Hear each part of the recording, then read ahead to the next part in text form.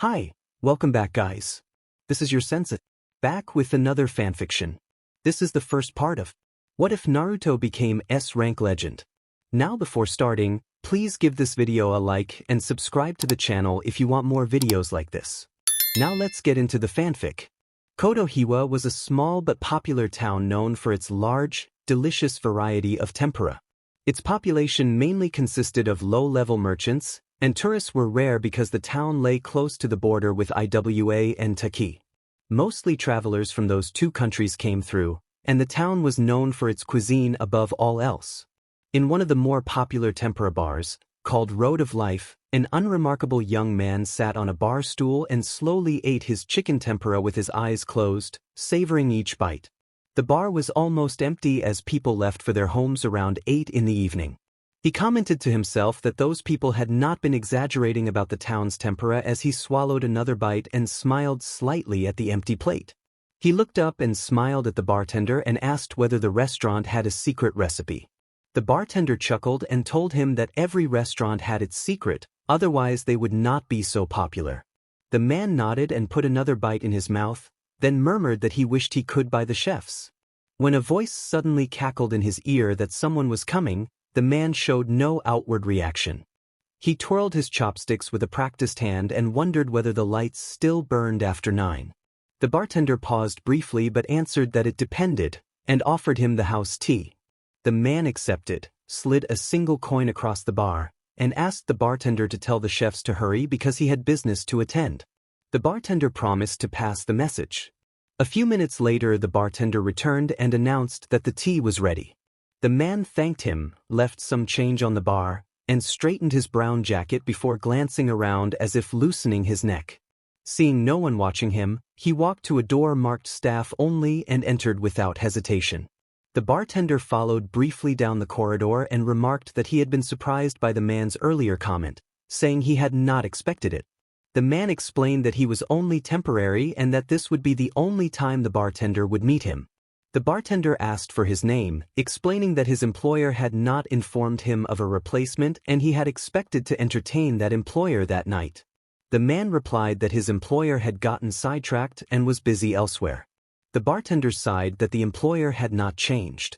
Before closing the door, the man gave his name as Haruki and then locked the room behind him. Haruki stared at the small man across from him as if trying to solve a puzzle. Sato Daiki appeared very small beside Haruki, who stood at 5 feet 10 inches. Haruki noted that there was nothing particularly impressive about the man across from him, only how thoroughly unremarkable he appeared. Perhaps that was why he was part of the ring. Haruki decided not to waste time on pleasantries and told the man to get straight to business. He began a rapid-fire exchange of words as a test. He gave the first prompt, and Daiki followed. Haruki offered the word leaf, and Daiki replied dry. Haruki said autumn, Daiki said red. Haruki said coat, Daiki said girls. Haruki said hot springs, Daiki said oil. Haruki said rare, Daiki said legendary. When Haruki said perv, Daiki blurted it out and then squirmed under Haruki's steady scrutiny. Haruki admitted he had needed to confirm the man's truthfulness. Daiki waved a nervous hand and explained that he had been told there would be a replacement that night. Haruki took a seat and asked if Daiki had been followed. Daiki insisted he had not, and Haruki muttered skepticism before ordering him to hand over everything he had. For the next 15 minutes Haruki listened intently as Daiki spoke. At first Daiki sounded anxious, but he grew more confident as he talked. When Haruki leaned back and asked if Daiki was absolutely sure about his information, Daiki nodded and estimated his certainty at 90%. Haruki noted that there were 4 of them in town. He rose abruptly and judged that the information was good enough for the moment. He instructed Daiki to leave, and Daiki bolted, nearly upsetting his chair in his haste. Haruki exited the office through the back door where the bar took out its trash and stepped onto the main street. He cast quick glances left and right, appearing to search for someone. His gaze lingered on an alley, but he let it pass and continued toward the road that led to the forests. He felt conflicted by the information he had received, impressed at the enemy's boldness, but unsettled at the possibility of a security breach. He worried about how the network would react when it learned it had been compromised. Just before the tree line, Haruki paused and let out a disappointed sigh. He wondered aloud if he stood any chance at all. A soft footfall announced 4 people landing behind him, exactly as the scout had reported. Haruki turned and confronted a group of 4 travelers in cloaks, weapons visible beneath their garments. One of them carried a sword openly. Their attempts at intimidating stares looked faintly ridiculous to Haruki, and he considered simply walking away. They did not look like a real threat. The man at the front, who had spoken first, accused Haruki in a venomous tone and demanded retribution for something that had happened in Rice Country. Haruki kept his outward composure but thought to himself that he had to admire their persistence. Haruki asked how they had found him and said the name Kaito, confirming his suspicions about their employer. The leader declared that he and his companions were there both for payback and for their boss. Haruki laughed softly and told them not to overestimate themselves. Before the leader could react further, Haruki struck with a single, precise blow that sent the man crumpling to the ground, unconscious. The scene unfolded with stylized speed. The other 3 lunged, one grabbed Haruki's jacket in an attempt to restrain him, but he easily stepped forward through the open front. His sleeves turned inside out as he executed a swift kick that propelled the second man backward until he collided with a streetlight and slumped out of the fight. Haruki moved like a trained performer, spinning and cartwheeling with fluid grace. He used his jacket as a practical tool, slipping free of its sleeves while keeping hold of the fabric. He spun the jacket over the third attacker, tugged sharply, and the man flew through the air before collapsing, rendered unconscious by the force of the maneuver. The attacker, who had drawn his sword, swung wildly in a desperate strike aimed high. Haruki ducked and spun beneath the swing, then used the jacket to wrap around the man's leg and pull, sending him off balance until he landed dazed and out of the fight. Dusting off his jacket, Haruki draped it over his shoulder and continued toward the woods. He removed the radio from his right ear and quickened his pace toward the small camp he shared with his companions. The camp came into view, smoke from a modest fire curling upward, and Haruki called out to the redhead seated by the flames, who was eating roasted meat. The redhead looked up and grinned, noting that Haruki had made a strong impression in Rice and that he could have expected some kind of retaliation just from sensing the other man's chakra. Haruki tossed his jacket to the ground and sat on a nearby log, still bemused that only 4 men had been sent. He reflected that their adversary seemed more trouble than he was worth and that it was odd he remained in the network. Haruto offered a counterpoint, reminding Haruki of the broader context that made their enemy's presence plausible. Haruki waved his hand and declared the mission accomplished. Reaching beneath his shirt, Haruki peeled off a small piece of paper sticking to his chest. Smoke rose around him as the paper came free, and when it cleared, Haruto smiled and asked if he was feeling better. Haruki answered that he felt much improved, and the camp settled into a quiet, watchful calm as they prepared for what came next. Naruto noted that the seal held his transformation well, but when he used it for long stretches it felt like he was walking around wrapped in a blanket. He burned off the seal tag with a small flame and looked toward his red-headed cousin, who smirked and teased him about how many admirers had approached him. Naruto sighed and admitted there had been 3. Haruto chuckled with mock sympathy about the supposed curse of being handsome and laughed at Naruto's discomfort around women, adding that watching Jiraiya's reaction was even more entertaining. Naruto frowned at the idea that Jiraiya had called this an A-rank mission and compared the whole situation to a cliché detective movie, then asked where Jiraiya had gone. Haruto said the mentor had gone to the entertainment district. Naruto wondered aloud if Jiraiya realized he would have no luck that night, and Haruto replied that, knowing how he often acted without thinking, he probably had not. A brief silence fell as both of them watched the dancing fire. Haruto suggested, half-jokingly, that Naruto could find some way to send help without making things awkward. Naruto jabbed a finger in his cousin's direction and, in a clearly annoyed tone, told him to stop teasing. After talking for another 10 to 15 minutes, Naruto decided to inform Tsunade that his mission was complete. He rolled open his large storage scroll, pressed his palm to a particular seal, and pushed his chakra into it. In a small burst of smoke, one of his inventions he had simply called the pad appeared.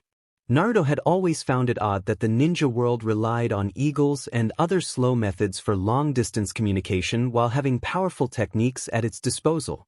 He no longer depended on carrier animals' shadow clones, and the Hiration technique handled most urgent needs, but he had also wanted a practical, secure device for routine messages. The pad was his second long-term sealing project after the Hiration, and it had taken 4 months of research with a shadow clone to create the necessary seals. Without reference material for this project, he had built the system from scratch. He used shadow clones to gather any materials he needed. If something had been left behind at home, he could send a clone to fetch it. His original idea had been a scroll that would connect directly to another scroll on the far side of the nations, but Jiraiya had pointed out that linking only one scroll to another would be inefficient. Naruto then set about creating a seal that could connect any scroll bearing his communication seal. Security had been the biggest headache. The initial drafts had no protection, so anyone could open a scroll and write into it, including an enemy. Naruto designed a basic but clever security system, a chakra lock that required the owner's chakra to activate the communication seals. Any irregularity in the chakra would deactivate the seals and force the use of a written password to reactivate them. Integrating that system into the seal array without disrupting the scroll's space-time seals had been difficult, but Naruto managed it on his own. Another issue Jiraiya had raised was that the recipient of a message would not know who had sent it, and introducing oneself every time would be annoying. Naruto solved that with an identity matrix that gave the scroll a user identity in the form of the sender's name, so the receiver would always know who was writing. Creating the pad had been the most hair-pulling project Naruto had tackled. He had to balance the number of functions the device could support before the seal array crashed. The identity matrix was the final addition. The original comm scroll had been a field success, handy, secure, and uninteresting to thieves because it looked like an ordinary scroll, but Tsunade pointed out a practical flaw. As a paper device, it needed a flat surface to write on. Over 3 weeks, Naruto redesigned the concept. The pad first appeared as a cylindrical metallic stick about 3/4 the length of his forearm, with a smaller cylinder attached alongside it. When the smaller piece was pulled, a paper-like surface would extend, harden, and provide a flat writing surface. Anything written on it transmitted in real time to the receiver.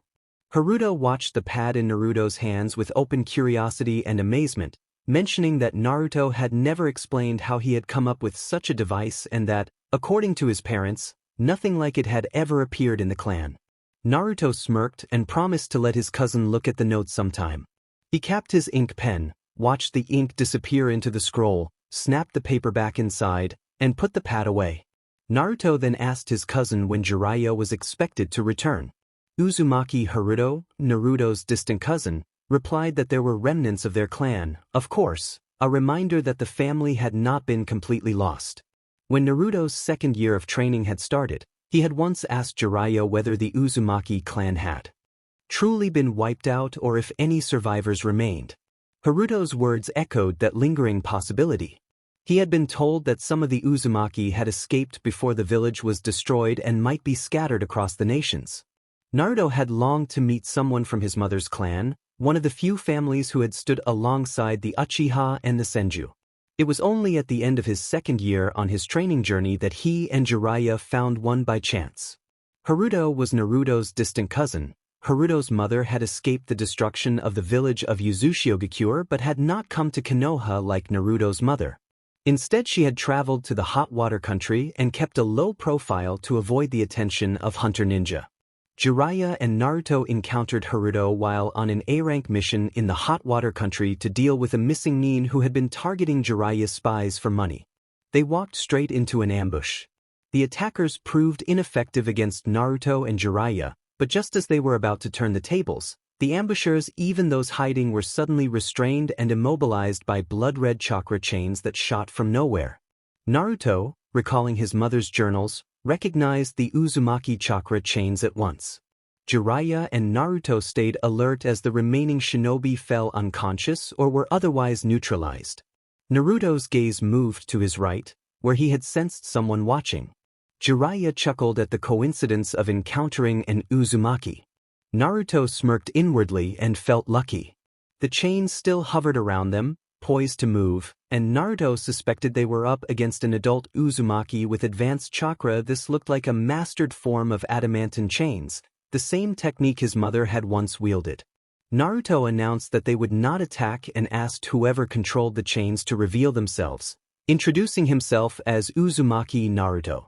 The chains hesitated and then retracted sharply as if being pulled away. Footsteps hurried closer. Naruto's heart sped up when a mop of spiky red hair came into view, and he blinked in surprise when a teenager emerged from the forest, face lit with hopeful relief. The youth was similar in age to Naruto, dressed in civilian clothes but clearly fit. He was slightly shorter, with an angular face and purple eyes. His long hair fell to his upper back, and two spiky sections framed his shoulders. The red-haired teenager rushed forward, gripped Naruto's shoulders, and shook him in frantic excitement while asking if Naruto was truly an Uzumaki. Naruto confirmed that he was, noting that his hair was not red. The teenager then buried his face in Naruto's chest and sobbed, clinging to him in a rush of overwhelming relief. Naruto returned the embrace with confusion and compassion, and Jiraiya stepped back to give them space. The teenager's voice cracked with gratitude as he said he had never expected to find another Uzumaki. Naruto prompted him for his name. The teenager wiped his tears, smiled sincerely, and introduced himself as Uzumaki Haruto, pleased to meet Naruto. Their first meeting was memorable. Naruto was thrilled to discover even a distant branch of his family. Haruto tended to be calm but became easily excited about things he cared about. He had lived alone in the hot water country after his parents were killed by hunters when he was young. He had remained undiscovered because the hunters had not known he existed and because he was careful to hide, despite having powerful chakra reserves. In a sudden burst of instinct and power, he had fought back and defeated those hunters. After that, Haruto avoided attention and worked daily to support himself. Jiraiya admired that, although Haruto had not been formally trained as a ninja, he had mastered the use of chakra chains at a young age without a teacher. There was clear potential in him. It did not take much to convince Haruto to travel with them. He had been considering leaving already. Naruto suspected Haruto would stick close for a while and resolved not to lose sight of him. As their journey continued, Jiraiya trained both boys rigorously. Naruto felt sympathy for Haruto, who had never endured such strict training before, and he made sure to keep Jiraiya's more risque humor away from Haruto. Jiraiya limited himself to harmless teasing. Haruto also developed a sharper wit and a quick tongue, natural traits that made him both entertaining and infuriating in equal measure. Around the campfire one evening, Haruto shrugged and suggested an unnamed person might join them later when he had had his fill. A gust of wind threatened to smother the flames, but the fire held. Naruto caught a familiar scent on the breeze and dryly observed that the person must finally have eaten. A few minutes later, a large figure strode into the camp and asked about the mission in a teasing tone. Naruto tossed a small rock at the newcomer's head. Jiraiya easily intercepted it and explained with a puffed-up air that gathering information from his spies was at least mid-A rank and that Naruto should be thankful Jiraiya had sent them in his place. He then took a seat, with Haruto making room for him. Naruto scoffed at the idea of it being an A-rank operation. He had expected the hot water country to be more vigilant near the Land of Stone's borders. Someone asked whether they had managed to avoid the local ninja. Naruto, with a sarcastic edge, reminded them that his acting and evasive maneuvers had been more than sufficient. Jiraiya listened without batting an eye, confident in his assessment of the mission and his students. Jiraiya told Naruto that acceptable was not good enough for him. Naruto narrowed his eyes but said nothing. Jiraiya had always set the bar high, and Naruto had given his best to meet it. No matter how hard he tried, it was never more than acceptable, and Naruto promised himself he would prove him wrong the next day. Naruto then announced that he was going to sleep and urged his teacher to be in top form for the morning, saying he wanted to beat him at his best. Jiraiya dismissed the remark with a snort and said that Naruto was 100 years too young for that. Once Naruto had gone to sleep, Haruto leaned toward Jiraiya and asked Jiraiya if he had to be so harsh on the boy, noting that Naruto had performed the mission rather well. Jiraiya explained that it was not about the mission but about keeping Naruto motivated to grow stronger and better, even if that meant downplaying his performance. Haruto pointed out that Naruto had improved dramatically. Jiraiya chuckled and agreed that Naruto had improved by leaps and bounds, showing potential like his father and perhaps more. Jiraiya added that he suspected Naruto had been sneaking in extra training. Haruto asked how that was possible. Jiraiya recalled that Naruto had built on his father's legacy in ways he had not expected and had advanced much farther than Jiraiya imagined in only 3 years. Jiraiya revealed that Naruto had modified the second Hokage's shadow clone technique so that all the clones were linked mentally. Haruto reacted with surprise and asked if that had not been the technique when he had been taught it. Jiraiya replied that it had not and that Naruto had achieved many things during the trip that made him proud. Haruto then asked how good Naruto was at that moment. Jiraiya hesitated, then smirked and said that Naruto was good enough to have a bounty on his head. When Haruto pressed for the amount, Jiraiya laughed and told him to save his questions for later and that he needed to sleep. Haruto, wanting to ask more, finally asked what tomorrow was. Jiraiya answered that it would be a fight, the final battle between him and Naruto that would mark the end of Naruto's training. Jiraiya admitted he was not certain he could win. Haruto was left without a reply. Night passed and morning came. Sunlight hit Naruto's eyes at 6:30, and he opened them slowly, thinking about what the day would bring. Today would be the end of his training. The fight ahead would be one of the toughest he had ever faced. He knew Jiraiya's capabilities well. The man had been training alongside him for the trip and was one of the most powerful shinobi in the world. Jiraiya had pushed Naruto so hard that sometimes Naruto's will to rise again cracked. It was only because of his inner resolve and Jiraiya's taunts that he found the strength to stand. Each time Naruto rose, Jiraiya challenged him more fiercely. Every time Naruto thought he had improved, Jiraiya quickly corrected that impression. Naruto had learned much from his godfather but had never once received an unreserved compliment. The teacher was a strict, serious figure, quite different from the easygoing companion Naruto often knew, and Naruto felt torn by the mixture of frustration and gratitude. He was frustrated by the lack of acknowledgement, but thankful that Jiraiya had kept his promise to make him into a dangerous shinobi. Naruto had given everything in training. He had pushed himself to absolute limits, even after Jiraiya had performed a body enhancement ritual a year earlier using his father's seals. He could see the progress. Whenever he and Jiraiya sparred, it took longer for Jiraiya to defeat him. Naruto mastered new techniques quickly, sometimes needing only a single or two-hand seals. His body recovered better thanks to Kurama and the seal enhancements, and his muscles had grown so resilient that an ordinary person would be hurt if struck by him, while Naruto barely noticed. He sat up, took a deep breath, and let the cold air brush across his chest.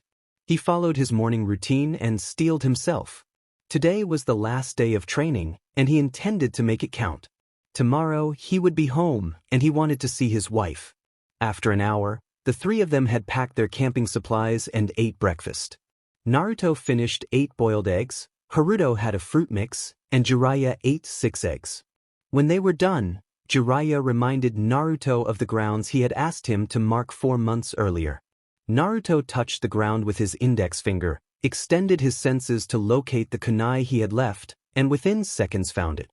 He signaled for the others to wait, and then they vanished in a colorless flash. They appeared on the marked grounds. The others let go and shook off the slight disorientation. Naruto looked around and saw that nothing had changed. They stood on a rocky hill, one of the highest in the area. Jiraiya had brought them here 4 months ago because it was secluded and offered plenty of space for training. The hill overlooked a small village, the surrounding greenery providing plenty of fresh air. Naruto thought it was an ideal spot for a picnic and training. Jiraiya set down his bags, turned to his blonde student, and smirked. He announced that today would be Naruto's final evaluation, that he would be tested to his limits both physically and mentally, and that he would not hold back. Naruto felt his heart quicken at the words, excitement rushing through him at the prospect of a battle with a strong opponent. He could barely contain his grin and asked whether he could drop his gravity seals for the test. Jiraiya confirmed that Naruto should not be weighed down by anything, adding that he would be crushed if he kept them on. The older man's casual confidence irked Naruto a little, but he kept his composure. 3 years of training had forged better control over his emotions. This discipline was necessary, and Kurama would accept nothing less. Naruto asked how the test would be conducted. Jiraiya folded his arms and said he needed 2 hours to prepare and that Naruto should use the time as well but away from the hill. When Naruto asked what to wear, Jiraiya rummaged through his pack, produced a scroll, tossed it to him, and explained that he had ordered a vest of the right size from the village to wear over whatever he chose. Jiraiya added that Naruto was not to peek, then shooed him away. Naruto complied and walked down the hill with Haruto. Haruto bounced a rock thoughtfully in his hands and wondered aloud what Jiraiya would devise for the test. Naruto agreed that he wondered as well, and when Haruto asked if he thought he could win, Naruto scoffed and said he did not think so at the moment. Haruto misread that as a lack of confidence, but Naruto clarified that he understood the challenge. The fire in Naruto's eyes made it clear that he intended to take the test seriously and overcome it. Haruto chose not to point out that Jiraiya himself harbored doubts about defeating his pupil and instead wished Naruto luck, giving a thumbs up and calling for all the best. Naruto thanked his cousin and watched Haruto hike back up to Jiraiya before heading down to make his own preparations. For the next 2 hours, both Jiraiya and Naruto worked with focus. Jiraiya prepared the field while Naruto stocked his hip pouches and organized his supplies. Both moved with the seriousness of people who would not hold back. With 5 minutes remaining, Naruto finished his preparations and glanced toward the hilltop, where Jiraiya was likely setting traps. He suspected the whole hill might be rigged and that Jiraiya had disabled the Flying Thunder God mark from anything that had it.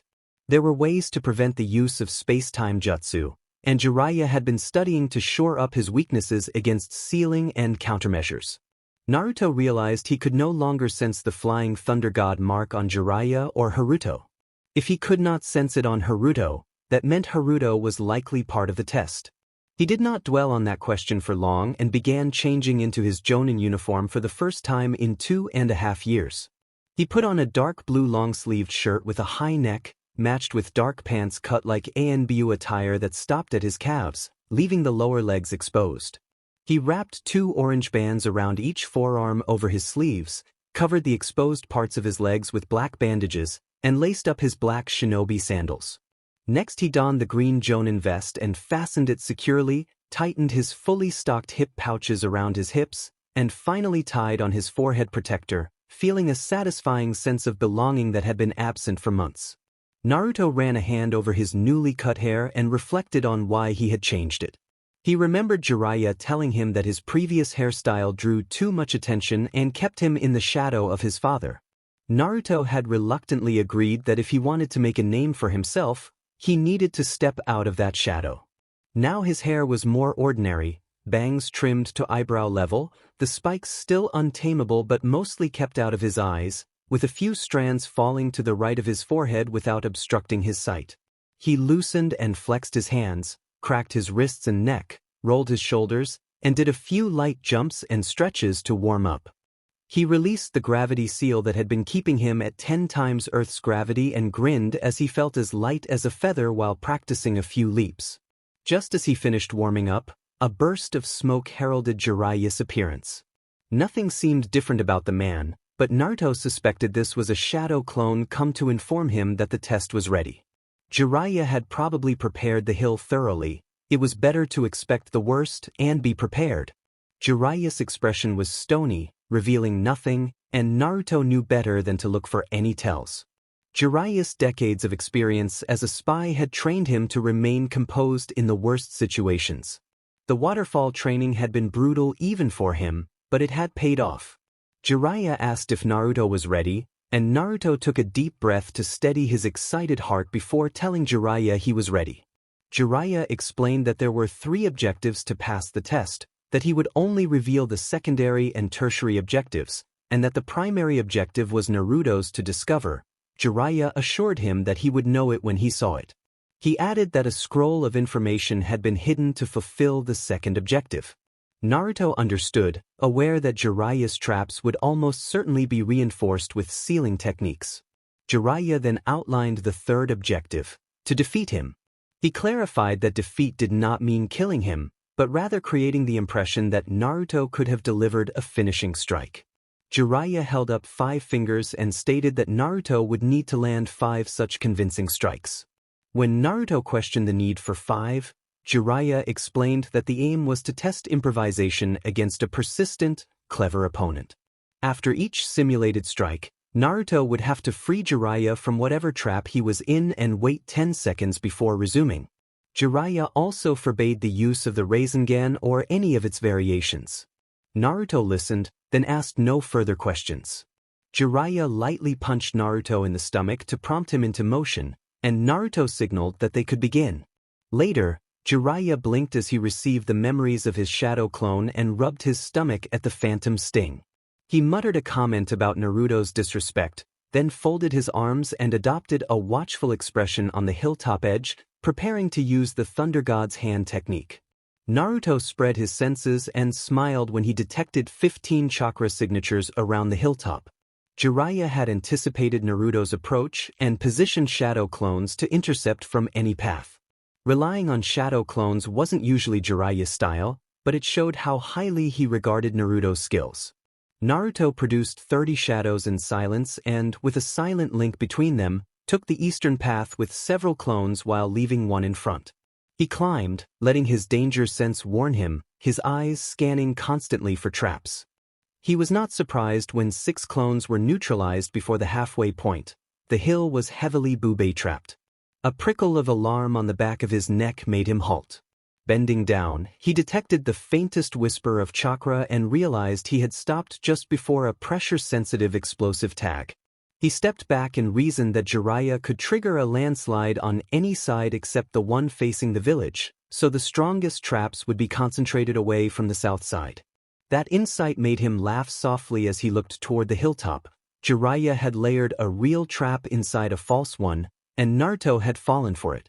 He signaled telepathically to his front clone to ask about traps. The clone reported that nothing had been found yet and that it was beyond the halfway point hiding behind a rock. Naruto had the same thrill he always did at how his clone's link resembled telepathy. He summoned the front clone to merge back with him, dismissed the others, and instructed the remaining clone to stay put. Coming out from behind the rock, Naruto hurled a kunai fitted with a level 3 explosive tag to land beneath the Jiraiya standing ahead. The explosion rocked the ground and scattered debris, sending the nearby clone tumbling and opening a path. Naruto took the chance to sprint to the summit and leaped at the last moment. When he landed, he took in the scene. 15 Jiraiya clones, not counting the one neutralized, stared back. He noticed a figure several meters behind the Jiraiya closest to him and realized that Naruto was the primary objective. Jiraiya had taken him as a hostage. With the primary objective identified, Naruto rose, dusted himself off, and remarked to Jiraiya that he hadn't expected him to copy Kakashi's approach of copying others, playfully calling him a lecherous sage for good-natured troublemaking. Jiraiya smirked but said nothing. The remaining clones, all but 2, arranged themselves in a line several meters away, ready to continue the test. The remaining 2 took guard beside Naruto. Naruto noticed their eyes darting to the ground as they moved to regroup, a clear sign there were traps here too, likely mines. He considered using the traps to disperse the clones, but he forced himself to follow the rules of a hostage situation. The hostage came first. Naruto ordered his team to go around the back, take out the 2 guarding Naruto, and attempt to strike at the one who was speaking. The prime clone acknowledged and moved into position.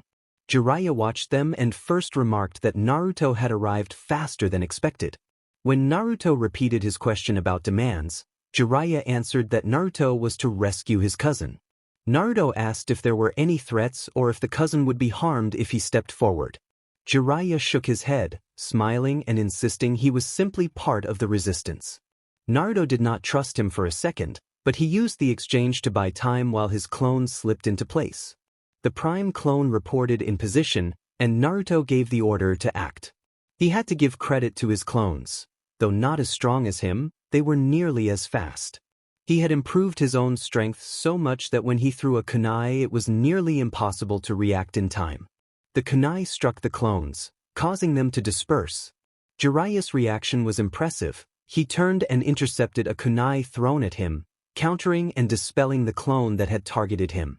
Naruto moved faster and 10 more clones sprang into existence, each lunging for the remaining Jiraiya clones while Naruto closed on the apparent original. He prepared a light marking strike to the neck to register a critical hit, but Jiraiya, an experienced veteran and the teacher of the Yellow Flash, Naruto's instructor for 3 years, anticipated the tactic and spun low to throw a kunai. Naruto's kunai shaved a few hairs and passed inches above Jiraiya's head. Jiraiya smirked, pleased at how fast his student had become. Naruto flipped and landed with his back to Haruto, quickly assessing the field. 3 of his clones had already dispelled the Jiraiya clones they had engaged and were assisting the others. Naruto ordered any clone that had neutralized its Jiraiya to free Haruto. 1 clone immediately left its partner to obey. The distracted partner stumbled and was dispersed. Jiraiya moved to assist the remaining allies, attacking a clone from behind while it was still engaged with another. That clone staggered, was forced back, and dispersed. Naruto engaged Jiraiya in a bout of taijutsu, avoiding a low slash and delivering a controlled 2-punch combo to Jiraiya's face that stunned him without causing serious injury. Seizing the opening, Naruto followed with a spinning hook kick and a sweep that knocked Jiraiya down. The older man recovered quickly, but the maneuver had done its job. One of Naruto's clones secured Haruto and teleported him to a previously marked extraction point. The clone reported that the primary objective was complete and that the secondary objective was at Haruto's prior location. The spot was marked. Naruto allowed himself a brief grin before refocusing. He slipped a teleportation kunai into his hand and fought with renewed intensity, using his right arm to parry and his left to strike to create openings. Jiraiya saw an opportunity and knocked the kunai from Naruto's hand as Naruto went for a face slash, sending it spinning away. Naruto avoided the counter and aimed a jumping punch while Jiraiya attempted a serious slash to Naruto's side. Naruto had set him up instead. His kunai passed empty air as Naruto teleported behind him and landed a solid blow to the back of Jiraiya's head.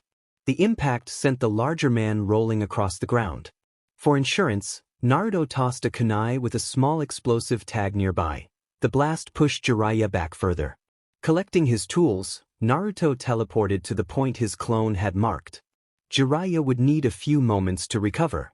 Jiraiya's eyes scanned the sealing formulas on the tag attached to the small box in front of him, narrowing in recognition at the encryption matrices. He cursed under his breath about someone stealing his notes. Naruto recognized the pattern. It looked like his own encryption but with differences. Jiraiya could crack the seal, but he would need time at least 3.5 minutes, given how each layer of encryption worked with the others and how carefully it had been constructed. Otherwise the system would lock in on itself or worse, self-destruct along with the message. Naruto began writing swift but careful seals. He planned to confuse the first 2 levels and sever the connection with the third so he could break 2 of them at the same time without worrying about the third. Just as he finished the first part of breaking the seal, the hair on the back of his neck stood up in alarm. Jiraiya was up and moving toward him. Naruto slammed his hands into the tiger seal and activated the tags he had placed around the hill in a square formation. Jiraiya, advancing and throwing several kunai ahead in case he did not reach in time to disrupt Naruto's progress, was slammed down hard to the ground. The kunai fell from their path and dented the earth.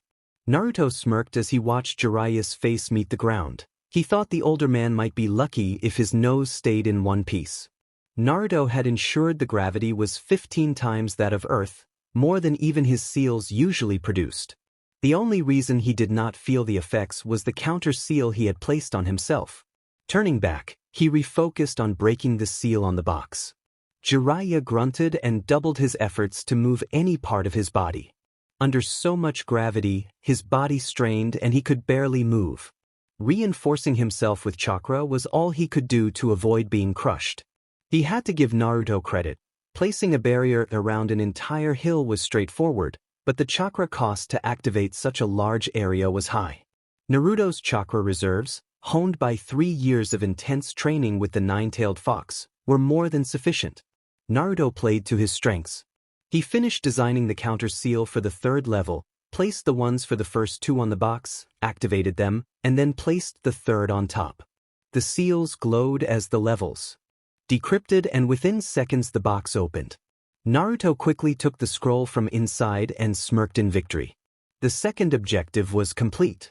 Standing and turning to where Jiraiya was, Naruto moved toward him and bent down to nick a small spot at the man's neck, leaving only a superficial scratch. Naruto taunted that he had scored the first strike on the older man and then deactivated the gravity barrier. Jiraiya sighed in relief when the weight disappeared.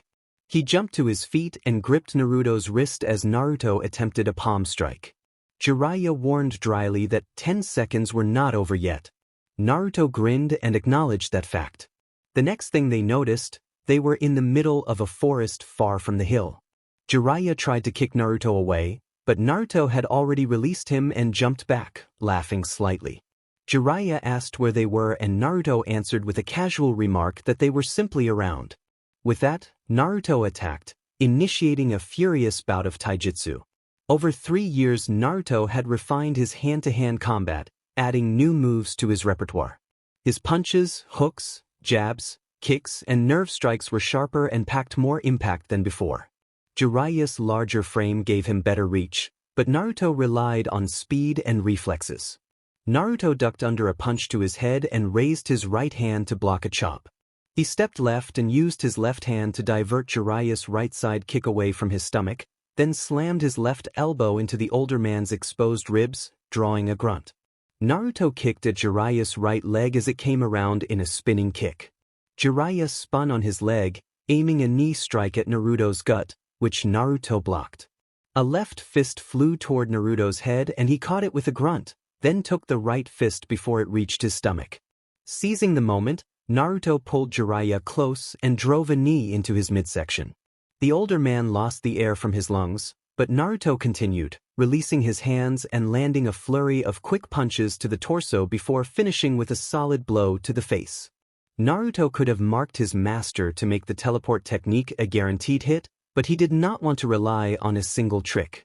He considered his growth more important than shortcuts. His strikes gradually wore down Jiraiya's defenses. He finished with a side kick into a back kick combo that sent Jiraiya slamming against a tree hard enough that the bark cracked. Jiraiya staggered and coughed, shaken but still standing. He collected a kunai at his chest with his eyes closed and then opened them to notice it was a tri-pronged weapon. Naruto moved behind Jiraiya and delivered a punch to the right side of his head, then teleported again to a kunai planted a few feet away. He leapt up, flipping in the air to add momentum to his slash. The strike was meant to be decisive, but Naruto ensured it only grazed Jiraiya's neck, leaving a shallow cut rather than a fatal wound. Naruto used his teleportation-based circular slash and declared that he had claimed the second strike.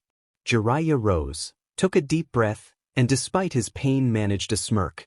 He acknowledged that Naruto's fighting style was dirty and brutal, but effective, and warned that the next 3 strikes would not be as easy.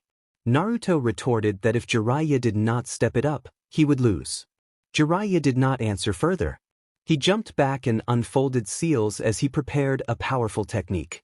He unleashed a massive fire dragon that roared toward Naruto, but Naruto held his ground and formed a rapid stream of chakra in his stomach to respond. He expelled a large amount of water that formed into a spinning protective wall, which continued to expand until Jiraiya's fire dissipated. Naruto kept his guard as the forest settled, both fighters poised and ready for whatever came next. Jiraiya would not risk any energy-intensive techniques against Naruto, because Naruto could maintain top-tier techniques for hours before tiring. Jiraiya threw a cluster of throwing stars at Naruto, which Naruto easily avoided. Jiraiya closed the distance in an instant, anticipating how Naruto might dodge. Because of his position, Naruto could not evade, and Jiraiya's punch landed squarely on his jaw, sending him flying. Naruto recovered quickly and moved to the throwing knife Jiraiya had dropped before the second strike. A punch like that would have stunned most shinobi, but Naruto was tougher than average. He formed 2 seals and molded his energy again. Naruto unleashed a water technique called Heavenly Weeping. Sharp, thin jets of water shot from his mouth, aimed at Jiraiya. Jiraiya leaped away, avoiding most of them, but one struck his shoulder. He gave a sharp cry and retreated behind a tree to brace himself. He pulled the shard free and, without dwelling on it, tossed it aside and squared his shoulders. Naruto was pressing him, that much was clear. He checked his wrists for any marking from earlier and, finding none, decided to ask Naruto about it later. He needed to pull back and think, or the fight would become more difficult than necessary. Naruto declared that Jiraiya could not hide from him. Jiraiya barely ducked under Naruto's incoming punch and pulled back. Naruto's attempted knee was blocked, and Jiraiya had to jump when a second strike came at him. Looking up, he braced himself at the sight of 5 more attackers. Naruto made full use of his clones. While Jiraiya dealt with the clones, Naruto prepared a large-scale water technique he had learned from the former leader. He pressed his palms outward and then together, forming a spiraling vortex of moisture that rose like a column. The top exploded into a towering wave, and Naruto directed it toward the area where Jiraiya was fighting. Jiraiya used complex acrobatics that a man his age should avoid to dismantle the clones. Just after he eliminated the 4th clone, he heard the wave and substituted himself with a broken wooden stick a few meters away just as it struck. The clones were swept away, but Naruto had seen where Jiraiya had been and turned the wave toward him. Jiraiya needed to move fast or he would be caught. He jumped further away and watched the wave die behind him. Landing, he listened intently for any sound. Finding none, he took a scroll from his jacket and prepared to unseal it, but a kunai flew past him. He leaped back when an explosion detonated out of reach. Jiraiya called out that he hoped Naruto was not holding back. Naruto appeared in front of him, his expression serious. He conveyed that he was not holding back. Jiraiya remarked that Naruto had wasted a huge amount of energy on that water technique. Naruto countered that the amount was huge for Jiraiya but only drops for him. Naruto then taunted that Jiraiya was showing his age and slowing down, noting that his torso must be aching. Jiraiya scoffed and insisted that ignoring pain was no big deal, though they both knew it was not true. Naruto had been steadily wearing him down with repeated body strikes. This had become a battle of attrition. Naruto and Uzumaki was not about to give up. Naruto reached into a hip pouch and produced something that made horror cross Jiraiya's face when he recognized it. Naruto kept it out of reach and watched for any sudden grab. Jiraiya fumbled through his pouches but did not find what he sought. What Naruto held was Jiraiya's latest draft of a private manuscript. No one was supposed to see it. Jiraiya could not afford to lose it because it contained 2 years' worth of his research notes. Naruto mockingly considered what Tsunade's reaction would be if he gave her the manuscript. Jiraiya lunged for the book, but Naruto was faster, and they took to the trees. Naruto moved ahead, occasionally tossing an explosive tag toward Jiraiya. Jiraiya demanded to know how Naruto even knew about the manuscript. Naruto laughed and said that if Jiraiya studied his notes, Naruto studied his in return melons for tat. Jiraiya growled and continued the chase. He created a clone that burst forward at sudden speed, attempting to tackle Naruto out of the air. Naruto anticipated the move and jumped, letting the clone pass beneath him. That was exactly what Jiraiya expected. He sent energy to his feet and lunged, tackling Naruto while Naruto was midair. Naruto cried out in surprise as Jiraiya body-slammed him. The manuscript slipped from Naruto's hands and Jiraiya used him as a springboard to leap after it. The book was headed toward a puddle of water. Time seemed to slow for Naruto as his danger sense sharpened his perception. Jiraiya's right hand reached for the manuscript, and he would catch it before landing in the puddle. Naruto reached behind and pulled a card with a seal written on it from an outer pocket of his hip pouch. Jiraiya caught the book and flipped forward to land on his feet. Naruto silently hoped the breeze would not blow it away as he aimed and threw the sealed card toward the base of Jiraiya's right foot. His aim was true, and the card slid beneath Jiraiya's foot as he landed. The seal activated because of the pressure-sensitive component, and a visible current of electricity ran over Jiraiya's body, shocking him. The tag was designed to temporarily paralyze an opponent for only a few seconds, just long enough for others to take advantage. When the tag ran out of chakra, Jiraiya fell forward, muscles twitching as his nervous system reeled from the shock. Naruto landed on a tree branch, pushed off, and landed beside Jiraiya, making another swift strike to the teacher's neck that marked his third successful hit. Naruto crouched beside his teacher and observed that he was getting the feeling Jiraiya was making the test rather easy. Jiraiya growled as control of his limbs returned. He recognized the brat's taunting. Naruto had 3 strikes and had yet to take any damage, and he had targeted weak points.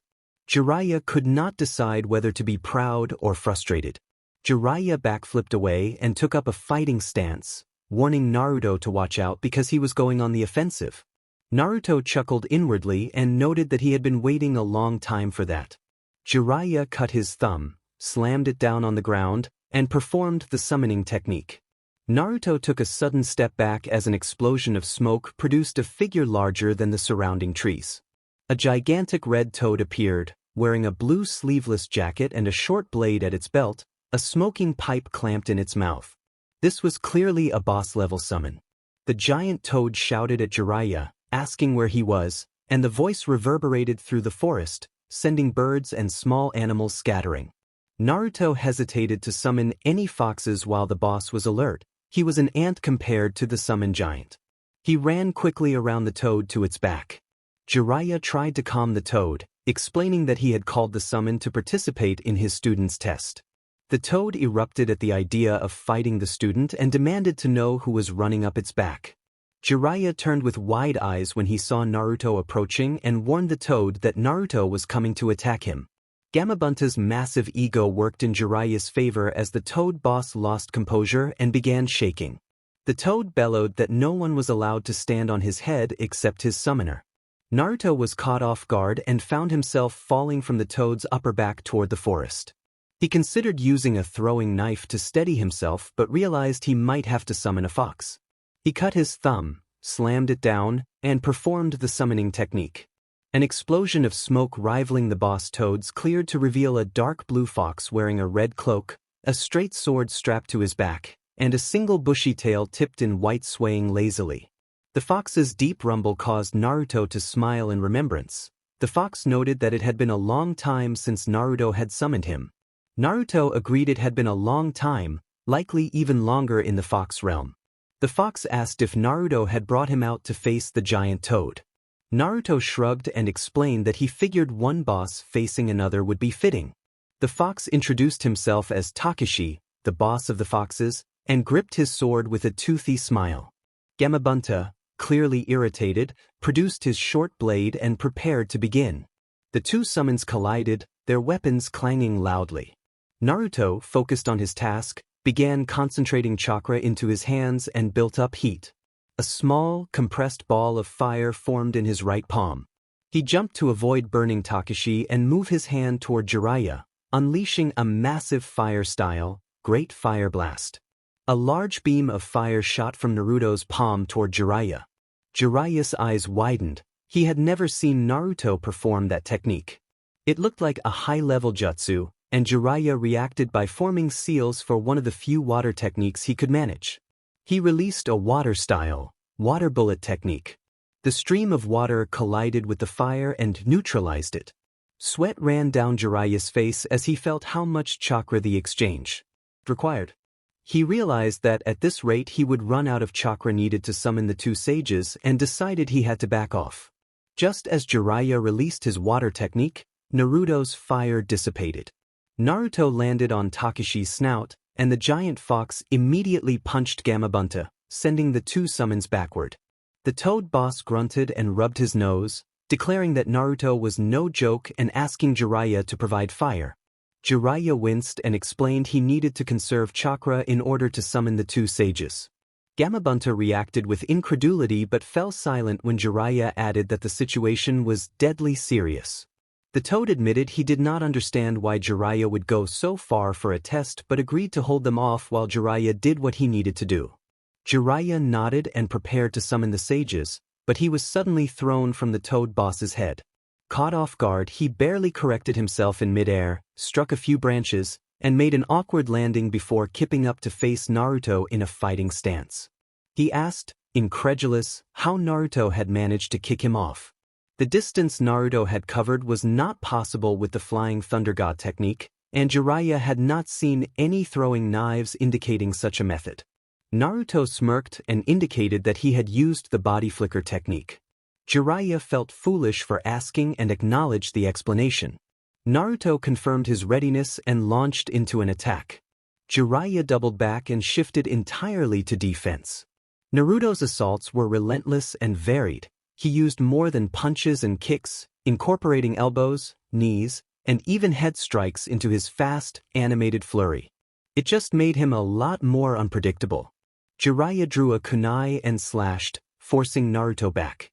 Naruto formed a shadow clone and the two of them teamed up on Jiraiya. Naruto managed to get a fist into Jiraiya's gut, winding him, while the shadow clone front flipped behind Jiraiya and drove his feet into the base of the older man's back. Jiraiya stumbled forward and face-planted. He gritted his teeth and fought to push the pain aside. By sheer will he forced himself through the ache, knowing he might need to summon the sages. He had come close to being hurt like this before. This time he wanted to see how Naruto would handle Sage Mode. He rolled aside from a fireball and put some distance between them. Naruto smirked and taunted him, asking if the pervy sage needed a break. Jiraiya wanted to say yes, but he refused to give up. He twisted his back, wincing at a cracking sound that brought some relief, and told Naruto they should finish the test. Naruto returned the grin with a manic edge and said he agreed. Naruto slammed his hands into the snake seal and assumed a wide horse stance. The ground began to tremble as he struggled with the jutsu, admitting he had not yet mastered this nature release but that it should work for now. Trees began uprooting from the earth, and Naruto unleashed a wood-style technique that birthed a forest. Jiraiya used body flicker to move back before the newly formed forest slammed toward him. He ran, trying to figure out how Naruto had managed to use one of the first Hokage's devastating techniques. As he thought, one detail nagged at him. Naruto had announced the technique's name, which was out of character. If Naruto could announce like that, Jiraiya recognized the possibility of a genjutsu at work. Reacting quickly, Jiraiya poured out the largest burst of chakra he had ever released to disrupt the illusion. The surge overloaded the seal that had been stuck to his clothing during the fight, knocking him free of the genjutsu. He barely had time to react before a flying kick struck his face and sent him crashing through a tree. Naruto panted lightly, surprised Jiraiya had seen through the genjutsu so quickly. He had been about to land a fourth strike when Jiraiya had burst the seal and forced him to kick him away. The seal tag Naruto had created with Kurama's cooperation had held a separated portion of his Yin chakra, enabling this genjutsu. This field test had revealed flaws that Naruto now wanted to address.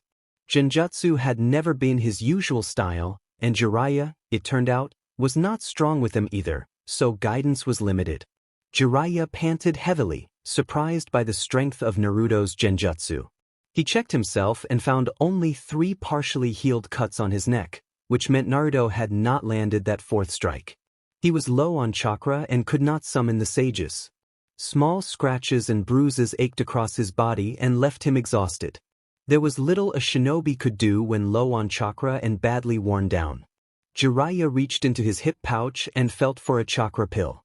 He had taken it only a handful of times in his life. Without hesitation he swallowed it. The pill replenished his chakra and partially healed his wounds. With his stamina restored, Jiraiya moved back on the offensive. Naruto watched the recovered Jiraiya with narrowed eyes and acknowledged that he knew the older man remained formidable even when depleted, and that taking the pill was an expected move. Jiraiya smirked but offered no answer. Naruto cracked his neck and prepared to strike again, aiming to secure that fourth hit. Jiraiya had other plans and prepared to launch an attack when Naruto made a hand sign. Believing traps might be set, Jiraiya hesitated, and his eyes widened when Naruto executed a transformation technique. Illusions of Tsunade manifested around Jiraiya, designed to exploit his emotional weakness rather than to be XPLCT. The barrage of illusions overwhelmed Jiraiya, who had his guard broken by the sudden, emotionally charged images. He lost consciousness and collapsed. Naruto ended the technique once his godfather had passed out and hoped Tsunade would not learn of what had happened. Naruto knew he would be asked to do it again sometime in the future, which he was sure he would refuse, but for now he had his fourth strike. His solid henge had worked perfectly. He walked up and made a small cut along Jiraiya's throat to rouse him, then stepped back to wait while his master recovered. Looking up, Naruto saw that Takashi had bested Gamabunta but had taken a nasty black eye for it. The giant toad dispersed, and Takashi returned with a nod for Naruto before leaving. Jiraiya came around after 2 minutes, groaning as he hauled himself up. He complained that he wished it had only been a dream. Naruto replied that it had not been a dream and that it had really happened, while he casually ate an apple. Jiraiya muttered that today had given him more moments of being torn between pride and wanting to rough Naruto up. Naruto finished his apple, cleaned his hands, and suggested they talk after the test because he still had one more strike to land on Jiraiya. Jiraiya smirked and asked for a couple of minutes to prepare. Naruto, spinning a kunai by its ring, said that if Jiraiya were anyone else he would tell him to get lost and take him out, but since it was a test he grudgingly allowed it. Jiraiya said he would give Naruto a proper fight, cut his thumb, and began summoning the sage toads. 2 oddly dressed toads appeared. One had a hippie hairstyle and a cloak. The other looked like an elderly toad in a similar cloak. Naruto recoiled a little when he noticed the female-appearing toad wearing purple lipstick, and he shivered as both toads fixed their gazes on him. He was grateful for the contract he already had. The toads gave him the creeps and looked like something from a strange dream. The green toad announced excitedly that Naruto was present. Naruto tried not to snicker at the affectionate manner the toad used with Jiraiya but soured when the toad used the same familiarity on him, recognizing the resemblance to his father.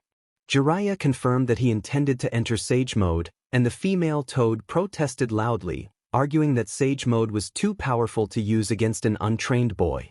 Jiraiya insisted it was a test and explained that Naruto had put all those scratches on him. The toads, Fukasaku and Shima, discussed the matter carefully. Fukasaku acknowledged how impressive Naruto's wounds were but warned that Sage Mode was an entirely different league. Jiraiya pleaded that he would not have called them if it were not necessary. After deliberation, the sages reluctantly agreed but insisted Jiraiya hold back.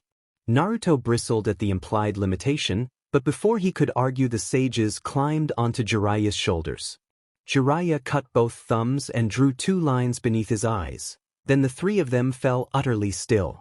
Naruto remained in his stance, uncertain what Jiraiya was preparing.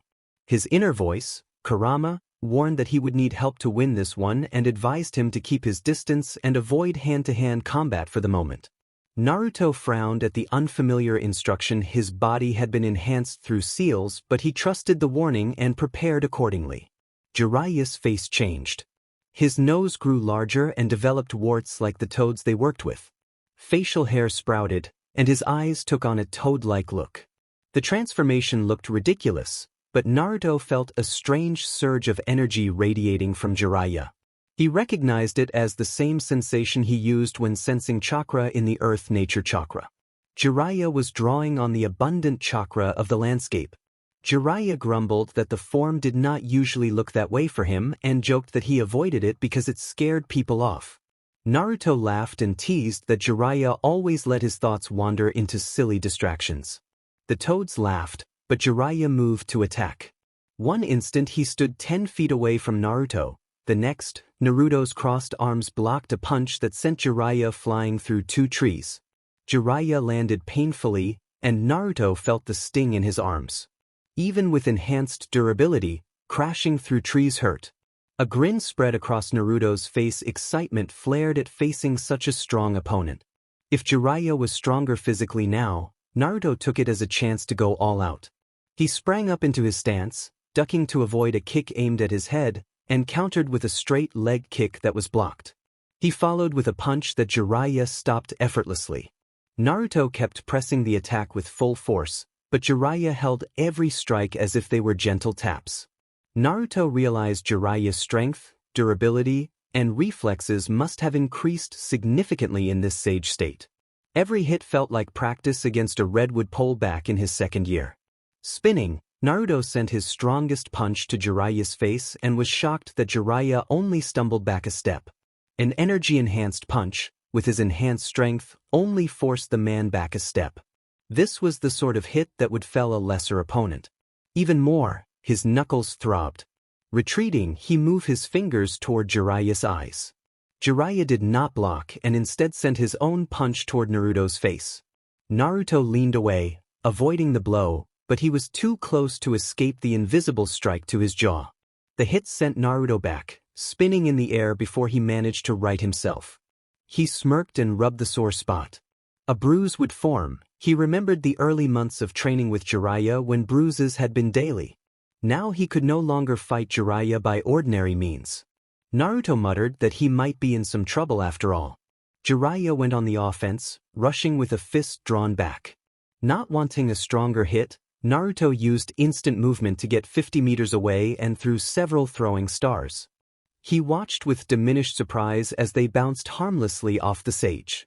Naruto grumbled that he wondered if Jiraiya was some kind of superhuman as he prepared a technique. Air compressed in his hand like the fireball he had learned to form. If he wanted to harm Jiraiya now, he would have to mind his position. He jumped up to avoid Jiraiya, who changed course and pursued. They began a game of tag, Jiraiya chasing while Naruto leaped among the trees to keep distance as their speeds closed. Compressing more air into the sphere, Naruto ducked under an arm that would have caught his throat and spun, flicking a throwing knife into the air. He leaped back, but Jiraiya caught him and threw him to the ground before moving in. Naruto darted to the throwing knife in midair, his technique finally ready. He moved his arm toward Jiraiya and released a beam of wind that would have shattered the forest if aimed at the trees. Wind style, storm's onset. Because Jiraiya was beneath Naruto and momentarily exposed, he took the blast head-on. He grunted as the wind slammed into him and the toad sages nearby braced for impact. The attack struck with force but did not pierce flesh. Jiraiya hit the ground hard, creating a crater roughly 10 meters across. The wind ripped at his clothing, tearing away his red jacket, but left his body intact. The sages were shaken but uninjured. Naruto landed, stunned that the attack had failed to harm Jiraiya. His senses rang in alarm and he ducked low to avoid a follow-up punch, but the next blow caught him in the gut and left him gasping. His durability offered little against the raw strength granted by Sage Enhancement. The strike lifted Naruto off his feet, and Jiraiya followed with another punch that connected squarely with his face.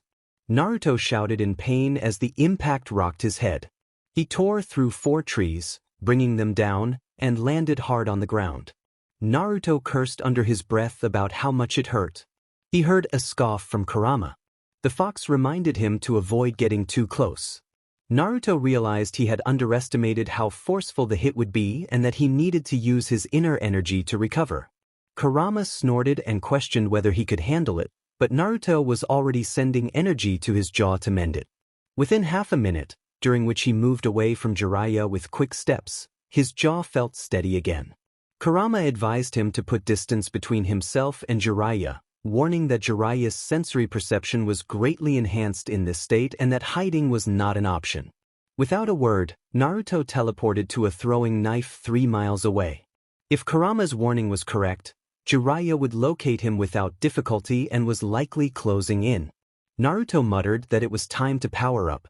He opened 3 of the energy gates, allowing 3 portions of the fox's energy into him. Over 3 years Naruto had learned to master 7 of the 9 portions. He had not gone further because Kurama had warned that the seal was weakening and forcing out more energy would accelerate its breakdown and risk severe consequences. Jiraiya had also warned him during training. Jiraiya held the key to Naruto's seal and had once tightened it again to prevent disaster. 3 tails of energy, taking the form of fox tails, emerged behind him. His features grew feral, his whisker marks darkened, his eyes reddened with vertical pupils, his canines sharpened, and his nails lengthened as his power increased. His control was refined so only a thin layer of orange energy surrounded him, aside from the tails. He sensed Jiraiya closing rapidly, only 700 meters away. Growling, Naruto formed a complex hand sign and slammed his palms to the ground. Earth-style, Earth Wave Technique. Naruto deliberately overpowered the technique. Instead of merely disturbing balance, the earth waves that erupted were strong enough to uproot trees and tear up chunks of ground, sending debris flying. Jiraiya, running at full speed toward Naruto, hit one of the waves, stumbled and was launched into the air. He quickly recovered and landed on his feet, only to be swept aside by Naruto and kicked in the ribs, sending him flying back. Fukasaku braced himself more firmly and grunted that he was impressed, asking Jiraiya how he had trained Naruto and calling the boy a monster. Shima warned everyone to pay attention because Naruto was coming straight for them. Naruto was no longer vulnerable to the Toad's sage attacks.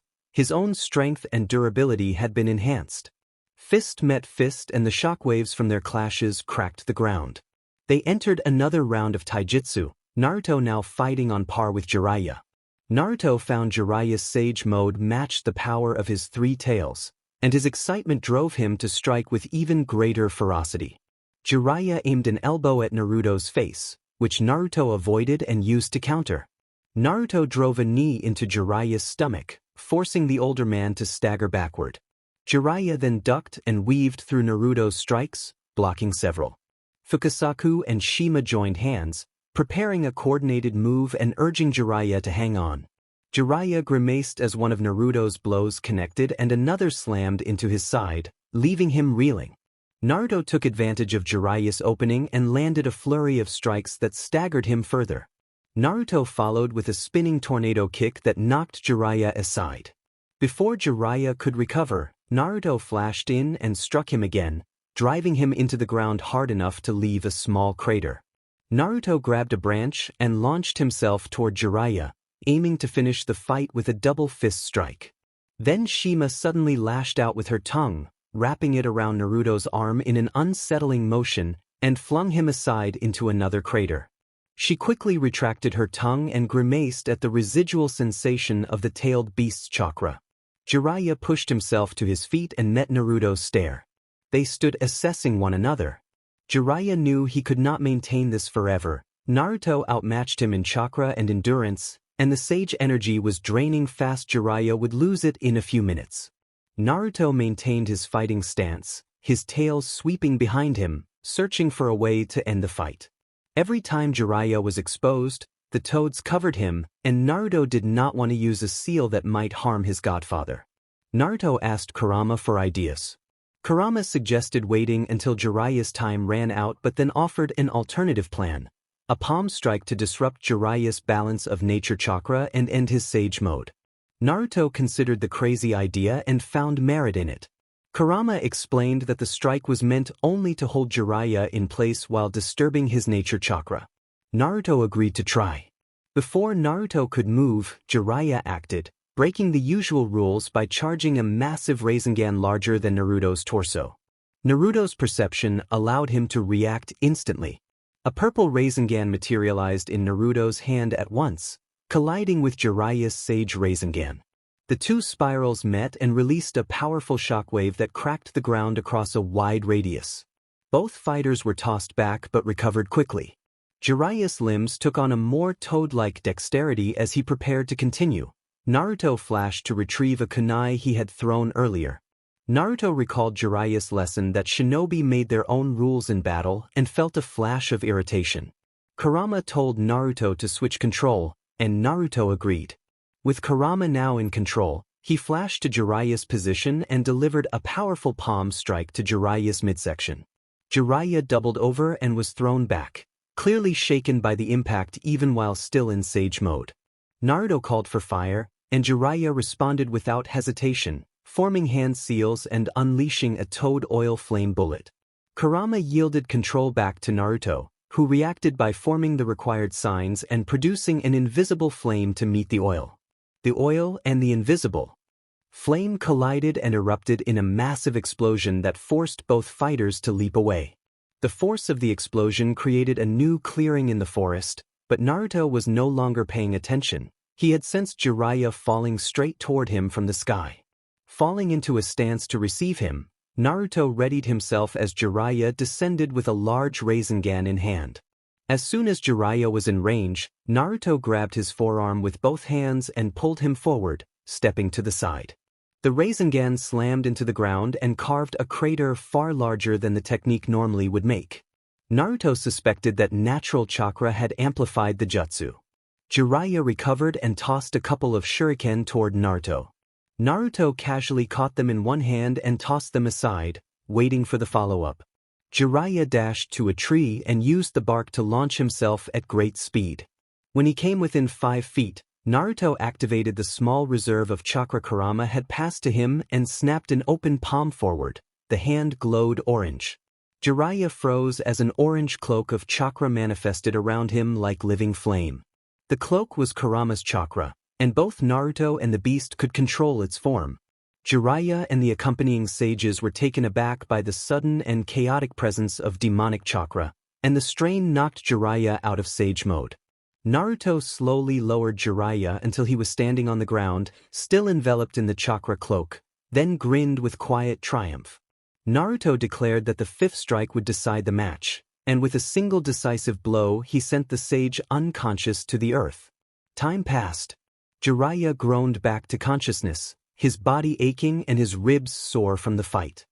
He admitted to himself, with a mix of sourness and pride, that Naruto had handily beaten him. He felt a strange swell of pride at having trained one of the most dangerous men alive. He pushed himself up, held his side briefly, and stepped out of the tent into the cool night air. They were beside a riverside, the clear water flowing gently down the slope. Jiraiya saw Naruto and Haruto sitting together, chatting over roasted fish. Haruto laughed at something Naruto had said. Naruto smirked and finished off the fish in his hand. Jiraiya called over that he hoped they had saved some for him. Both Uzumaki looked up, Haruto flashed a thumbs up and Naruto complimented Jiraiya on the match while making an exaggerated gesture about his own performance. Jiraiya sat beside his godson and pulled him into a one-armed hug, praising Naruto for exceeding all expectations. Naruto smiled, full of satisfaction. He said that 3 years of difficult training had been worth it. Jiraiya agreed and took another bite of fish, noting that Naruto's father had felt the same after his own trials. After a while, Jiraiya mentioned the clever trick Naruto had used transforming into Tsunade and teased that it had targeted a known weakness. Naruto explained he had expected Jiraiya to appreciate the move, and Jiraiya grumbling good-naturedly admitted that Tsunade had been his weakness. Naruto reminded him to be cautious and warned that such surprises could backfire someday. They exchanged easy, teasing banter and laughed it off. Haruto leaned forward and said he had heard Jiraiya mention there was a bounty on Naruto. Naruto produced a worn bounty ledger from a hip pouch and handed it to Haruto, indicating the last page. Haruto flipped to it and stared in disbelief, his expression stunned. Haruto read aloud as he skimmed the listing. The ledger identified Namikaze Uzumaki Naruto, aged roughly 15 to 17, from the Hidden Leaf Village, as a high-level ninja rated at the top caliber. He was also known by the epithet Hand of the Thunder God. The profile listed elemental affinities with fire and water, and possibly wind, and described exceptional skill in hand-to-hand combat, ninjutsu, and sealing techniques. The ledger noted unusually large chakra reserves for his age, tremendous speed, and high-level training. It recorded that he had defeated several opponents from the Stone Village with ease. Haruto tossed the ledger back to Naruto, astonished and a little awed by what he had read. Naruto smirked and accepted the book, the glow of pride and consequence mingling in the quiet night beside the river. Naruto could use the Flying Thunder God technique. A warning advised others to flee on sight and engage at their own risk. A bounty of 120 million ryo from IWA had been posted.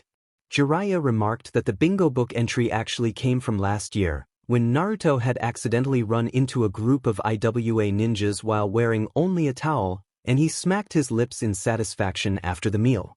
Jiraiya added that they did not even know what Naruto was fully capable of and that he was fairly certain the entry was based on Naruto's use of the Flying Thunder God technique and the way he had defeated the ninjas without weapons. Haruto looked at Naruto in a new light and shook his head in wonder, telling him that if others only knew what he was truly capable of. Naruto laughed and leaned back on his arms, saying that it was best to keep them in the dark and that he had no intention of revealing everything. He focused on the star-filled night sky and pictured his wife Temari smiling and waving. He thought that he could hardly wait to be together with her again. The sun rose slowly over the hills, casting its glow across the earth. Wildlife awakened and began preparing for the day's hunt. It was the kind of morning that felt rare and left everyone with a positive sense of possibility. A shinobi slept in a tent by the riverside, snoring loudly without a care. Naruto had stuffed his ears with cotton against the noise. His sensitive hearing would never let him ignore such heavy snoring. Haruto was in the same situation, his ears nearly overflowing with cotton. At first he had been annoyed when he slept with Naruto and Jiraiya for the first time after leaving with them, but he had kept quiet for fear of being left behind. Naruto had noticed and silently offered a solution, and since then the two cousins slept peacefully as if Jiraiya were not there at all.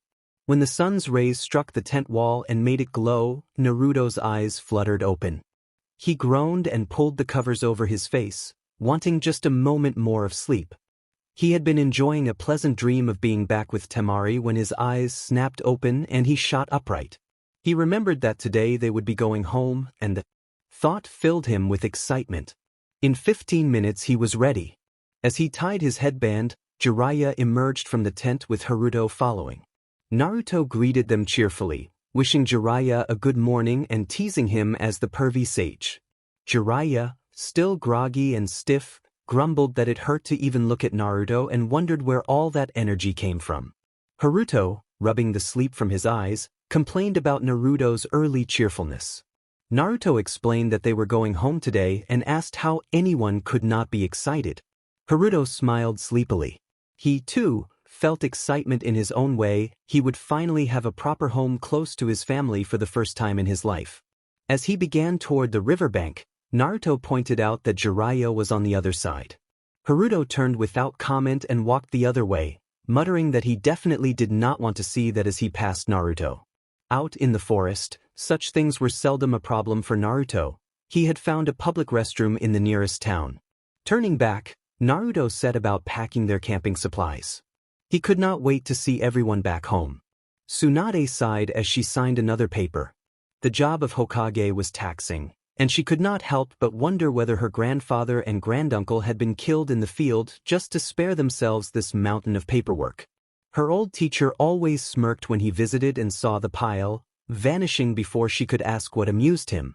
A knock on the door interrupted her thoughts, and she called for the visitor to enter. Sakura stepped into the office, and Tsunade felt a surge of pride at how much the young kunoichi had grown over the past 3 years. Since Naruto had left the village to train with Jiraiya, the remaining rookies had thrown themselves into training determined to close the gap between them and their friend. Sakura had been the biggest surprise.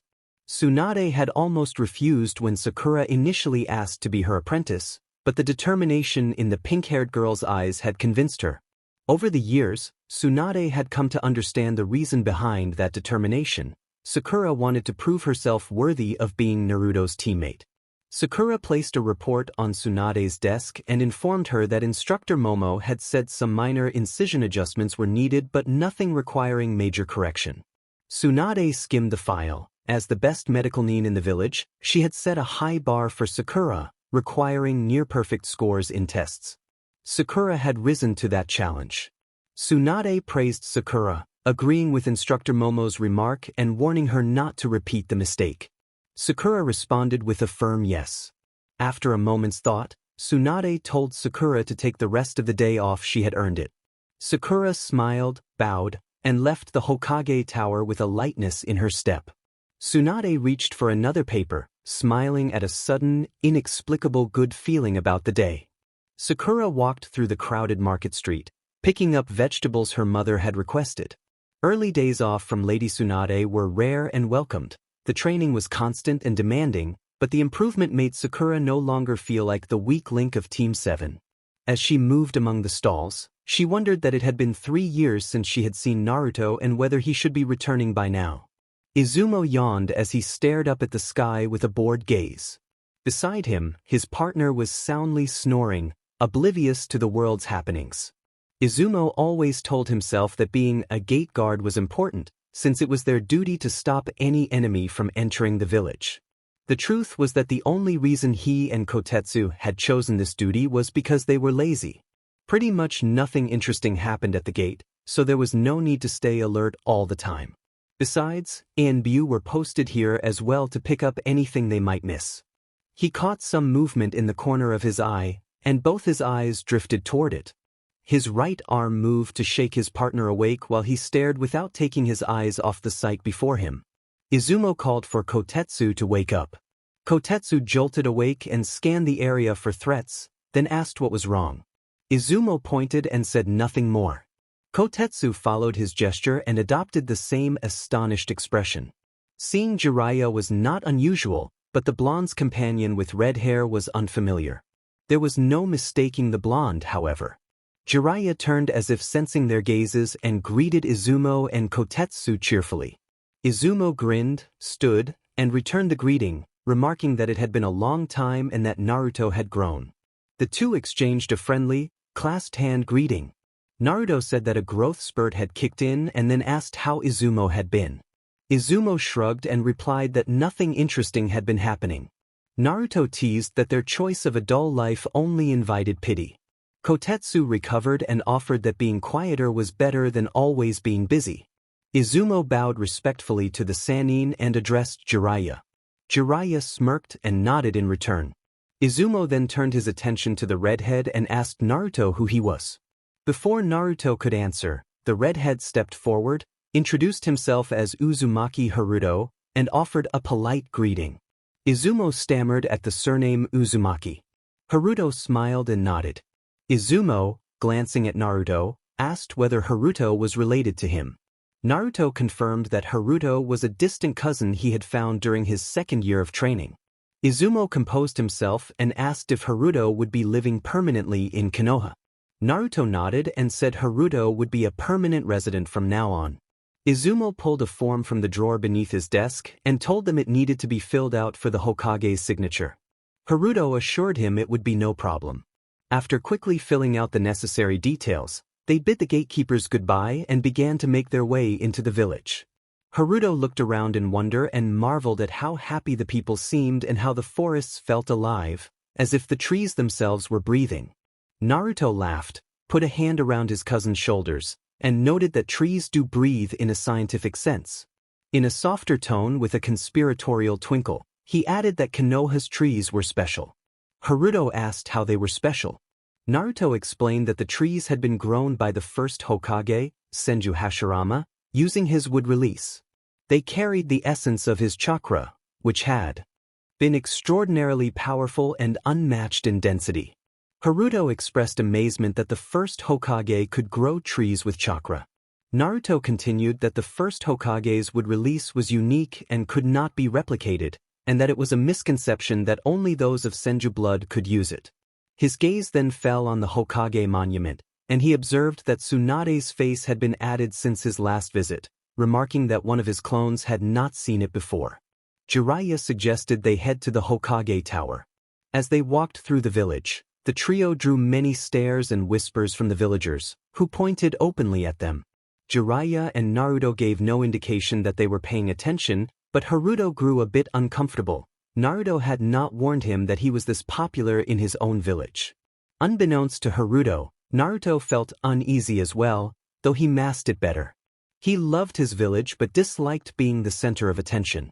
Perhaps it was a shinobi instinct hard to blend in when everyone focused on you. Naruto knew Jiraiya had no trouble with attention. The older man seemed to thrive on it. Jiraiya's flamboyant theatrics were designed to draw eyes his way.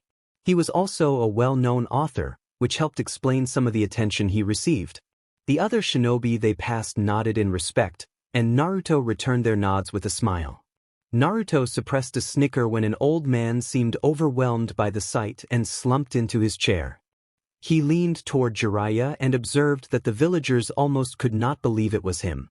Jiraiya snorted and remarked that they might be imagining someone else instead. Haruto snorted as well, prompting Naruto to give his cousin a teasing glare.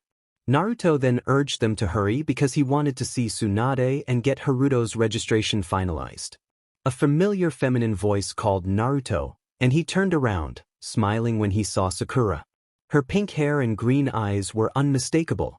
Her hair remained shoulder-length, and she now wore a sleeveless red top paired with black shorts beneath a gray apron-like skirt, along with knee-high shinobi sandals and elbow protectors. Naruto immediately noticed that Sakura had matured over the last 3 years. It was only her posture that told him. At last, she looked like a proper female ninja. His smile widened into a grin as he opened his arms for a hug. She was surprised to notice that Naruto was a full head taller than her. She stepped back to take a careful look at her teammate. It had been 3 years after all. Standing at 5 feet 10 inches, Sakura could instantly tell that Naruto was now the tallest of their original rookie group, an inch taller than Shino, who had been the next tallest. Naruto had trimmed his bangs into a more conventional style. His shoulders were broader, his torso more V-shaped, and his muscles were more defined from how well his clothes fit. He still wore the same elite ninja uniform from 3 years ago, except for the color of his armbands. His azure eyes still held the same intelligence, now tempered by a newfound maturity. Sakura had a faint realization that Naruto might be the most handsome person in the entire village. Sakura commented wryly that he had really grown. Naruto returned the compliment, noting that she, too, had clearly been working hard during the past 3 years. Only then did Sakura notice the redhead standing beside him, watching their interaction with a small smile. She blushed faintly, partly because she had not noticed him earlier and partly because he was striking. His hair was a shade of red she found exotic, his face angular with purple eyes and 2 spiky tails of hair falling in front of his shoulders. Sakura asked who he was. The redhead stepped forward and introduced himself as Uzumaki Haruto, and Sakura registered the greeting while still gazing intently at his eyes. When she realized what she had heard, she stammered in surprise, struggling to believe that he was related to Naruto. Haruto explained that he was a distant cousin of Naruto from Uzushiogakure, the village of the Uzumaki clan. Sakura shook her head slowly. With Naruto, anything seemed possible. She remarked dryly that only Naruto could attract something so unusual. Naruto understood and grinned. Sakura noticed Jiraiya, one of the legendary trio, nearby and watched with a light scowl as he tried to charm some women. Tsunade had warned her what he was like, and Sakura could only hope Naruto had not picked up any of those habits. She quickly adopted a bright smile and asked whether Naruto was heading to the village leader's office. Naruto confirmed that he needed to report their return and finalize his village citizenship, and added that Haruto would be staying in the Hidden Leaf village from now on. He saw the cloth bag in Sakura's hand and asked if she was buying vegetables. Sakura lifted the bag and explained that Tsunade had given her the day off, so she was doing some errands for the household. Naruto wished her an enjoyable day off, and Haruto waved and said he would see her later. They left, Naruto pulling a protesting Jiraiya by the collar. Sakura smiled as she watched them go. She had not known there were any surviving Uzumaki, and she was happy for Naruto that he had found a family member. She also had to admit that Naruto's cousin was at least as good-looking as Naruto, if not more so. She kept smiling on her walk home. She had a feeling that today would be a good day. Tsunade was taking a short break from paperwork, sipping sake from a small cup, when a knock on the door interrupted her. She spread her senses out of habit and froze at the magnitude of a chakra signature standing outside an obscenely large presence, larger than anything she had felt before. Preparing herself in case it was an enemy, she called for the visitor to enter. The door opened and a familiar blonde strode in with a grin and a wave. Naruto greeted the village leader casually, and Tsunade returned the grin, rising from her desk to pull him into a warm hug. She noted silently that Naruto had grown taller since she last saw him. Naruto struggled to keep from wincing at Tsunade's strength but hugged her back, saying that he was truly back this time. Tsunade remarked warmly that Naruto and Minato could pass for twins at this stage. Naruto chuckled and claimed he looked better than Minato, and they both laughed. Tsunade then noticed the redhead standing behind Naruto and asked if he was Haruto. Haruto bowed and identified himself as Uzumaki Haruto to the village leader.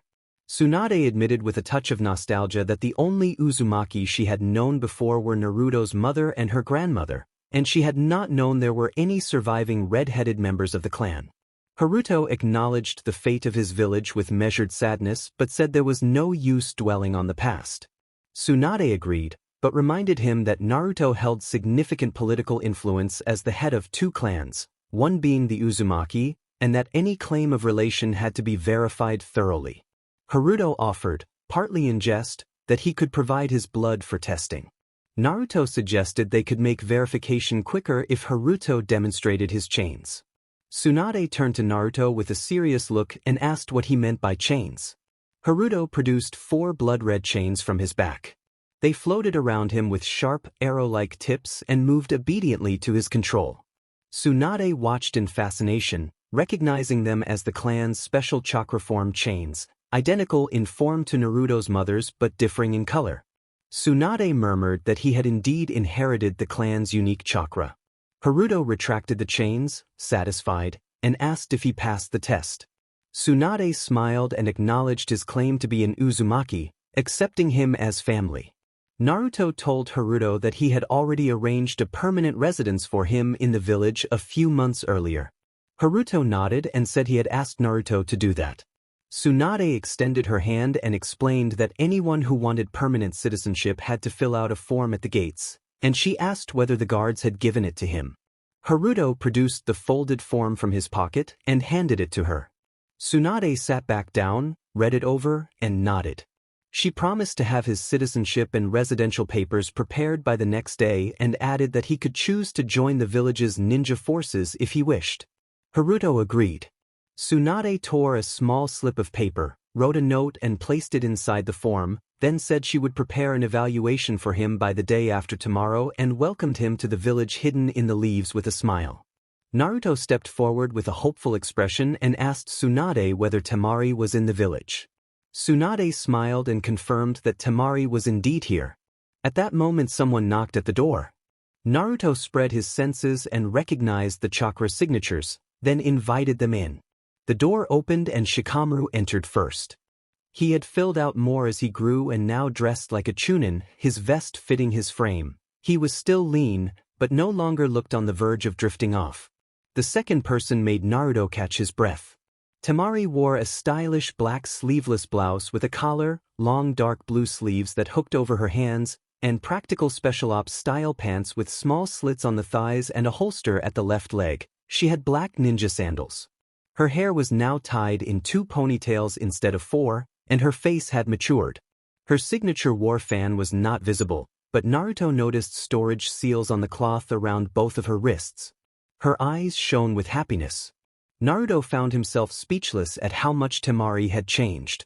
Temari smiled when she saw him and felt a rush of affection, but she held back from making a public display and instead walked up to him and gave him a warm hug, leaning close as she welcomed him back. Naruto snapped out of his daze and hugged her tightly in return. When they stepped back, smiles stayed on both their faces, and Naruto noticed a subtle change in her style. He also realized she was about the same height as Tsunade. Jiraiya grumbled about them being mushy, his voice carrying that familiar teasing tone. Naruto retorted that the pervy sage was only jealous because he did not have a partner to be mushy with. Jiraiya smirked and remarked that Naruto had finally noticed him. Naruto returned the smirk and pulled Jiraiya into a bear hug, glad to see his old friend. Naruto then introduced Haruto to Shikamaru, explaining that Haruto was his cousin from the Uzumaki clan. Haruto stepped forward politely to exchange greetings with Shikamaru and expressed the hope that they would get along. Naruto put an arm around Temari and introduced her to Haruto as his wife. Haruto bowed deeply and said it was an honor to meet her, calling her sister out of respect. Temari smiled and told him that family did not need to be so formal, offering a quick hug to her cousin-in-law. Tsunade clapped her hands to move things along and asked Shikamaru for the documents. Shikamaru placed a folder on the table and was dismissed. Turning back to Naruto, Tsunade instructed him to report to Training Ground 7 in 3 hours because she wanted to see how much he had improved. Naruto flashed a cocky smirk and noted that his record should speak for itself. Tsunade grew more serious and said that, while she had seen his previous achievements, she wanted to see his skills with her own eyes and that he would be matched with an opponent of her choosing. Naruto raised an eyebrow and pointed to Jiraiya, hoping that his opponent would not be the sage since he had beaten him the day before. Tsunade and Temari both reacted with surprise, and Temari found herself thinking that Naruto had truly grown strong enough to defeat Jiraiya. Tsunade had thought IWA had ranked him SS because of Hiration, but she now allowed that it might be true after all. She told Naruto that she wanted him to fight that evening to see what Jiraiya had trained him in. Naruto shrugged and agreed. Tsunade dismissed them. Naruto walked out with Temari and Haruto, happily conversing about how strong Temari had become. Once the door closed, Tsunade turned to Jiraiya and asked if Naruto had really beaten him. Jiraiya snorted and replied that Naruto had destroyed him, even Sage Mode had not worked. Tsunade gasped at the news that Sage Mode had been used and failed. She wondered whether Kakashi would stand a chance. Jiraiya smirked and shook his head, and Tsunade leaned forward, resting her chin on her hands, asking him to tell her everything. Haruto commented that he had thought wind users were rare in the Land of Fire after hearing how Temari fought. Temari responded that they still were and that she could count on one hand the number of wind users in Konoha. She walked holding hands with Naruto toward their home while they continued to talk about her training. Naruto asked what Temari had trained in during the 3 years. Temari explained that she had finished her training in 2 years and had focused on Tessenjutsu. Naruto reminded them that she had already used a large war fan before, and Temari clarified that she now trained with folding fans. Temari suggested they spar as a warm-up for Naruto's evening fight, and Naruto said they would see, noting they had a lot of catching up to do. Temari cautioned them to be careful now that Naruto's brother would be living nearby. Naruto looked puzzled and said Tsunade had not mentioned it. Temari asked what he meant, and Haruto explained that he would be living separately in a different home. He said the arrangement had been his suggestion so as not to intrude on their hospitality and privacy as a couple. Temari considered the situation and folded her arms. She admitted that she had been planning to ask Naruto about the usefulness of a private outdoor bath once Haruto moved in. Naruto, a little embarrassed, explained that he had built a private bath as a gift because he had missed 3 of her birthdays, because he could, and because he loved her. He reached out and placed a quick, affectionate peck on Temari's cheek. Temari smiled but pulled back before the moment became more NTMD. Naruto apologized to Haruto if any of that had been awkward. Haruto waved it off and said that the separate residence had seemed like a good idea. Temari offered to take Naruto's scroll inside while he showed Haruto his new home.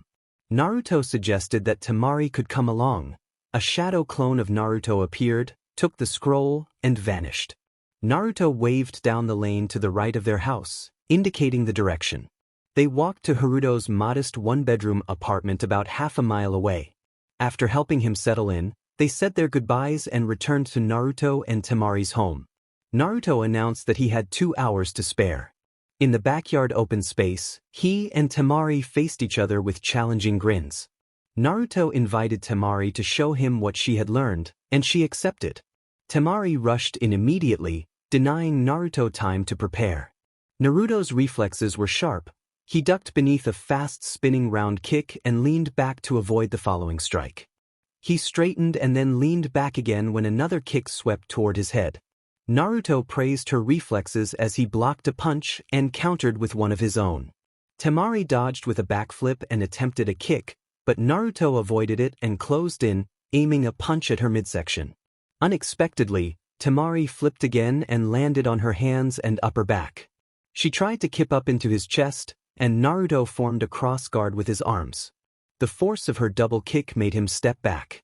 Naruto acknowledged that she had read his movements and complimented her timing. Temari smirked and reassumed her stance, suggesting they stop playing around. Naruto proposed raising the stakes by agreeing that the match would go to the first clean hit. He observed her stance and anticipated that her attacks would be hand-based, favoring fast punches and elbows with some knees, and possibly straight kicks to break guard. They both moved so quickly they became a blur. Their forearms collided, pushing them both back. Temari's taijutsu focused on fast hand strikes as Naruto had expected. When he caught her wrist to prevent a punch from hitting his face, her leg swept up and slammed into his stomach. Naruto jumped back and rebounded with a spinning hook kick enhanced by his seals. Temari barely avoided the strike to her head. She then launched a triple kick combo which Naruto successfully blocked. He noted with approval that she had not broken her momentum in the fight as she used the spin to land a punch to his face. That was the opening he needed. Using his right hand to deflect the blow, he bent low and slammed an elbow into her midsection while holding back his full strength. The strike landed below the sternum and clearly hurt. Temari stumbled back, one hand pressed to the spot where it connected. Naruto moved in immediately and followed with a side kick-back kick combination that sent her to the ground.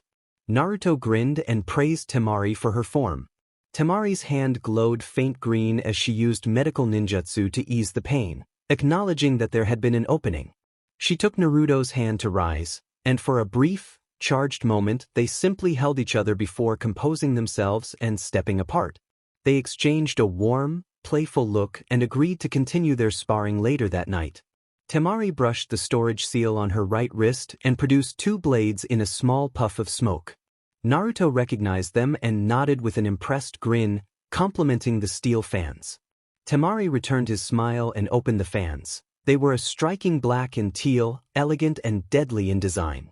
The fans unfolded partly like a lotus, the longer outer blades forming the main edge while smaller, kunai-like blades sat in the center. Naruto gestured to the weapons and remarked that they must be useful in both close quarters and with wind techniques. Temari teased that his intellect sometimes frightened her. Without another word, Naruto produced 2 special kunai, one held in reverse grip, and the 2 of them squared off in silence, studying each other. Temari knew how skilled her husband was in a knife fight, but she had trained to handle multiple opponents at different ranges.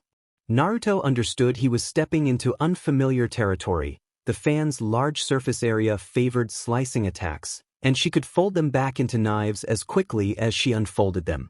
Naruto gave a smirk, and Temari reacted on instinct, turning and blocking his stab with her fan. Naruto briefly registered surprise at the block, then praised her reflexes. Temari replied with a slice aimed at his head. Naruto ducked and swept at her legs. She jumped over his legs and countered with a combined swipe of both fans, finishing with a front flip. The exchange sent both of them sprawling in opposite directions. Temari landed and immediately swung her right fan in a powerful arc, sending a visible gust of wind rushing toward Naruto. Naruto gathered chakra in his legs and jumped, letting the gust pass beneath him. He tossed a kunai that skimmed past her ear. Temari spun, expecting him to flash in behind her, and for a moment that misjudgment cost her the initiative. Naruto's voice came from behind her as he placed a kunai at her neck, explaining that he had anticipated her reaction to his Hiraishin technique and deliberately altered his approach. Temari, surprised, asked how he had managed it. He described the reasoning behind the feint and stepped back to give her space. Temari smiled, retook her stance, and complimented the strategy before preparing to test it again. Naruto felt a swell of pride at Temari's determination and resilience. He admired her never-say-die attitude and the way she adapted under pressure. He pulled out another kunai and considered his next move, weighing whether to flash behind or attack from the front. Temari muttered that he would not get the chance and launched back into offense. For the next several minutes, Naruto observed the full extent of Temari's skill. Her open fan strikes were precise and dangerous, capable of inflicting serious injury. Her form was impeccable, flowing from one attack to the next without hesitation. She shifted seamlessly between folded and unfolded positions, deflecting or catching his strikes with the small knife-like section of her fans and following up with taijutsu maneuvers.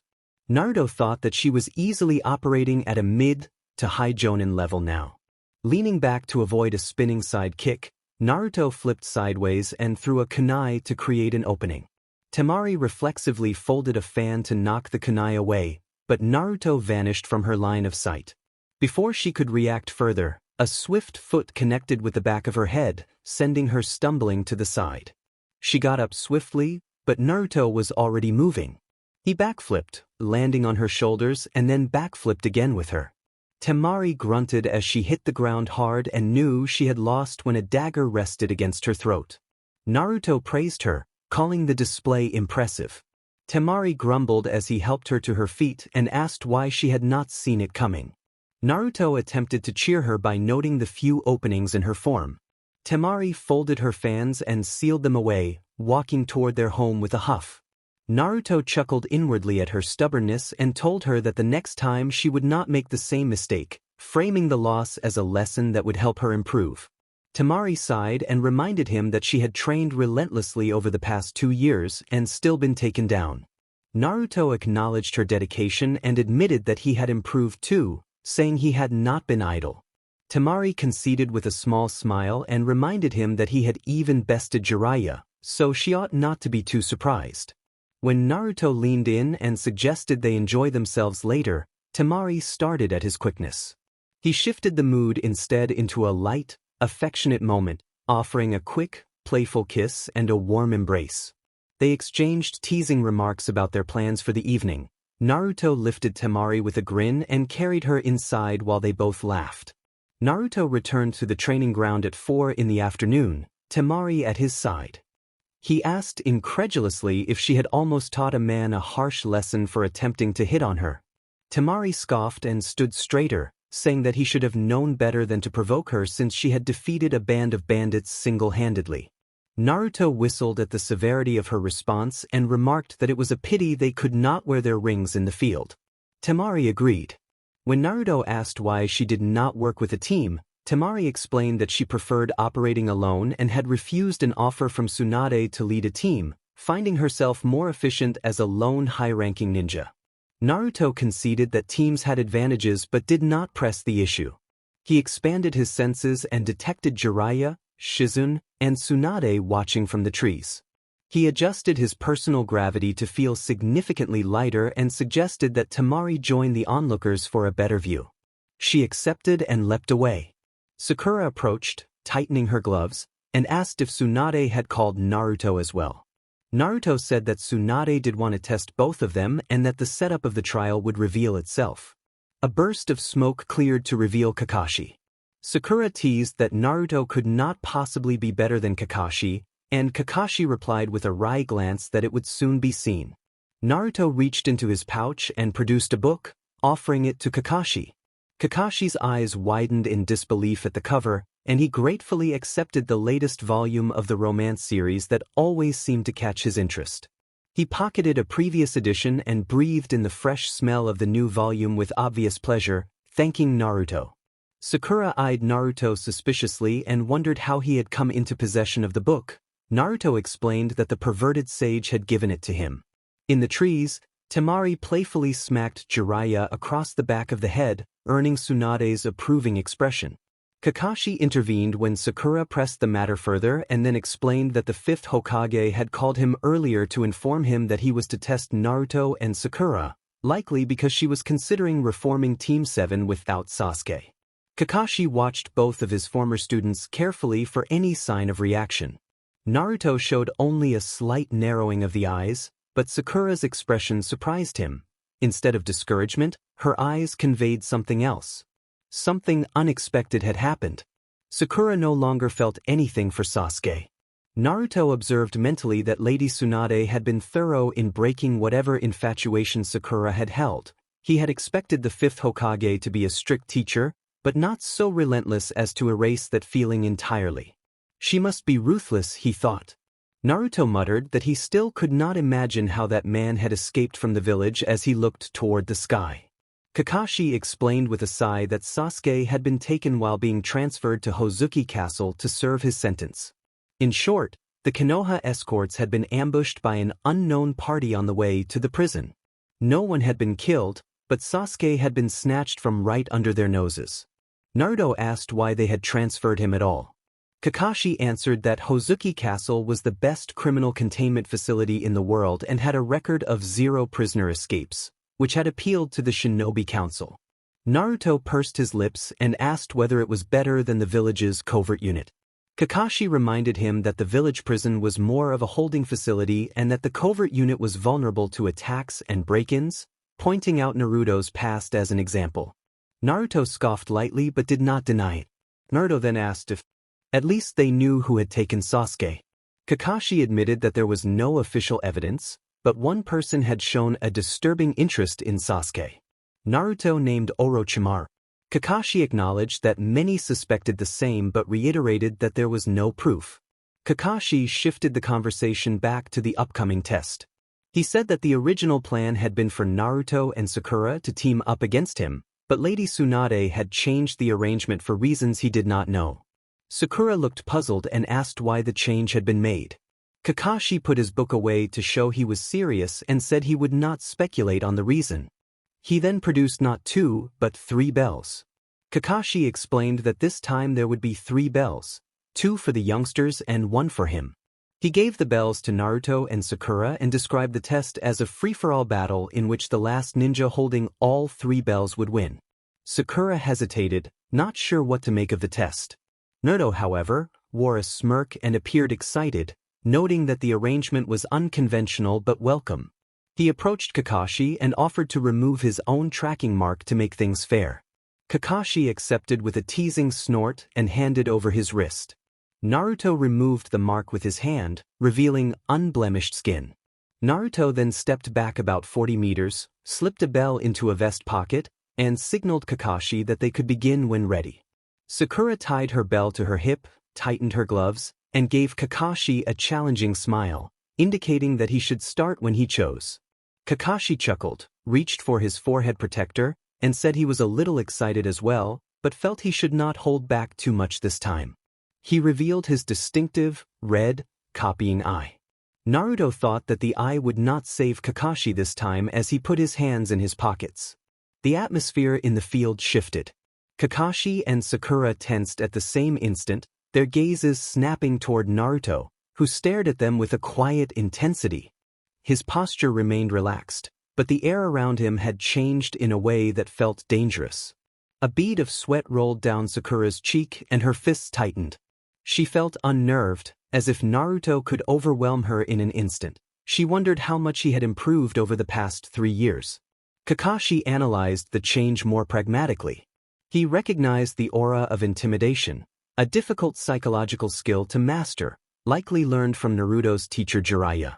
Kakashi had been told by Lady Tsunade that Naruto had defeated Jiraiya at his best. Realizing that Naruto had reached such a level made Kakashi think that Naruto might already be beyond what he had anticipated. If any shinobi could challenge the strongest of the legendary 3, Naruto was among the most dangerous in the world. Naruto remarked in a nonchalant tone that the test was no longer really a free-for-all. The implication went unspoken but clear. Naruto's presence had turned the trial into something that felt more like survival. Both Kakashi and Sakura instinctively knew that to win, one of them would probably have to eliminate the strongest opponent first. Their bodies shifted subtly, angling more toward Naruto than toward each other. Both flinched, Sakura more noticeably, when Naruto suddenly erupted in smoke. They scanned the area frantically as the smoke cleared and found 2 Narutos where only one had stood before. Sakura cursed inwardly at the impossibility of telling the real one from the clone and decided she could not make the first move. She could not match the speed Naruto had surely developed in the past 3 years and believed that attacking first would be foolish. In focusing on Naruto, Sakura momentarily forgot Kakashi. Kakashi, meanwhile, kept a close eye on both of his pupils. With Naruto creating clones out of dense smoke, Kakashi could not immediately tell which was real and knew that any direct attack could be countered. He had no idea what Naruto was capable of now, and he was unwilling to risk himself to find out. Out of the corner of his eye, he saw Sakura shift a little toward Naruto, her expression turning conflicted. He thought that even if they were about to team up against Naruto, it was still a battle royal. With that in mind, he changed targets. Kakashi had been trained by Namake's Minato, the fastest shinobi of their time, and had never been lax about speed. In Anbu he had been among the quickest, with only Shursui and Itachi as true competition. Even now, few could match him. Bearing that in mind, the unknown fighter moved. Naruto watched his opponents carefully. Sakura fixed her attention on him, but Kakashi kept Sakura in his view as well. Kakashi knew neither of them were foolish enough to attack directly, and he was smart enough to account for Sakura as well. If he could not attack Naruto, he decided he would focus on the next threat. Kakashi moved towards Sakura, hoping to catch her off guard and incapacitate her. His Sharingan showed her reaction, but she was still slower than him. His eyes widened the moment Naruto suddenly appeared in front of him and wrapped an arm around Sakura's waist, executing a flash step that left Kakashi surprised. Kakashi's strike met only air as Naruto vanished again with another flash step. Inside, Kakashi marveled at how fast Naruto had become, The dash toward Sakura had been close to Kakashi's top speed, and Naruto had simply outpaced him. Kakashi landed and turned immediately toward where Naruto was standing. He considered that this might be the real Naruto, reasoning that someone would not send a clone against an opponent who could easily dispel it, but he kept that as speculation. Kakashi pointed out that he was surprised Naruto had intervened and admitted he had been about to take Sakura out. Naruto replied that he had his own reason for saving her and made it clear that Kakashi would have to show just how skilled he truly was, with no holding back. Kakashi muttered that holding back against Naruto was not an option, and readied himself. Sakura came to her senses and blinked.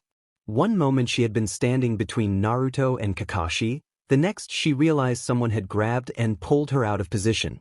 She immediately assumed a fighting stance facing Naruto and asked if Kakashi had attacked her. Naruto noted that he was surprised she had sensed the move, and Sakura explained that she might be slower than the others, but she was not that slow, she had simply been unable to react in time. Naruto moved around Sakura like a predator circling its prey and asked whether she was facing a clone or the original. He wore a knowing smile and invited her to find out for herself. Sakura accepted the challenge with a confident smile. She drove her fist into the ground with a shout, and the impact rearranged the earth around them. Large chunks of rock shot into the air and a deep crack ran through the ground. A few trees were uprooted by the force. Naruto praised the result, noting that Tsunade must have taught Sakura the secret to super strength. Sakura felt proud at the compliment and promised she had more to show. Naruto urged her to demonstrate. He flashed behind her and kicked, sending her away. Sakura rolled through the air and put her feet against a tree trunk, pushing off to return with a punch ready. Naruto simply moved aside, letting her roll on the ground and come back. They engaged in taijutsu, Naruto dodging the blows with practiced ease. He pointed out that strength without speed would not be enough, and Sakura bit her tongue and increased her effort. Naruto cautioned her not to let temper take over, and when her frustration grew he deflected one of her strikes and landed a quick elbow to her midsection that left her winded. He followed with a swift maneuver that sent her stumbling back. Sakura folded in on herself, clutching her stomach, then pushed up to her feet, jaw tight and determined, insisting she was not finished. Not far away, Tsunade watched with a frown as Naruto had put Sakura down with surprising ease. If Naruto were an enemy, he could have ended the fight the moment Sakura fell. Instead, he allowed her to rise, curious to see what else she had to offer. Temari complimented Tsunade on helping Sakura develop her strength, and Tsunade smiled at the praise. Jiraiya told Tsunade that Naruto was in a different league and that comparing Sakura to him would be unfair. Temari watched with pride at how easily her husband handled Sakura. Haruto, who had arrived before the match began, winced when he saw Naruto strike Sakura. He had developed a fondness for her at first sight, and it hurt to see her take heavy blows. Sakura managed to stand and mend some of the damage to herself. Naruto watched her with a blank expression and then asked what she would do next. Sakura narrowed her eyes, realizing the gulf between them. She had climbed a mountain of improvement, and Naruto had already risen to the clouds. Naruto circled her and noted that she had proven her physical strength but asked whether her mental strength was ready. He shifted the challenge to test her emotional control and composure. Sakura's temper flared. She charged at Naruto, intent on delivering a forceful blow. Naruto remained calm, sidestepped at the last second, captured her punching arm, swept her feet, and brought her down to the ground, pinning her hand behind her back in a firm hold. He remarked that her temper tantrums had only grown worse, his face suddenly stern as he pressed the point. He questioned why she reacted so violently and reminded her that, after years of training, her strength could be dangerous if left unchecked. He argued that she needed to start acting like a shinobi and learn to control her emotions instead of letting them dictate her actions. The grip remained firm, but his voice softened as he explained that mastering that control would allow her to go much further. Sakura stopped struggling and listened. She had never fully recognized the problem until it was pointed out, and she realized that some behaviors had been unintentionally reinforced by those around her. Naruto proposed a practical approach. He told her that when she encountered provocation, she should first respond calmly and set a boundary. If that failed, she should remove herself from the situation, and if she could not escape, she should defend herself judiciously. Sakura admitted it would be difficult. Naruto observed that if it were easy, even their mentor would have managed it already. He released her, helped her to her feet, and placed a hand on her shoulder before saying he had to leave to face Kakashi. Sakura noticed the training bell on her hip was gone and realized he must have taken it while she was down.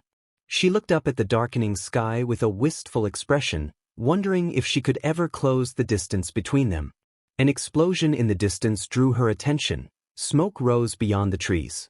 A determined expression settled over her face and she moved into the forest. She vowed to improve. At the other end of the clearing, the fight with Kakashi was not going smoothly. When one Naruto had taken Sakura away, the remaining Naruto launched a powerful wind-style technique. The gusts were immense, sweeping through the area like a near hurricane and scattering leaves and branches. Kakashi tried to substitute with a broken branch to blunt the impact, but the continuing wind pushed through the forest, sending debris flying and forcing him to retreat. Trees swayed dangerously, threatening to fall, but thankfully held. Kakashi took cover behind a particularly large tree, hid himself as best he could, and re-evaluated Naruto's threat level. Kakashi had always known that Naruto possessed powerful techniques, but Naruto did not look winded after unleashing such an attack. Kakashi realized he would have to be extremely cautious when using his own techniques. Naruto was not one to waste large-scale efforts needlessly. While Kakashi considered how to approach the fight, Naruto slipped up to the tree Kakashi was on and planted a customized level 3 explosive tag. Kakashi managed to leap away just before the tree detonated. After that it became a game of hide and seek. Naruto avoided direct confrontation but made it clear that hiding from him was near impossible. The use of indirect attacks tipped Kakashi off that he was facing a shadow clone. Kakashi formed a shadow clone of his own and tried to corner Naruto. That failed as well. Naruto either disappeared at the first hint of danger or flashed to a spot he had previously marked. Kakashi dispelled his clone, deciding to wait for the original. If the clone was such a hassle, the original would be worse, and he would not waste stamina on a copy. He did not have to wait long. Even while alert on a high branch, Kakashi was not quick enough to react when Naruto suddenly appeared in front of him and kicked him off the limb. Kakashi used a substitution technique with a broken piece of wood in time to avoid a hard fall. Naruto declared that he was finished with Sakura and that it was Kakashi's turn. Kakashi stepped out from behind a tree with an ice smile and praised Naruto for the surprise attack, asking how he had managed it. Naruto refused to say, keeping his method secret. Kakashi noted that his senses had failed to detect chakra, scent, sound, or any marking, and that he had been avoiding places the clone had occupied. Naruto revealed that the giveaway had been that the clone never attacked him directly, and when Kakashi warned to never give away secrets, Naruto bristled at the teacherly admonition. Kakashi reminded him that a teacher remained a teacher no matter how skilled the student became, and Naruto mocked him for sounding like an old man. They squared off. Naruto closed the distance instantly, and Kakashi blocked the first blow with his forearm, feeling the impact. Kakashi realized his blows were too heavy to take head-on and that he would have to rely on deflection and evasion. The fight that followed tested Kakashi's Sharingan. The eye helped him predict Naruto's movements, but even knowing the attacks did not always give his body time to respond. He had trained his body to match the eye's predictability, but now his reactions lagged behind. Naruto deflected a jab and leaned back to avoid a roundhouse. Kakashi used the kick's momentum to drive a punch toward Naruto's ribs, but Naruto anticipated it and slammed his own left fist against the inside of Kakashi's forearm. Kakashi felt a sharp jolt and stepped back. Naruto then executed a file-long roundhouse, spinning on his right foot as his left leg passed over Kakashi's head. Kakashi ducked to avoid the leg but could not evade the follow-up. The Sharingan tracked the movement, but Kakashi could not react quickly enough, and Naruto's right foot struck the side of his face, sending him spinning to the ground. Kakashi landed hard and felt that, for the first time in a long while, his body was too slow to match his left eye. Naruto's smirk made it clear he understood the advantage. Kakashi backed away to create distance and threw several shuriken, but Naruto vanished and reappeared to avoid them. Kakashi sensed movement to his left and ducked as a kunai swipe missed his head. He spun and launched a side kick that Naruto blocked with his arms. Suddenly 5 shadow clones sprang into existence, surrounding Kakashi. The copy ninja swore under his breath and prepared to retreat, knowing he stood little chance against 5 skilled Narutos. His hands moved through the necessary signs faster than the eye could follow, and he unleashed a powerful fire-style great fireball technique that rushed toward the clones. The flames seemed to consume them, but Kakashi suspected some had survived. His suspicion proved correct. A horizontal vortex of fire and wind surged toward him from the right. Kakashi used a broken piece of wood as a substitution to dodge at the last moment, a reflexive move he'd perfected. The substitution not only gave his enemies the impression that they had missed, but it also allowed Kakashi to study their combat methods. As he rematerialized where the wood had been, Naruto reappeared beside him and warned that the trick would no longer work. Naruto's fist landed solidly against Kakashi's jaw, knocking him backward through 2 trees and into a third. Kakashi pulled himself out, skidded clear, and resumed running to put distance between them, Naruto right on his heels. Hopefully he would take the bait and follow, Naruto thought as he glanced back and saw 3 of his own clones trailing him. This might buy him some time to come up with a plan. Just as the clones bounded away after Kakashi, the original emerged from beneath the ground, having used an earth release hiding technique in the moment he had slipped from Naruto's sight after breaking through the trees. Kakashi's special eye scanned the surroundings thoroughly, aware that clones often drew only shadow clone followers. He found nothing with his eyes or his nose. Naruto was too skilled to allow him to detect any trace. He tried to sense chakra, but nothing registered. Naruto's ability as a sensor must have allowed him to hide his chakra, Kakashi realized. He remained on edge, his gaze darting continually to avoid an ambush. Sakura then let out a sharp battle cry and drove a fist into the earth. The ground exploded outward, chunks of soil flying as a powerful shockwave tore through the clearing. Kakashi leaped back to avoid being caught, alarmed to see his former student reshape the battlefield with a single strike. Kakashi thought to himself that the 5th Hokage had not mentioned teaching Sakura such devastating strength.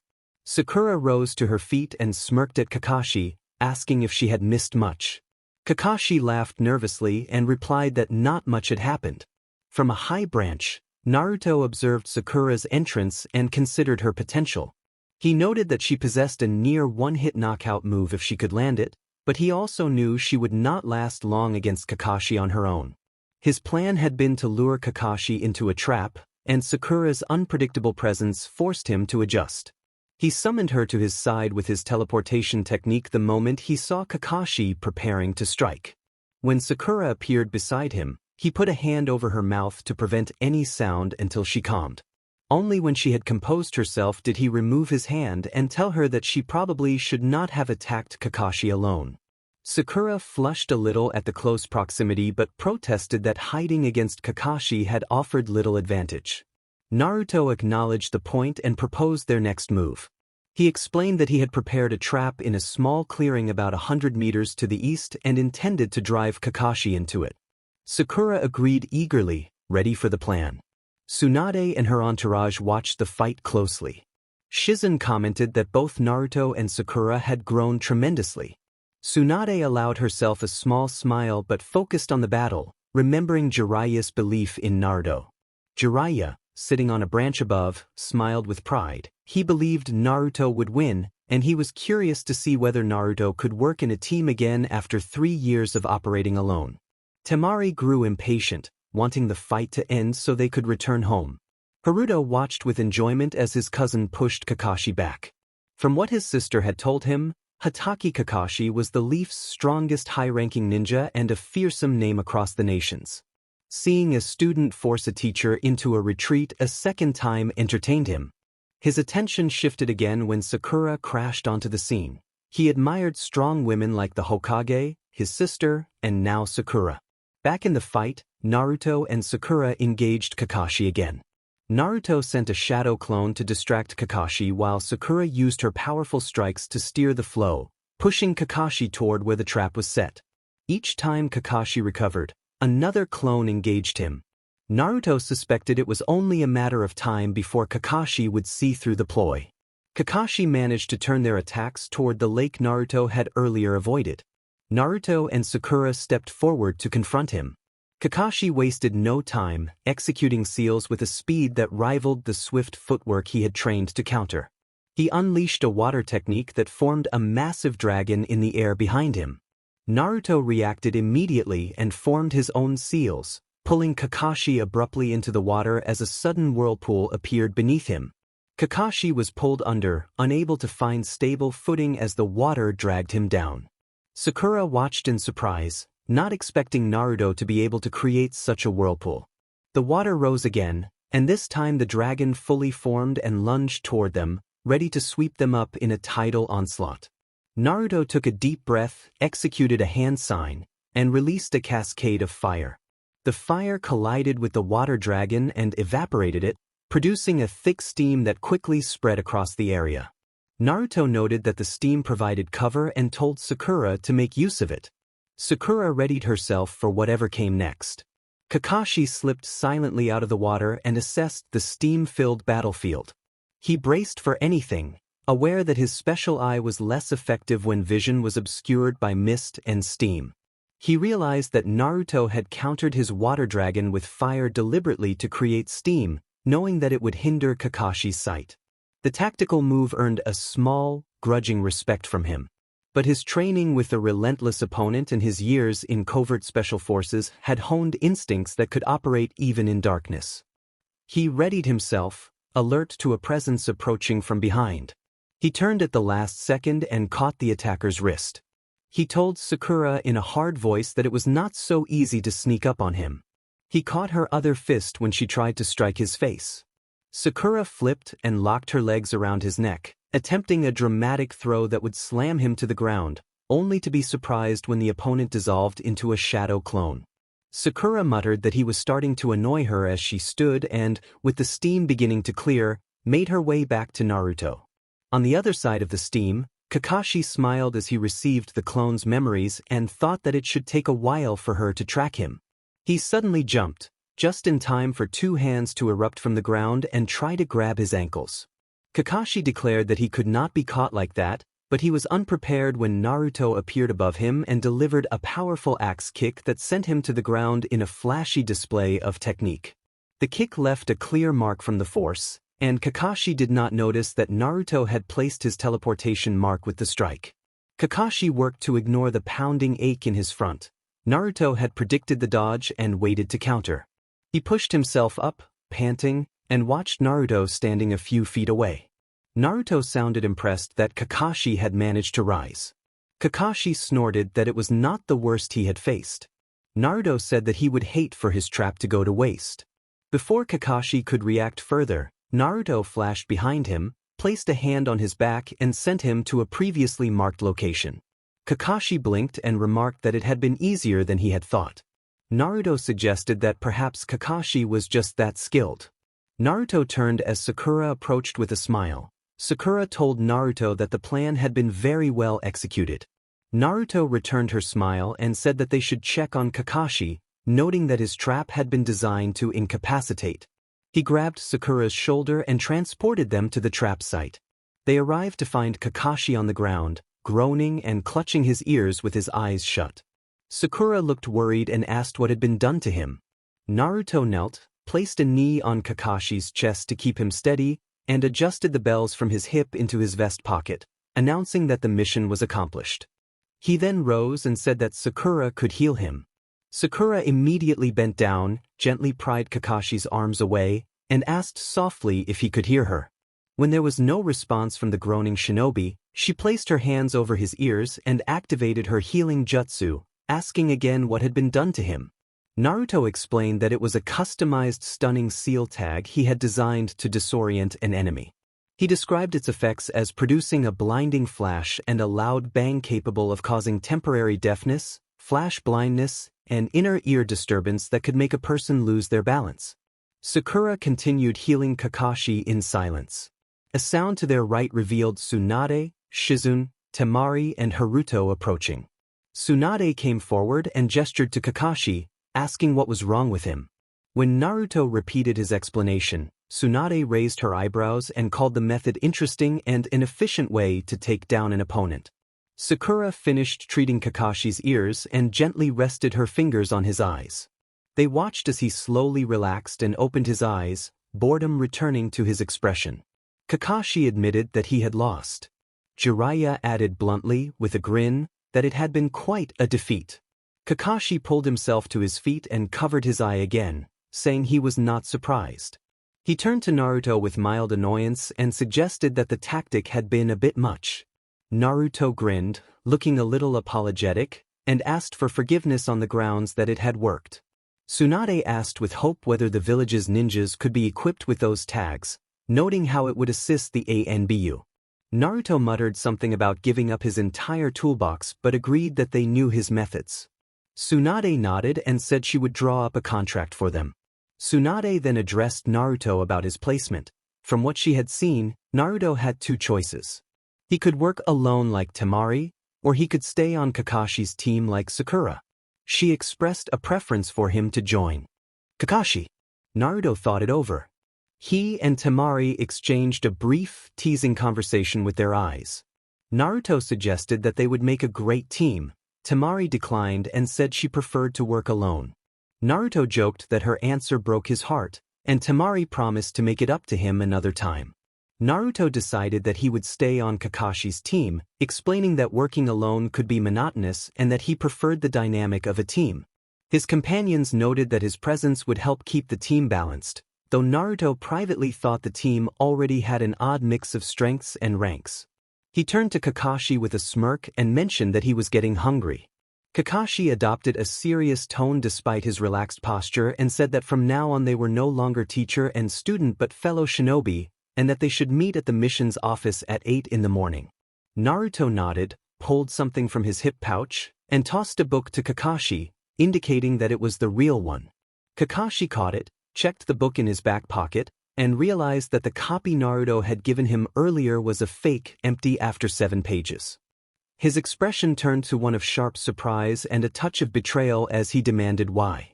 Naruto held up a hand to placate him and asked him not to take it personally. They let the matter rest and moved on. It had been intended as a backup plan in case the trap failed. Kakashi shook his head slowly and called him evil. Naruto waved the remark away and began to walk off with Temari, but then he noticed something that caught his attention. Haruto was watching Sakura, who was speaking with Tsunade and Shizune, and the faint blush on his cheeks gave Naruto the impression that his cousin might have a crush. A mischievous grin spread across Naruto's face at the thought of teasing him. He was about to approach Haruto when Temari tapped his shoulder. She wore a deadpan expression and warned him that he was not going to do what she knew he wanted to do. Naruto shrugged and feigned innocence, insisting that Haruto was his cousin and he only wanted to poke fun. Temari suggested that he should help Haruto instead, reminding him that family deserved support. Naruto rolled his eyes but did not argue. He walked over to Sakura, who had just finished speaking with Tsunade, and casually asked if she could do something for him. To make sure Haruto would not overhear, Naruto put an arm around Sakura's shoulder and led her away, explaining that since Haruto was new to the village, a familiar face would help him trust and settle in. Sakura looked suspicious at first and asked why Naruto could not do it himself. He said Temari would not forgive him if he avoided the situation, and that Haruto only knew a few people in the village besides them. Convinced, Sakura agreed to show Haruto around. Naruto thanked her and then, with a quick addendum, asked her not to tell Haruto that he had suggested it.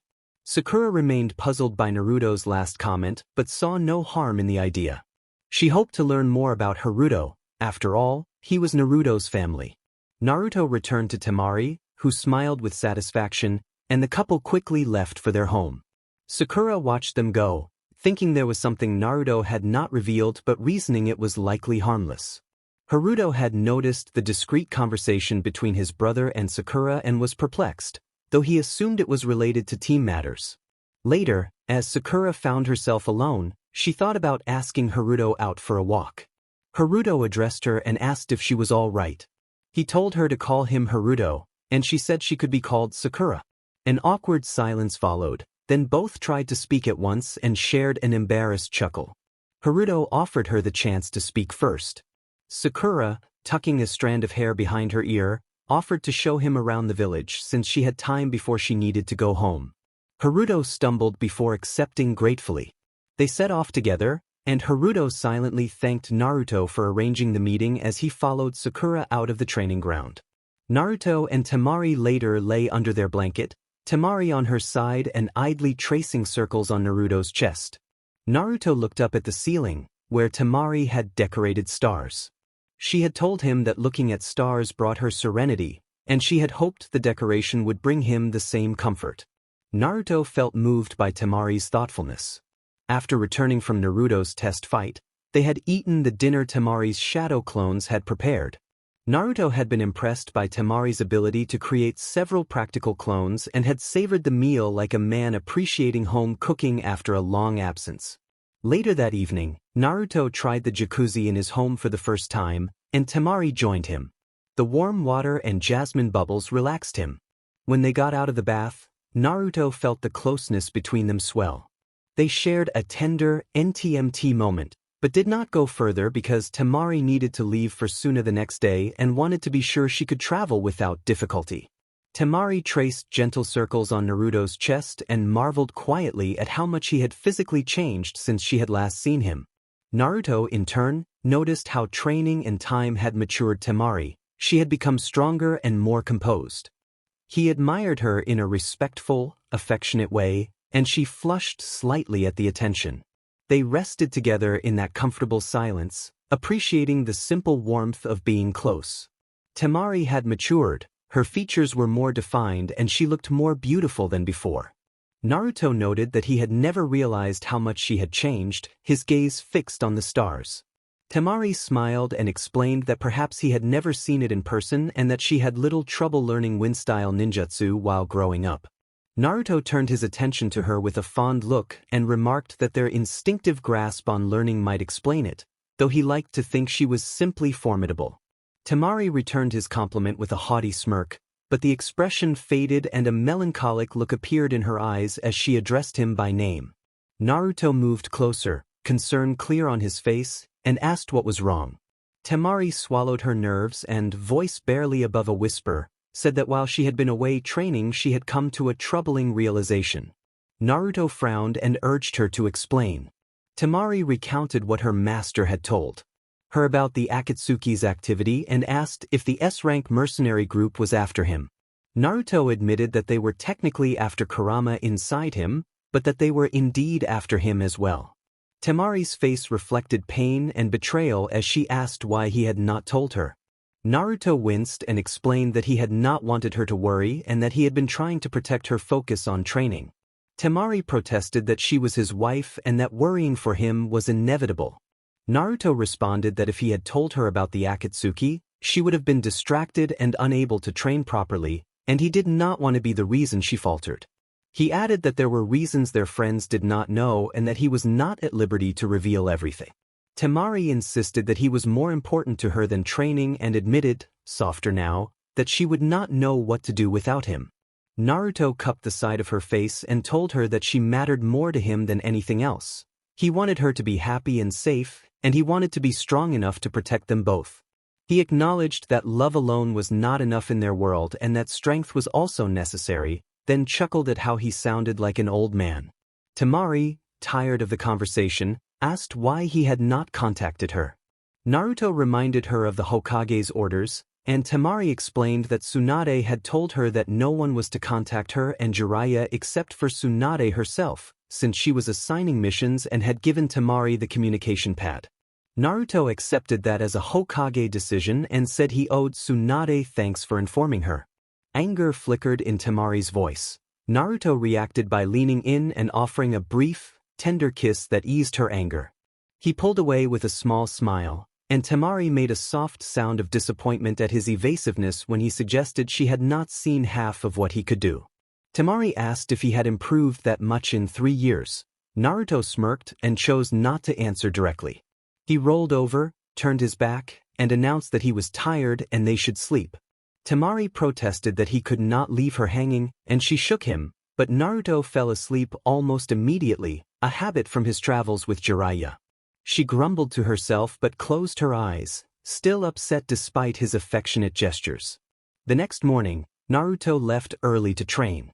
Leaving the bed had been difficult because Temari had been unusually clingy, and he was glad she had not come on his trip with Jiraiya, since he might have been distracted. On returning, he surveyed the breakfast laid out before him: 6 boiled eggs cut into pieces, seasoned and arranged neatly, and a glass of milk. He thought dryly that it was a breakfast of champions. He had hoped to eat with Temari, but she had left before his return. As he ate, he wondered what kind of mission Tsunade would assign to his team. Now that the team was comprised of 2 S ranks, it would be a disappointment if they received anything less than a high B rank. Naruto still had 40 minutes before he had to report to the mission's desk, plenty of time. At the village leader's tower, Tsunade sat at her desk, staring at the pile of paperwork with a sigh. She could not understand why anyone would want the village leader's job if it meant dealing with so much bureaucracy every day. As she prepared herself to begin, Hiruzen Sarutobi entered the office and commented that the work looked mentally exhausting. Tsunade looked up and recognized her former teacher immediately. Hiruzen had not changed in the 3 years since his retirement. He had taken more time for his clan affairs and, relaxed from the constant burden of leading the village, had finally been able to focus on training Konohamaru. The young Sarutobi had begged Hiruzen to train him for when Naruto returned, wanting to be strong enough to make Naruto work for once. Asuma had been embarrassed when Konohamaru revealed he did not want Asuma to train him, and for the first time Asuma took his training duties seriously. Hiruzen approved of the change. Tsunade noted that Hiruzen still smoked despite her warnings, and she sighed again at the paperwork. Hiruzen told her that it pleased him to see her in the role of village leader, and she narrowed her eyes, accusing him of taking secret satisfaction in seeing her buried under the very paperwork they had once teased him about. Hiruzen pretended ignorance, and Tsunade privately thought of him as a smug man. When Hiruzen asked the reason for his visit, he inhaled from his pipe and mentioned that Naruto and Jiraiya had returned the previous day with another Uzumaki named Haruto. Tsunade signed a form and asked what Hiruzen thought of Haruto, but their conversation was cut short by 3 bangs on the office door and Temari's urgent voice calling for the village leader. Temari entered almost running, panic barely contained on her face. She informed Tsunade that Sand leader Gaara had been captured by the Akatsuki. Both Hiruzen and Tsunade reacted with alarm. The mercenary organization had chosen a perilous moment to act. Temari explained that she had been contacted through her communication pad. Tsunade cursed softly at not being contacted directly sooner, then turned her focus to the rescue. She knew how close Gaara and Naruto were, and she would not risk sending Naruto into a mission and leaving him out of a rescue team. Looking at the clock, she realized there were only 15 minutes before Naruto's team was due to report. She did not have a choice. 3 elite masked operatives wearing cat, crow, and rat masks knelt behind Temari. Tsunade ordered them to fetch Hitaki Kakashi, Haruno Sakura, and Uzumaki Naruto immediately and to have them at the tower within 5 minutes. The operatives acknowledged the order and disappeared using instant movement. Hiruzen looked at Tsunade and questioned whether it was wise to send Naruto on a mission that made him exactly what the Akatsuki wanted. Tsunade defended her decision, listing Naruto's accomplishments: defeating Jiraiya at his best, putting Kakashi away without much trouble, and mastering the Flying Thunder God technique. She argued that Naruto might now be the village's strongest ninja and could take care of himself. Hiruzen sighed and hoped she was right. Less than 5 minutes later, Team 7 stood before her at attention. Tsunade looked each member over with a steady gaze and informed them that a few hours earlier in the Sand Village, word had come through Temari's pad that the Sand leader had been taken by 2 Akatsuki members. Hiruzen watched their reactions carefully. Sakura reacted with shock, Temari with sadness, and Kakashi narrowed his eye in the thoughtful way he always did when faced with a difficult mission, already running through strategies and contingencies. Naruto's face showed little outward expression, but his fists tightened barely enough to be noticed. Hiruzen acknowledged to himself that Jiraiya had taught Naruto DSPN. Tsunade instructed them to exercise extreme caution and to do everything in their power to retrieve the Sand leader, warning that failure would be disastrous for both nations. The team responded affirmatively and was dismissed.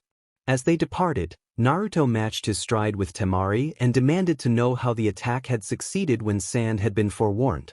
Temari replied that Gaara had told her that the village had taken Naruto and Jiraiya's warnings seriously, and she did not know how the Akatsuki had still managed to capture Gaara. She affirmed that the Akatsuki were formidable, just as Naruto had warned. Naruto sighed and acknowledged that they were S-rank heavyweights, and he promised Temari that they would get her brother back by any means necessary. Temari, worried, reminded him that he had never broken a promise and hoped this mission would not change that. Temari had been upset with Naruto the previous night, but with the gravity of the situation clear, her earlier frustration seemed small and childish by comparison. Not a jonin.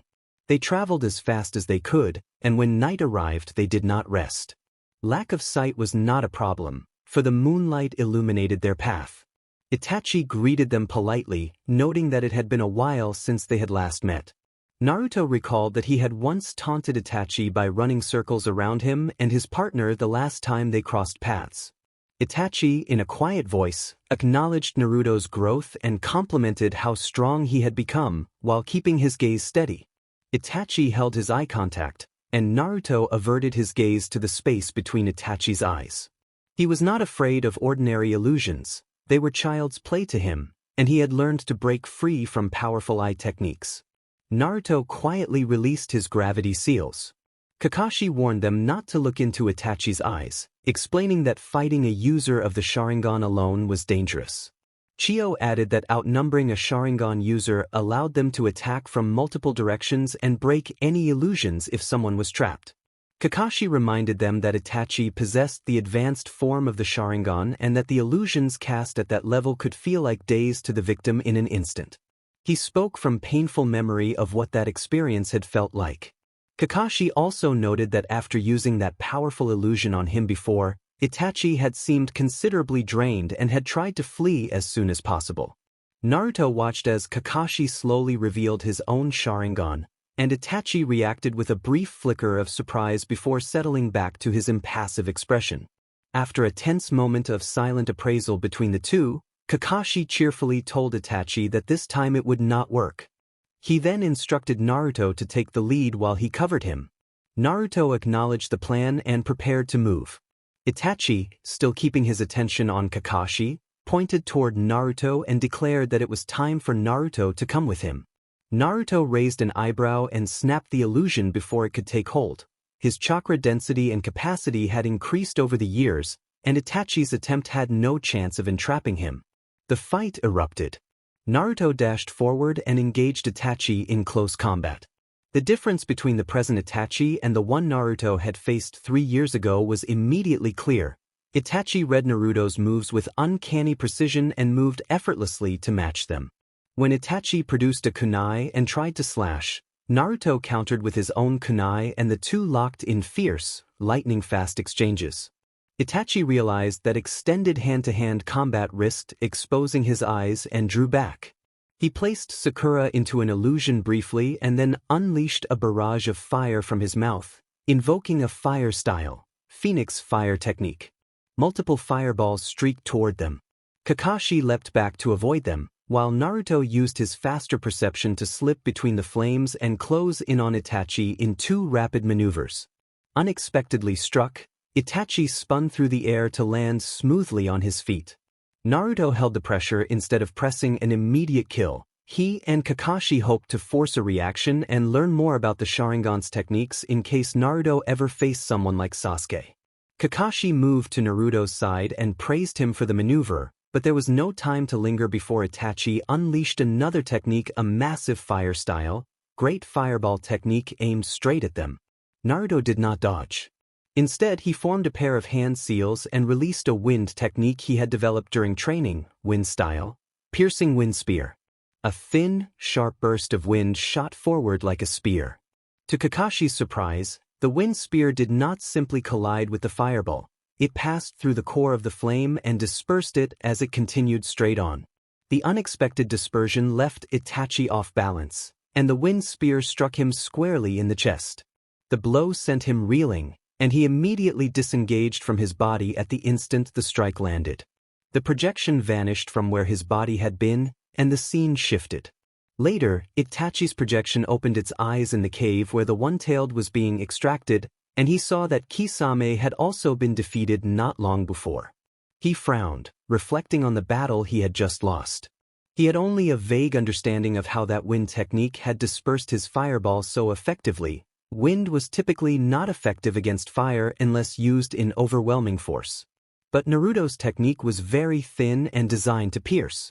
It favored efficiency over raw power. He supposed the wind element in that technique was fine enough to pierce a fireball at its core and disperse it, though that was only a theory.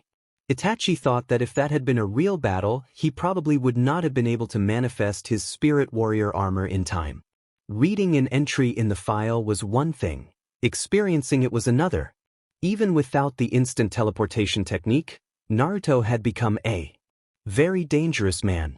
Deidara announced that he and Sasori would be capturing the Nine Tails host, pleased at the prospect of getting one up on Itachi.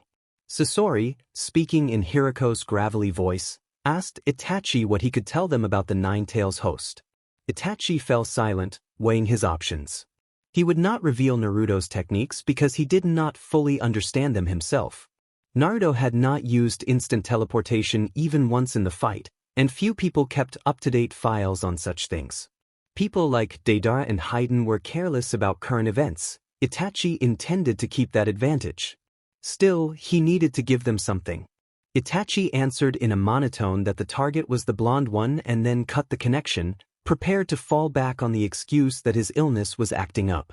Later, Naruto muttered that he was not entirely surprised as he looked down at the fallen Suna shinobi. Chio noted quietly that this explained what had happened to Yura. Naruto did not offer an apology as Kakashi had. He believed the Suna shinobi had been incapacitated long before Naruto had finished him off. The dead man had likely been a spy, a loose and the Akatsuki had tied up. Naruto kept that thought to himself. Kakashi sighed and said that the encounter had been a delaying tactic and had been meant to gather information on them. Chio speculated that the extraction must already be underway and wondered if they planned to use the one-tail to create a new tailed beast host. Naruto immediately rejected that idea, rising from where he had been searching the body for clues. He argued that the Akatsuki had invested too much time and effort to extract a tailed beast to then create a new host. Extraction, not creation, seemed to be their primary purpose. Kakashi moved them into the trees and ordered them to hurry. As they moved, Chio reflected on her current companions. She had assumed that when Kankuro was poisoned only Tsunade could cure him. Sasori had been a rare genius with poisons, and the former sand puppeteer's toxins had been kept for personal use, leaving Suna without a counter. Tsunade's apprentice had proved invaluable in saving Kankuro's life. Chio addressed Naruto, asking why Konoha had sent such a valuable team to retrieve the Kazekage. Naruto, showing a hint of a smirk, suggested she had expected nameless, expendable ninjas. He advised against placing too much importance on titles, saying that skill was what ultimately mattered, and that rescuing someone as important as the Kazekage warranted deploying the most skilled team. He told her that times had changed since her era. Their generation would accomplish things previous ones had not, and their presence on the mission was a sign of mutual trust between the villages. Chio began to understand why Temari admired him so much. Naruto's steadfast belief that he could change the ninja world and break old assumptions had earned respect and affection, and Temari's recent happiness in Konoha made sense in that light. When they landed, Might Guy greeted Kakashi with exuberant familiarity and declared that Kakashi was late. Kakashi replied lightly that they had been delayed by something troublesome. Guy then greeted Sakura and Naruto and noted how quickly Naruto's tailed beast had gotten them there. Naruto smiled at Lee, whose youthful energy and size had changed little. Niji had also grown and now stood only an inch or two shorter than Naruto. A small smile and a look of maturity passed between them. Naruto acknowledged that they would catch up after the mission and shifted back into mission focus. The mood grew serious. Kakashi approached the seal carved into a boulder and studied it, explaining that it was a 5-seal barrier and that they would have to remove 4 other seals to remove this one. He turned to Niji. Niji responded with a short affirmative and activated his clan's unique visual ability, eyes searching for a signature matching the seal on the boulder. Niji stopped abruptly when Naruto, who had been studying the seal intently, said there was no need for him to waste chakra and stamina and that Naruto could take the seal down himself. Kakashi asked in surprise whether this barrier had not been designed to be impossible to remove without clearing the other seals first. Kakashi did not know much about seals, but what he did know was useful enough. Grandmother Chio told Kakashi that he was not a seal master and therefore did not think like one. That was where his problem lay. Naruto produced a fountain pen filled with sealing ink. He jumped onto a boulder and began writing seals on the tag, which left everyone staring in stupefaction. Tenten stepped forward and admitted she had not known a pen could be used for sealing. Naruto did not look away or change his expression as he explained that the pen worked because the sealing ink could simply be placed in it. He criticized people for thinking too narrowly about tools. Tenten blushed, realizing how much farther Naruto's instinctive grasp of sealing could go than her own careful study. She had been searching for a way to bring the barrier down without splitting up and had been unable to find one. Naruto had announced a solution in less than a minute. Tenten tried to make sense of the characters Naruto was writing around the tag and asked what he was doing. Naruto smirked and described, in calm detail, how he was rerouting the flow of chakra. The 4 other tags were set around the central one. By blocking the flow in those outer tags, the chakra would concentrate and eventually burst, rendering the central tag obsolete. He finished the seal and warned them to stand back, admitting he did not know how the reaction would behave. Everyone hurried away to avoid the blast. Instead of a violent explosion, the central tag simply fizzled with a brief heat. In 4 other spots, however, the reaction was far bigger, sending mushroom-shaped bursts of energy high into the sky. Naruto observed that someone had set those traps cleverly. Lee, excited and earnest, praised Naruto's sealing skill with fiery enthusiasm. Naruto accepted the compliment with a half-amused shrug. Naruto ordered Sakura to break the boulder so they could move in. Sakura advanced and struck the rock with a gloved fist until it crumbled. When the dust settled, the combined teams rushed into the cave and spread out, keeping a sharp eye on the 2 figures inside. Naruto froze for a moment, then clenched his fists to rein in his anger. He saw Gaara lying motionless and a figure sitting on Gaara's still body, looking completely nonchalant. The realization that they had arrived too late swept over everyone. Kakashi turned to Naruto. Though his expression remained unreadable, the truth was clear and painful. Kurama urged Naruto to focus and promised they would deal with the loss later. Even that internal voice carried the edge of rage. Naruto forced a deep breath, calming himself so the enemy would not have another thing to taunt him with. Deidara, the blonde Akatsuki member, spoke loftily and asked which of them was the host of a tailed beast. He bore a superficial resemblance to Naruto, with blonde hair and blue eyes, one eye obscured by a lock of hair. His partner, Sasori, crouched nearby with a hardened look and a strip of cloth tied around his jaw. A glance at the visitor's headband told Naruto the man was from IW, which made the encounter tense. Naruto named the Mad Bomber of IWA and Sasori of the Red Sands, identifying them. The hunched partner offered no reaction, but the blonde seemed pleased that Naruto recognized them. Deidara pointed at Naruto and demanded to know if Naruto was the host. Naruto answered bluntly that he was not. Deidara faltered at the denial but then angrily claimed that Itachi had told them it was Naruto. Naruto questioned why they had asked if they already had that information. Deidara declared he would seize the host, but Sasori reminded him of the group's rule that only one person could take one beast. Sakura felt anger rise at the way they referred to Naruto. The others tensed, readying themselves. Naruto met their intent with his own challenge, and Deidara, sensing Naruto's fire, said that Naruto would inspire his art. Sasori countered that lasting art should endure, while Deidara argued that true art was fleeting, a bright explosion. Deidara then stood and released a strange pale clay bird. It swept forward, took Gaara's body, and carried him aloft as Deidara leaped onto it. Naruto made an instant decision and told Kakashi to follow him quickly. Before Kakashi could reply, Naruto had sprinted from the cave. Kakashi sighed, evaluated the situation, and ordered Guy and Lee to go with Naruto while instructing Niji and Tenten to assist Sakura and Grandmother Chio against Sasori. Guy landed beside Kakashi and warned that they were out of radio contact. He admitted uncertainty about Naruto's current strength, noting that Naruto was up against an S-rank criminal and expressing concern for Naruto's safety. Kakashi answered with simple confidence that Naruto would be fine. The certainty in Kakashi's voice surprised Guy briefly before he straightened and returned his focus to the mission. Someone asked how he knew, and the other refused to go into details, asking only to be trusted. They increased their speed until they were side by side with Naruto. Guy told Kakashi they needed to get Gaara's body out of the way before they faced their opponent. Kakashi acknowledged this and asked Naruto whether he could handle a long-distance fighter, since their test had not covered that. Naruto smirked and indicated it would not be a problem. Lee declared that he and Guy would support Naruto with everything they had. Naruto declined the offer unless absolutely necessary and asked Kakashi to create a distraction. Kakashi gathered chakra with a hand seal. Naruto watched the pattern morph into a new arrangement of Tomo. Kakashi explained that it was a new Sharingan with unfamiliar abilities and told Naruto to leave it to him. Kakashi focused and activated Kamui. Naruto watched the space around Deidara distort and invert as if being folded in on itself and found the power staggering.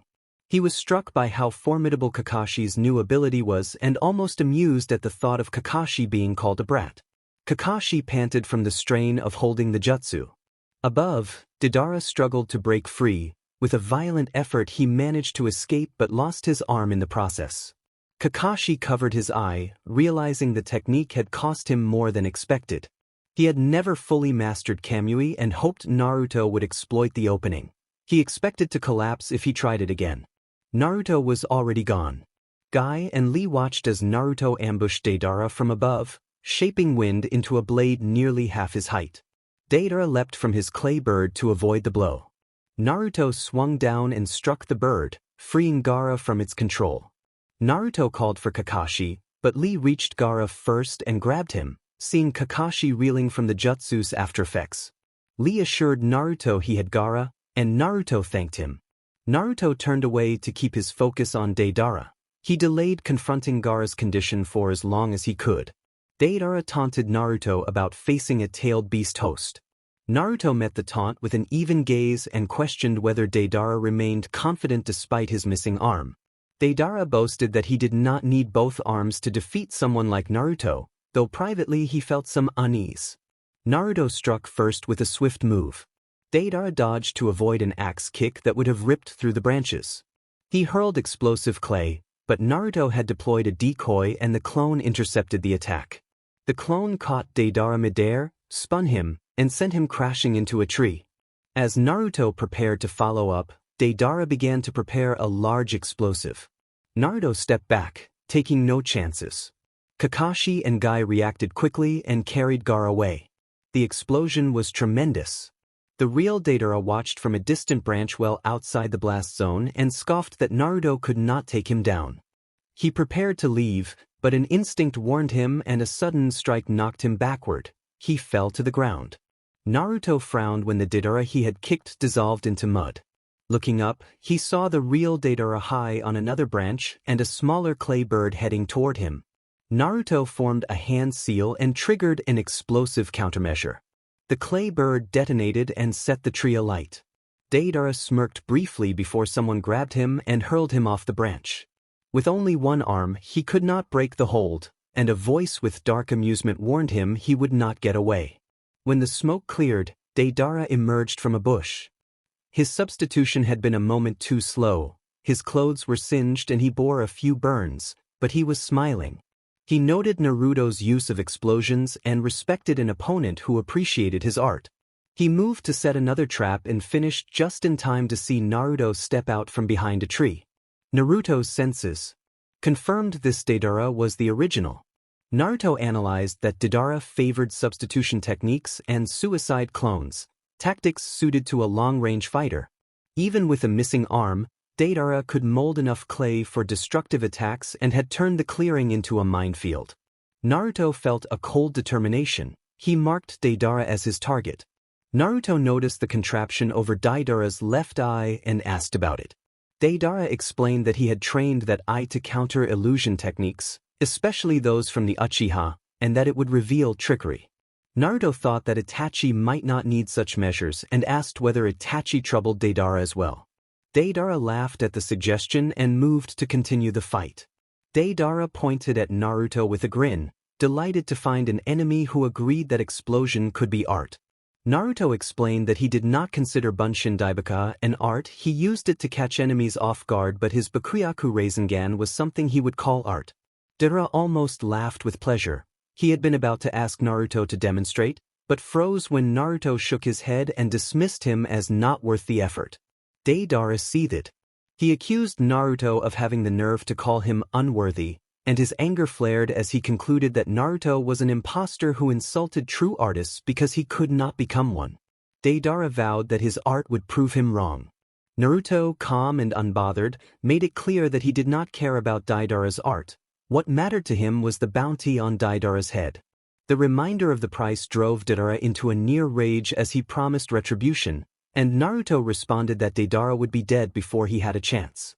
Deidara moved to form the hand seal to activate his minds, but his motion stopped when he noticed a kunai lodged in the right side of his chest. A dark stain spread across his clothes and he staggered as pain hit him. Naruto stood behind him with the kunai still embedded, then withdrew it sharply. Deidara doubled over from the sudden pain and fell to his knees, clutching at the wound and struggling for breath. He realized he had been outmaneuvered.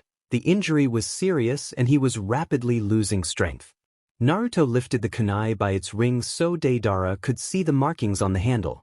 Recognition hit Deidara like a punch as the dots connected and the truth registered.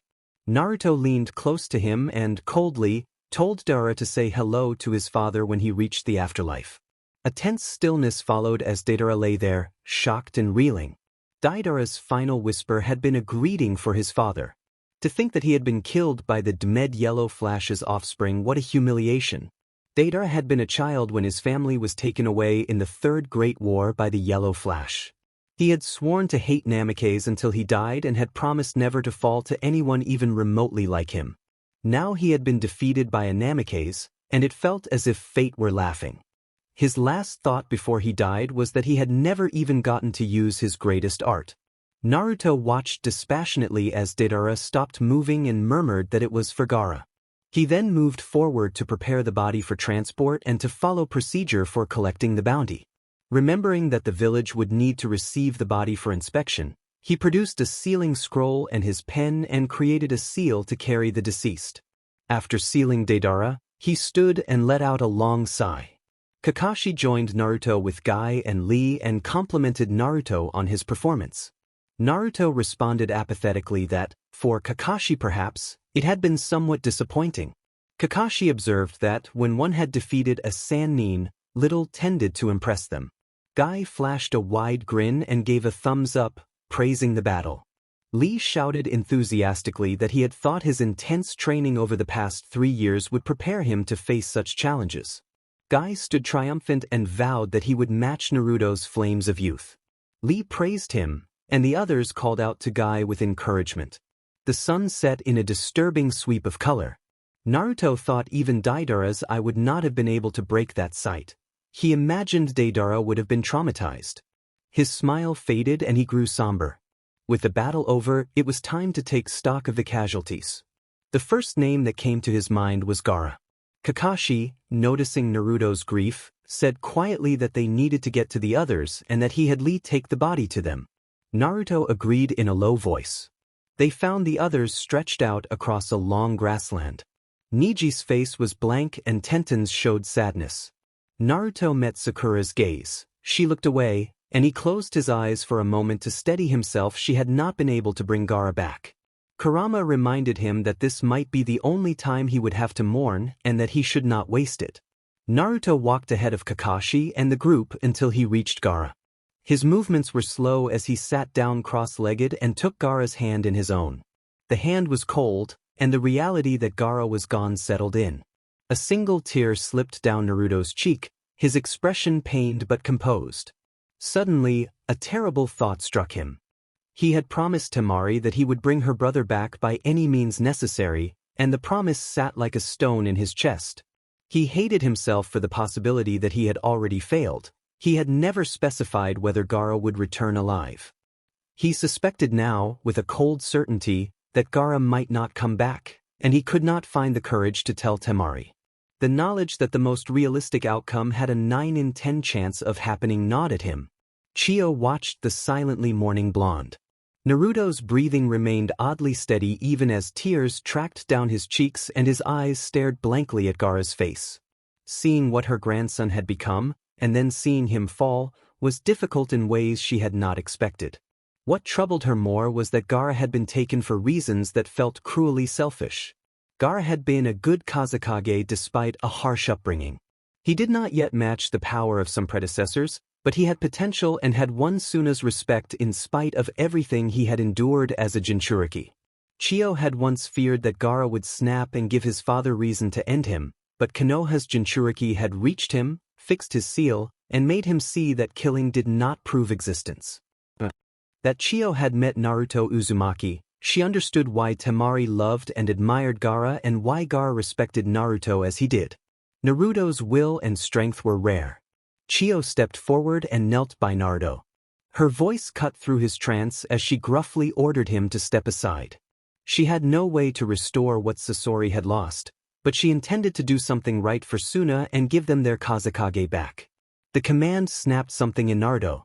Anger surfaced as he thought of the suffering Gaara had endured, and he glared at Chiyo with red-rimmed, tear-filled eyes. He accused her, with sharp venom, of inflicting more pain on Gaara by allowing him to die after all he had suffered in life. Chiyo flinched but steeled herself and repeated her order to move aside. Sakura placed a hand on Naruto's shoulder and spoke his name softly, urging him to step back. Naruto took a deep breath and moved, making room. He watched Chiyo place her hands on Gaara's chest. After a moment, Chiyo's chakra began to ripple outward, a visible shimmer of power. Naruto questioned Sakura in his mind, startled to see a technique he had never known existed. Sakura answered that Chiyo was attempting to bring Gaara back to life, her voice steady but shadowed with sorrow. Naruto realized then the scale of the risk. Bringing someone back would cost something dearly. He understood that Chiyo was prepared to trade her life for another. The glow around Chiyo's hands started to dim as her chakra waned. Naruto walked around Gaara and sat, placing his hands over Chiyo's without hesitation. Chiyo looked up in surprise. Naruto met her with determination and offered his chakra. He told her he had enough to spare.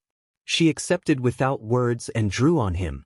The glow brightened as Naruto's potent, life-affirming chakra, the special Uzumaki reserve, with traces of the Nine Tails energy within flowed into the technique. With this help, Chiyo's jutsu strengthened and the task that had seemed impossible began to look achievable. Chiyo spoke to Naruto without looking up, offering the counsel of an elder who had lived through mistakes and long hours. She told him that in her final moments it did her heart good to see someone like him in the world. She expressed hope that he would help shape a better future for Suna and Konoha, urging him to make a world better than the one she had known. She addressed Sakura as well, urging her to focus on protecting those she loved without letting her spirit break, and predicting that Sakura would grow even greater. Tears gathered in Sakura's eyes, but she managed a small, grateful smile toward Chiyo as the older woman's posture began to slump and the chakra glow faded. After a minute the light vanished entirely and Chiyo collapsed completely, but Sakura caught her in time. Naruto remained focused on any sign of life in his friend. He noticed Gaara's hand twitch first and watched intently as the movement grew steadier until it became a fist. Then Gaara's chest rose and fell in a deep breath. Relief flooded Naruto so strongly that he nearly fell back. He cradled the back of Gaara's head and raised it to rest on his thigh, calling his name as Gaara stirred.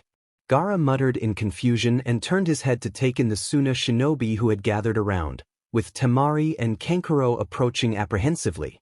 Naruto laughed through his tears and let Gaara sit, meeting his gaze. Naruto, with heartfelt intensity, told Gaara not to die on him next time.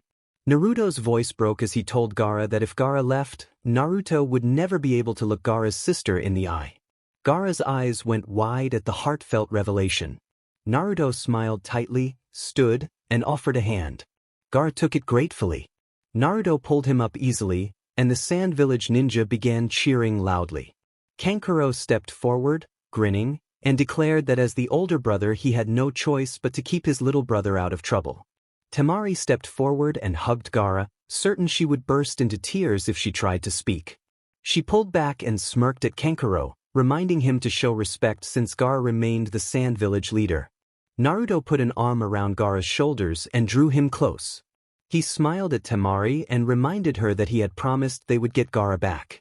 Temari gave a tight smile, her eyes still wet, and said she knew. Two young women approached Gaara excitedly and vowed they would get him out of whatever mess he might be in next time. They would have hugged him again if they could have pushed Naruto aside. Naruto looked at one of them with disdain and annoyance. She suddenly became nervous and flushed when she realized how strong Naruto was after feeling the force of his biceps on her push.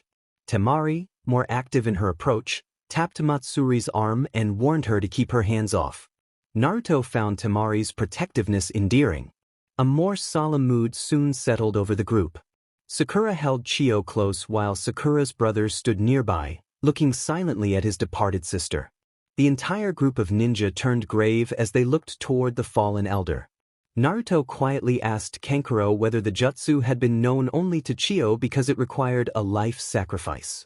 Kankuro solemnly confirmed that the technique demanded the sacrifice of one's own life force. He explained that long ago there had been an effort to grant puppets life which Chio had led. Upon discovering the risk was greater than the reward, the work had been sealed and labeled a forbidden technique before further experimentation could continue. An elder man admitted he kept expecting Chio to wake up and say she was only playing dead, but it was hard to accept the loss. She had a peaceful expression on her face. Naruto's attention returned to Gaara as Gaara stood. Without words, Naruto braced Gaara's arm and, together, they walked to where Chio lay. Gaara offered a prayer for her, and a brief but powerful silence fell over everyone. Naruto looked toward the direction from which the Sand Village ninja had come, thinking that life had to go on and the Sand Village leader must return to his people. The journey was mostly silent. Chio was given the full honor and respect she deserved. Naruto supported Gaara throughout the trip, and Temari's fondness for Naruto grew. When the Sand Village gates came into view, the welcoming party was loud and full of life, leaving Gaara speechless. Naruto smiled and said that someday he wanted the people of his village to welcome him like that, quickly adding that he hoped to be welcomed without dying. It took 2 days to arrange Chio's funeral, during which Naruto spent time talking and catching up with Gaara, explaining that he had been out of contact with everyone except the leader of the Leaf Village. After the funeral, the Leaf Village teams, along with Temari, prepared to return. Gaara smiled softly at Naruto and remarked that he was in his debt once more. Naruto waved the comment away, saying family did not owe each other. Gaara's lips twitched as he turned to Temari and asked her to visit from time to time now that Naruto had returned. Temari promised she would. Gaara then extended a hand to Naruto. Naruto took it and pulled Gaara into a surprising hug. Neji scolded that they should show respect since Gaara was the Sand Village leader, but Naruto brushed off the remark, saying Gaara was like family. Slowly, Gaara wrapped his hands around Naruto's back in a firm grip. The hug lasted 10 seconds before they released each other. Naruto stepped back and promised to keep in touch. Gaara replied that it would be nice. They waved a final goodbye and began the walk back toward the Leaf Village. Naruto felt a pleasant tingle in his chest, the good kind that came from accomplishing something important. About 2 hours after leaving the Sand Village, the desert heat began to get to Naruto despite temperature-regulating seals on his clothing. His head had no protection and his eyes kept squinting from the bright light. Others were suffering as well. Niji's clothes clung to his skin with sweat, Sakura scowled through the heat, and Tenten dabbed at her face. Kakashi lagged at the back, needing Guy's support after exhausting himself with the Kamui spacetime technique. Naruto wondered whether Kakashi should be using such a taxing ability. The only ones who seemed unaffected were Temari, used to traveling in the heat, and Lee, whose stamina defied explanation. Naruto glanced back and snickered as the others watched the scene unfolding behind them. Guy's frustration mounted at being forced to move at a snail's pace while supporting Kakashi. Kakashi chuckled nervously and explained that the advanced Sharingan-I technique took a toll on his body. Guy finally snapped in frustration, and Kakashi began to panic. Kakashi tried to protest, but Guy had already thrown him into the air and Kakashi landed squarely on Guy's back. Sakura thought it looked far too NTMT and commented dryly that they were closer than she had expected. Naruto pressed his fist to his mouth to keep from bursting into laughter at the sight, finding the scene unbearably precious. Naruto teased that it looked like a fun ride for Kakashi. Kakashi glared like a predator, though he looked exhausted, and Sakura paled slightly, pressing her palm to her forehead and asking Naruto not to make such images hard to forget. Kurama howled with amusement in Naruto's mind, and Temari watched with a faintly queasy expression. 2 years in the leaf and Naruto was still discovering new things every day. Niji and Tenten looked exasperated, accustomed by now to their energetic sensei's antics. Through gritted teeth, Kakashi demanded that Naruto get him off Guy's back immediately. Guy cheerfully promised to carry Kakashi everywhere if needed and adjusted him more comfortably, declaring he would not worry about it. Naruto grinned and suggested they could travel much faster that way. Guy shouted his agreement and sprinted off with a burst of speed that kicked up a cloud of dust. Naruto turned to see Rock Lee clenching his hands, head bowed and trembling. When Lee lifted his face, his eyes shone with tears. Lee exclaimed passionately about youth and vigor, called to Niji to join him, and became the second streak of dust across the sand. Tenten sighed and shook her head, calling the pair idiots. Naruto, hands on his hips, pointed out that at their pace the Hokage would wonder what had happened to the rest of the team. Sakura slumped and admitted she did not want to sprint across the desert and through the forest. Naruto reassured her that she did not have to move at all. Niji raised an eyebrow and asked what Naruto meant. Naruto placed his palm on the ground and explained that he had marked the gates of Konoha and could teleport them there. He had no trouble tracking Guy and Lee. Tenten worried that Konoha might be too far away, but Naruto said his senses had improved over the past 3 years. Temari knelt beside him with a smirk, observing that he already had the gate mark in his sights. She stood and invited everyone to grab on, but Naruto called for perfect timing in a low voice, treating it like an important plan. At the gates, Guy crossed the threshold and raised a triumphant finger to the sky, not noticing that he bumped his head against Kakashi's chin and knocked him backward. Guy declared himself first, but he immediately turned to find everyone except Lee already relaxed and sitting against the wall, which made it clear they had arrived some time earlier. Naruto stood and told Guy they had been waiting for quite a while. Kakashi glared in exhausted fury, certain what Naruto had done, and Naruto met his eye with a wink that said he knew exactly what had happened. Guy was stunned to be the last in the race. A shout from the gates drew everyone's attention as Lee arrived, raising both hands as if announcing second place, then noticing the group staring at him and trailing off. Naruto nodded solemnly that since everyone was present they should report to the Hokage, and he set off with the others following. Niji lingered only to pat Lee on the shoulder and inform him he had indeed been last, then walked beside Naruto and admitted with a small chuckle that the prank had been brilliant. Naruto smirked and commented that good pranks required timing. Eventually Guy would realize what had happened. Later, Temari sank into a hot bath and sighed that the warm water soothed her tired muscles. Naruto asked why she seemed so worn out. Temari explained that it was not physical fatigue but the stress from Gaara's near-death that had left her shaken. Naruto moved closer and offered to give her a massage to help her unwind. Temari smiled and agreed that the idea sounded pleasant. They paused, and Temari grew serious and said she needed to talk. Naruto postponed the massage and asked what was on her mind.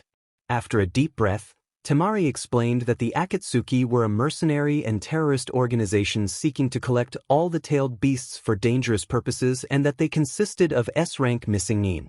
Naruto motioned for her to continue. Temari noted that Konoha believed 5 individuals had been identified as members. Naruto corrected her, saying that Konoha and Suno were aware of Itachi, Kisame, and Sasori. Temari asked whether Orochimaru, a former member, might still be supporting the organization. Naruto replied that Orochimaru had left the group to pursue his own goals of destroying Konoha and seeking immortality in an Uchiha body. In fact, Jiraiya believed Itachi was the reason Orochimaru left Akatsuki. Jiraiya had concluded that Orochimaru had tried to outsmart Itachi and had been decisively beaten, which led Orochimaru to shift his interest from Itachi to Sasuke. Temari had a surprised expression and admitted she had not been aware of that. She then waved a hand and explained that there was a probable chance, though it might not be true, that Sasuke could join Akatsuki in the future. Naruto folded his hands and noted that it was a serious matter. He had considered the possibility as well. Sasuke was driven to destroy his brother, and Orochimaru would not remain in his way for long. He could not, however, follow Temari's reasoning about why Sasuke would join at this particular time. Naruto requested that Temari come to the point, leveling a look of utmost seriousness at her. Temari looked equally serious and asked what Naruto would do if he faced Sasuke after Sasuke had joined Akatsuki. Naruto recognized that was what she wanted to know. He thought that Temari had raised a good question and admitted inwardly that he himself did not know what he would do. He considered that one option would be to defeat Sasuke decisively and end the threat, but he preferred not to think in such absolute terms. Temari watched him as if he were having a quiet internal conversation. It was almost impressive that his gaze remained fixed on her while his mind worked through other thoughts. After a long moment, Naruto said that he would need to speak with Sasuke in person. 3 years was a long time for someone to change, and Sasuke might have changed as well. Only by looking into his eyes would Naruto be able to know what he would do. Temari frowned and declared that the answer did not make sense to her. Naruto shrugged and explained that it might not make sense to her, but it did to him. Silence settled between them for a few moments. They ended the conversation and later parted ways. 2 hours later, Naruto walked to the hospital with a spring in his step, whistling cheerfully. He felt noticeably lighter and thoroughly satisfied, as if a source of stress that had weighed on him had eased. He left Temari sleeping at home and made his way toward the ward. When he reached Kakashi's room, he found the Jonin sitting up with his eyes closed. Naruto approached quietly and observed him for a moment before telling Kakashi that he could stop pretending to be asleep. Kakashi acknowledged that Naruto had caught him and opened his right eye, keeping the other closed. He remarked with dry humor about being touched that Naruto had come to visit out of concern, then admitted that the use of the Sharingan and the recent strain of accessing new levels of it had left him exhausted. Kakashi explained that he had not trained his Mangekyo properly and that, during their recent confrontation, it had taken him a long time just to pinpoint his target. Naruto suggested that perhaps Kakashi should avoid using it if a single use left him so drained. Kakashi smiled and said that it was a matter of getting used to it and that he intended to train his Mangekyo after he left the hospital so he could last through several uses before tiring. Naruto nodded in acknowledgement and informed Kakashi that he had to leave because Tsunade had called him a few minutes ago and he was already late. Tsunade had sent a summons 15 minutes earlier, but Naruto hoped she would forgive his slight tardiness. He reached the Hokage Tower, waved to the guards, and ventured inside, taking in the usual bustle, people talking, others carrying paperwork, and a group covertly playing cards under the pretense of working. He smirked and moved up the stairs, walking briskly to Tsunade's office. The office door opened at the well-practiced call to come in. He entered and immediately took stock of who was in the room: Sakura, Shizune, Tsunade facing the window with her back to him, and an older man he recognized who looked far more relaxed than Naruto had seen him in 3 years. Naruto smiled automatically at the sight. Retirement, he thought, seemed to agree with him. Tsunade turned and scowled, scolding Naruto for being late and asking what had taken him so long. Naruto bowed briefly and apologized, explaining that he had been undergoing therapy. Sakura and Shizune raised eyebrows at the notion of therapy, and before Naruto could elaborate further, Hiruzen intervened hastily to spare the room from whatever embarrassing remark Naruto might have made. Naruto's grin faded as Hiruzen ruined his intended joke, and then Naruto adopted a more serious tone and asked what Tsunade had called him for. Tsunade turned to face him fully and prepared to explain. Tsunade told Naruto that Sakura had revealed information Sasori of the Red Sand had given her before he died. She explained that Sasori had said he had a spy in Orochimaru's ranks and that, 6 days from now at noon, Orochimaru would be there. Naruto fell silent and sighed inwardly. He worried about how dangerous information could be when mishandled and felt uneasy at the idea of hunting down someone they had once called a comrade. Tsunade continued and noted that Sakura had volunteered for the mission, emphasizing the word volunteer. She added that, with Kakashi out of commission, Team 7 could deploy with a replacement team leader, and hinted that Naruto might receive a reward if he chose to go. Naruto kept his hands in his pockets and considered the offer. He understood the implication of the reward and tried not to scowl. The mission might yield information about Sasuke's whereabouts. He pictured the possibility of meeting Sasuke face to face and felt the old conflict return. The laws called for extreme measures against missing Nin who turned traitor, but part of him still saw Sasuke as someone who could be brought back. Naruto briefly imagined fighting Sasuke rather than killing him, and recognized that while some would prefer otherwise, he had to decide what he would do when the moment came. He finally agreed to undertake the mission, but said he needed to check a few things first. Tsunade appeared surprised but asked what he wanted to confirm. Naruto turned to Sakura and looked directly into her eyes, searching for certainty. He asked her to promise that she would do what was right when the time came. Sakura understood the question immediately. She admitted that there was a chance they might encounter their former teammate and that she knew Naruto was aware of her past feelings for Sasuke.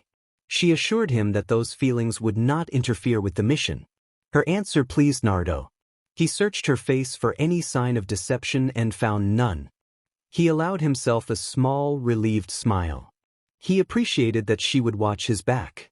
Naruto then addressed Tsunade and the retired Hokage Hiruzen, pointing out that the whole setup was most likely a trap and asking why the mission was being authorized. Tsunade acknowledged that they had no illusions about the risk but said there was a small chance the report could be genuine. For that reason, she had authorized a reconnaissance mission with strict limits. They were to meet only with the spy and refrain from further engagement. Kurama advised Naruto to avoid combat if possible. Naruto nodded and thought about how many ways this could go wrong. Orochimaru was no fool, but could he know about the spy in his ranks? The only reason Naruto could think Sasori would have a spy in Orochimaru's village was to keep an eye on the snake. That meant the spy would have to be very close to Orochimaru to constantly track his activities and whereabouts. Naruto wondered who it could be. His thoughts were interrupted when village leader Hiruzen entered and explained that, since Team 7 was 2 members short, he and Tsunade had arranged a replacement. Hiruzen added that Naruto would have a say, since he was the only high-ranking ninja on the team, and advised that refusing would be unwise. Naruto asked if they had someone in mind. Tsunade muttered that she had been offered and was not in a position to refuse, scowling, and said Naruto could share leadership with the high-ranking ninja she would appoint. She asked for time to decide and then dismissed them. Naruto took careful note of her scowl as he exited the office. Whoever this person was, Tsunade was clearly unhappy to accept their help. Naruto considered who the village leader might hate. It could not be the elders. They did not command any ninjas. But Danzo did command forces, and that solved the mystery of the third teammate, a member of Root, the covert division. Naruto wondered, in a grim thought, if they could remove him permanently. He remembered Tsunade saying the refusal was up to him. Kurama urged him to never let his ruthlessness go and suggested that Danzo should not parade his agents where they could be mistaken for enemies. Naruto acknowledged the implication. Tsunade stood by the door, reassessing her view of her fellow blonde. Shizen approached and asked softly if he had changed. Tsunade sighed and said not much had, recalling how blunt Naruto had been when he had confronted her 3 years earlier. Shizen admitted she thought he might refuse the mission, given how obvious a trap it seemed. Hiruzen revealed that Naruto knew it was a trap and that, if it turned out to be one, Naruto was best suited to extract his team. Tsunade speculated that Naruto might be going to make sure Sakura stayed alive. Hiruzen warned that Naruto must remain cautious and said he had a feeling something else was at play. Naruto walked the streets, lost in thought about the upcoming operation. As he turned into a lane, he paused and smiled upon sensing a familiar spiritual energy. He continued until he stood under the shade of a tree and acknowledged Shino. The Aburame had traded his high-collar jacket for a hooded one and now wore a top that closed just above his nose, with a long jacket down to his knees. Black pants and dark sandals completed his new appearance. He had grown, and Naruto realized he was only an inch taller than the bug user. Shino responded warmly beneath his usually calm tone. Naruto teased that the shades gave him away.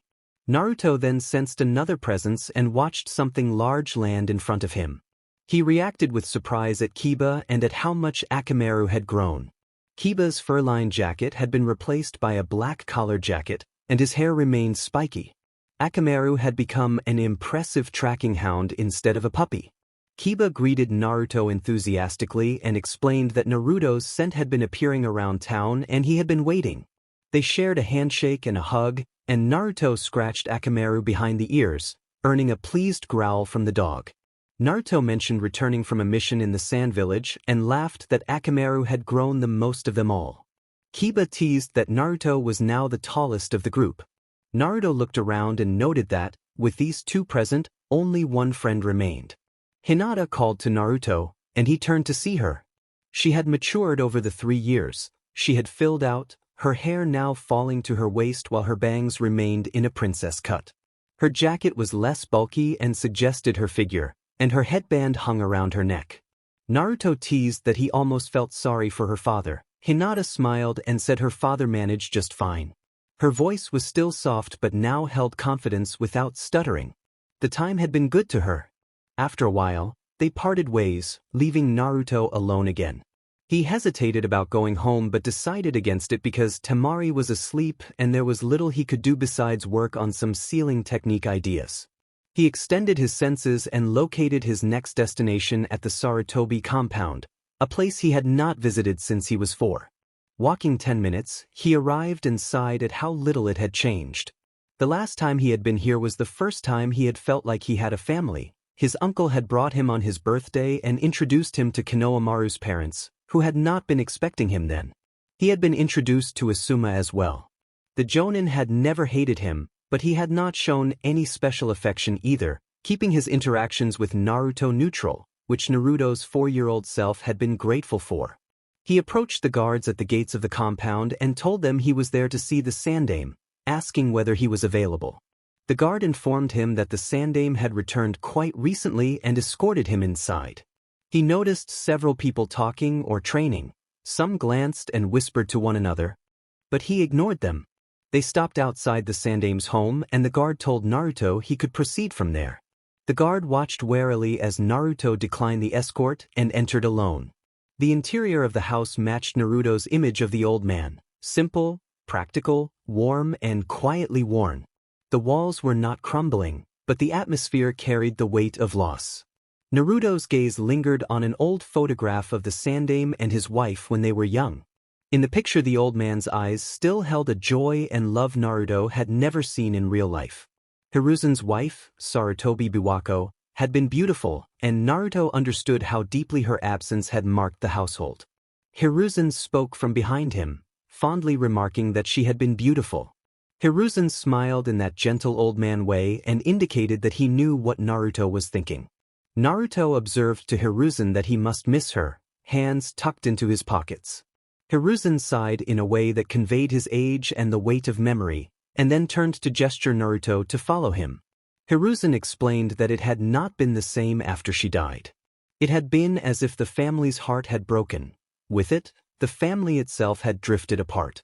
Asuma had taken her death particularly hard, Hiruzen said, which was not surprising since Asuma had always been closer to her than Hiruzen had been. Her death had pushed Asuma further away.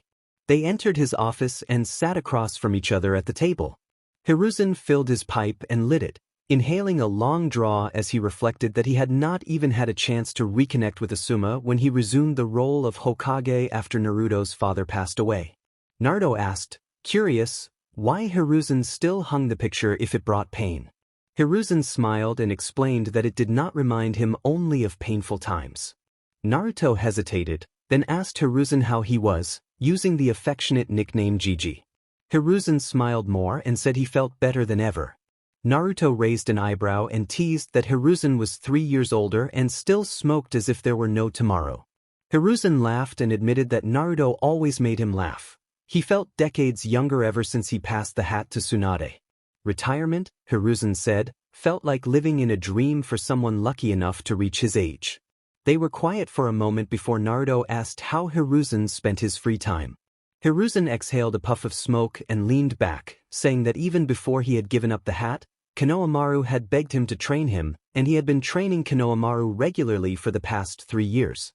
Naruto smirked and suggested Konohamaru must have improved a great deal. Hiruzen acknowledged the improvement but noted Konohamaru still had a way to go before reaching Chunin level. Naruto remarked that Hiruzen had high standards, and Hiruzen reminded him that he had been Sandaime Hokage and his students had not become the Sannin by accident. Naruto agreed. Hiruzen added with a knowing look that Naruto had quite the entry in the bingo book. Naruto rubbed the back of his neck and admitted he had not expected such recognition. Hiruzen leaned forward and asked him to tell what had happened. Naruto smiled and consented to explain. Naruto remembered the mission. He recalled telling Jiraiya off about how he had become a spy master, accusing him of failing to anticipate that the client would betray them by involving the Yakuza. Jiraiya scowled and protested that he could not have known the client would double-cross them in that way, arguing that while they dealt with many shady clients, few had the nerve to betray them outright. He also noted that the man had not done anything significant enough to be on his radar and that his spy network was stretched thin, monitoring their resident mercenary group. Naruto clicked his tongue and waved a finger, calling Jiraiya's excuse weak and suggesting that Jiraiya could have asked him to keep an eye on the man with a few clones. Jiraiya turned his scowl on Naruto and demanded why Naruto had not said so. Naruto shrugged, unbothered, saying the mission leader was in charge and that he had trusted Jiraiya, but that he would be more careful in the future. Jiraiya barked a warning at the brat and briefly considered striking Naruto, but he took a deep breath, counted to 10, and let the irritation go. Naruto knew he got under Jiraiya's skin more often than not. They had been hired to recover a noble's stolen property, a sword said never to dull no matter how often it was used. The theft had sparked a feud between two closely linked clans, each desperate to claim the weapon. Jiraiya had taught Naruto that in situations like these it was best to stay neutral. If it was not their business, they should avoid making it their own. They had been contracted by one clan to steal the sword from the other, and between Naruto and Jiraiya the theft itself was manageable. The only notable complication had been that Naruto needed to impersonate a female servant to infiltrate the rival compound. Earlier complications had been dealt with, and the team was back on the mission trail. Stealing the sword had been straightforward, but the return brought an unexpected twist. Loose talk among hired thugs revealed that the clan leader who had contracted them already had those thugs on the payroll and had sent them to take the sword from Naruto and Jiraiya, with orders to eliminate them afterward. The Hidden Leaf Village mission contracts contained a clause that allowed Konoha ninja to retaliate decisively if a client breached the agreement. Jiraiya and Naruto defeated the attackers and then confronted the traitor, pretending ignorance about who had sent the thugs. The man was forced to hand over the payment, and Jiraiya ended the threat in a swift, decisive encounter. They later returned the sword to its original place. It had been somewhat entertaining, but Naruto had no desire to face something like that again. They entered a small town and rented a room at an inn. Jiraiya left to attend to his own business, and Naruto decided a bath in the nearby stream would do him good. He grabbed a towel and spare clothes and set out for a secluded spot, intending a quick, quiet wash to relax. Even while bathing, Naruto remained alert. He detected 4 chakra signatures converging on his location, 3 mid-level ninja and 1 senior ninja. He sighed inwardly that he could not catch a break. Almost immediately, a water jutsu formed and attacked. Naruto reacted quickly, coming out of the water as the technique threatened to overwhelm him, and prepared himself for combat. When he faced his attackers, he identified them as a team from the Hidden Stone Village arrayed in a semicircle, 2 young men, 1 senior ninja, and a young woman. The 2 young men stared awkwardly for a moment, then averted their gaze. The senior ninja looked directly at Naruto but tried to keep his composure. The young woman, cheeks flushed with embarrassment, met Naruto's eyes with a complicated expression that mixed anger and something close to grudging respect. Her eyes were an unusual pink. Naruto forced any embarrassment aside and adopted as dignified a posture as he could. He asked why they were there, addressing the senior ninja.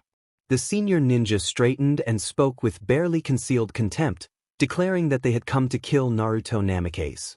Naruto recognized the grudge tied to the fourth Hokage's actions during the war, but he decided to engage rather than escalate. He asked calmly why they sought his life.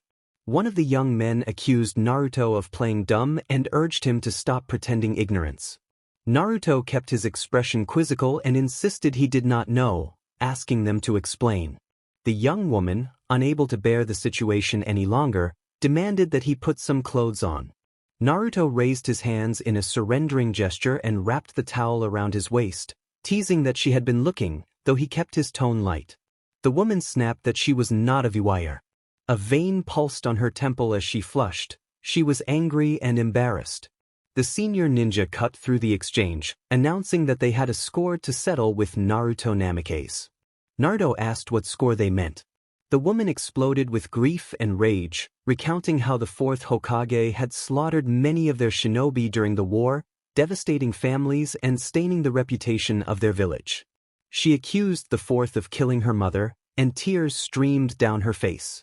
The other's expressions hardened with the same burning resentment. Naruto took a steadying breath and tried to respond with reason. He acknowledged their anger and asked them to listen before acting.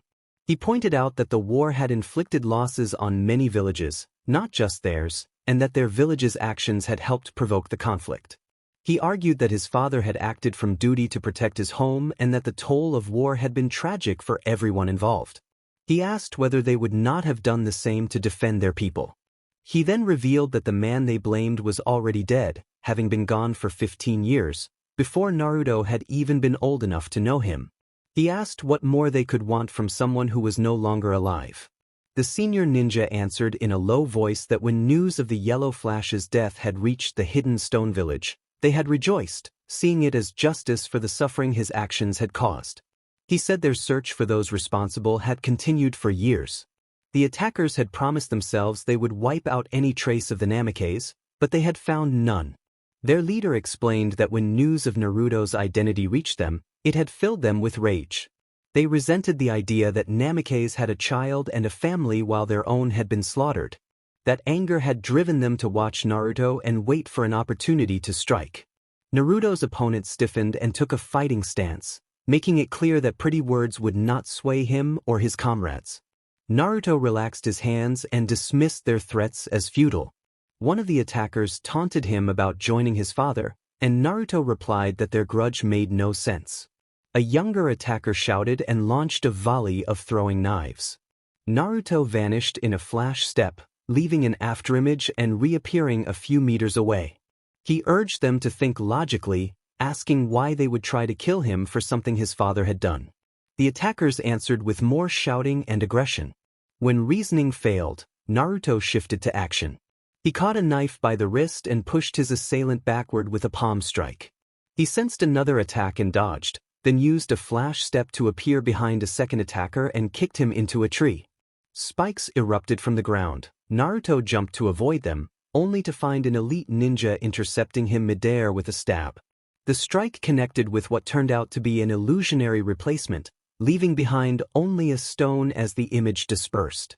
The elite ninja landed and scanned the field for the blonde target. Kuratsuchi rose from where she had cast an earth technique, and the younger attackers regrouped. Suddenly the elite ninja shouted for everyone to duck. A razor-focused jet of water arced across the field, slicing through the spikes and clearing the sightlines. For a brief, absurd moment Naruto stood in a towel, hands forming seals, water dripping from his face. He straightened and complained that the interruption had made him miss a perfect shot. The elite ninja grinned and rushed him, engaging in close combat with more polished movements than the mid-level ninja, but still a touch slow for Naruto. Naruto intercepted a roundhouse kick, used it to fling the elite ninja into the ground, then lifted and threw him toward the advancing girl. Naruto casually remarked that she should be grateful he had restrained his attacks. Kuratsuchi, angered, executed an earth-style technique that formed a dragon of stone and earth. Naruto blurred away at the last moment, reappearing well out of range and picking up a throwing knife. He muttered that the fight would have been easier if he had his special three-pronged throwing knife with its formula inscribed on the handle. One of the attackers demanded to know what he had said, preparing another technique.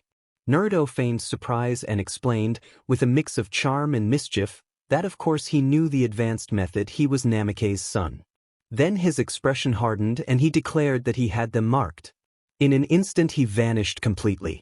Kuretsuchi tried to shout orders, but she was frozen in shock. The others moved before she could, suddenly collapsing and going limp on the ground. The confrontation ended in a single, swift flash. Kuretsuchi turned slowly toward the fallen attackers. They lay motionless across the clearing. Namikaze walked calmly among them, the throwing knife in his hand showing the marks of the fight. Kuretsuchi snarled and tried to move, but this time a different force held her. She could not move at all, as if rods had been driven into her limbs. Namikaze identified the technique he had used as a binding paralysis technique, a practical skill he kept for the field. He took hold of the hand that still gripped the throwing knife and guided it down so she could not use it, and she found herself unable to resist. Shame and disgust at her helplessness washed over her. She thought of her mother's death and assumed she was next. Namikaze told her that he had no intention of killing her. He stepped close and spoke into her ear in a low, controlled voice. Despite herself, she felt unsettled and flustered by the intensity of the moment. He ordered her to take her comrades and return to IWA, to tell their leader exactly what had happened. They had provoked him to settle an old grudge, and he had merely retaliated. He warned that any further provocations from IWA would be met with a response 10 times as severe. He summarized his demand with a sharp command for them to back off, then stepped away with his features composed. He said this was his first and last warning to the village and, gathering his clothes, prepared to leave. Before he turned, he issued one last caution about his reputation as the hand of the Thunder God and left with eyes like flinty chips of ice. He told her to remember that, then left the clearing, leaving her frozen. Later, Naruto finished with a clap of his hands and noted that the next thing he knew he had a bingo book entry. Hiruzen narrowed his eyes in thought and observed that the scars from the wounds Naruto's father inflicted on Iwa ran deep. Naruto spread his hands in a helpless gesture and wondered aloud why a village would hold on to a grudge against someone long dead instead of moving on. Hiruzen rubbed his forehead and explained that Iwa had lost a great deal in the Third Great War, much of it because of Naruto's father. No hidden village had suffered such a loss before. Wiping out 1,000 shinobi had drastically weakened Iwa's military strength and rebuilding took years. Even now Hiruzen suspected they still had not fully replenished their numbers. It was hard to forget such things. Naruto pursed his lips and looked down, wondering what he would do in that position, hold on to hatred or let it go. He admitted he did not know. Hiruzen, with a glint of understanding, told Naruto that it was difficult to put oneself in the enemy's shoes to truly understand them. They sat in silence for a few moments, each lost in thought. Naruto asked if it had been Danzo who offered a replacement. Hiruzen looked surprised that Naruto knew and confirmed that Tsunade had not looked pleased when she thought she already had a replacement. Hiruzen sighed and rubbed his forehead, acknowledging the truth. Naruto pointed out that every shinobi must obey the Hokage, and if some were working for Danzo it could make the situation look suspicious. An investigation could be launched. Hiruzen warned that Danzo was far too careful and that roots still existed, but they had no evidence. Naruto remained silent, concealing his plan to deal with a root member if he met one, wanting Hiruzen to have deniability. Hiruzen looked at Naruto with utmost seriousness and advised him to be careful, suggesting that Danzo wanted to keep an eye on Naruto for reasons Hiruzen could only speculate about. Naruto agreed he would not give away too much information. At that moment a bearded jonin entered with hands in his pockets and a cigarette in his mouth. He greeted Naruto like an old friend. Naruto rose to return the greeting and noted wryly that the man was only a little shorter than him. Naruto teased that the man was as smoky as ever. The jonin snorted and joked that it was hard to leave such a habit behind. Naruto caught a faint, unfamiliar scent from the jonin and smirked, teasing that he hoped the jonin and his team were doing well and offering congratulations on a rumored relationship. The jonin spluttered in embarrassment, and Hiruzen allowed himself a small smile. The jonin tried to brush aside the awkwardness and said he had wanted to speak with Naruto about something important. The Jonin explained that he had trained his team hard over the past 3 years and wanted to test them against an S-rank shinobi. With conflicts against Akatsuki escalating, his students would sooner or later face a dangerous mercenary, and he wanted to see how they fared. Naruto's grin told him he was intrigued and willing to help. The Jonin felt a twinge of worry at Naruto's eager expression but pushed it aside, telling himself he was simply glad to see friends and how much they had grown. A small, uneasy thought lingered in the back of his mind about the risks, but he suppressed it. When Naruto said he was preparing for a risky mission and suggested they schedule the test after he returned, the Jonin agreed. Naruto then turned back to Hiruzen and suggested they talk later, perhaps over a bowl of ramen. Hiruzen smiled and wished Naruto good luck on his mission. Naruto left the office, and once he was gone the Jonin asked Hiruzen quietly if his students stood a chance. Hiruzen only asked if the Jonin believed in them. The Jonin answered that of course he did, and Hiruzen left the question unanswered. The Jonin accepted the reply, knowing Hiruzen liked to speak in riddles. Elsewhere, Shikamaru shrugged at his assignment to proctor the Chunin exams, finding it troublesome and annoying. Naruto pointed out that if Shikamaru were allowed to do whatever he wanted he would disappear entirely. Shikamaru muttered that perhaps he would at least be disturbed less often. Chuji arrived with a hearty, cheerful voice. He had grown both in hair and body and now wore clothing similar to his father's, bearing the Akimichi symbol. He had more muscle beneath his familiar layers of fat. Naruto and Chuji swapped a warm hug, and Chuji teased that Naruto had grown thinner. Naruto reassured him that his appetite remained healthy, but Chuji insisted he should eat more, tugging a bag of chips from his pack and calling Naruto all skin and bones compared to him. Naruto laughed that at least he was slimmer than Chuji. As they talked, Naruto's danger sense flared loudly, making his head snap to the side. Shikamaru and Chuji were right behind him and noticed the attack at the same time, but Naruto was already moving. Air gathered around his hand like a blade of wind and sliced through the strange black and white creature, which dissolved into a spread of inky liquid. Naruto vanished with a flash step and reappeared behind the attacker, holding a kunai to the man's throat. Shikamaru and Chuji stared in disbelief at the speed Naruto had used to reach the attacker, who wore a Konoha headband. Naruto studied the man quickly to learn what he could: pale skin that suggested he spent long PRDS away from sunlight, a faint scent of sewer air that suggested he lingered near the underground passages, unusual clothing and equipment, a preference for long-range tactics but with a dagger that hinted at competence in close quarters as well. The man appeared roughly 15 to 17 years old and carried low Jonin-level chakra reserves with refined control. Naruto narrowed his eyes and complimented the attacker on his skill, while remaining suspicious that the man had not reacted when first noticed. The attacker turned his head and met Naruto with cold, calculating eyes and a practiced, expressionless smile. Naruto registered the smile as trained and emotionless and concluded the man was a root operative. Naruto asked how the attacker had entered the village without detection, and the man attempted to reply, but Naruto immobilized him with a binding technique and delivered a decisive strike. The attacker tried to pull away, but Naruto's control held him. He went still and collapsed, shock frozen on his face as life left him. Shikamaru and Chuji scrambled onto the roof, stunned and horrified. Shikamaru demanded to know what Naruto had done. Naruto explained calmly that the man had been a spy and that he had killed him. Naruto later found himself in the Hokage's office, reflecting briefly on whether he had thought everything through when Kurama had proposed the plan. He dismissed the hesitation. It was obvious that Danzo intended to keep a close watch on him to measure his threat. Danzo would not act openly. He was known as the Ninja of Darkness for working from the shadows and crossing ethical lines in the name of Konoha. Naruto had read his father's journal and understood Root's methods.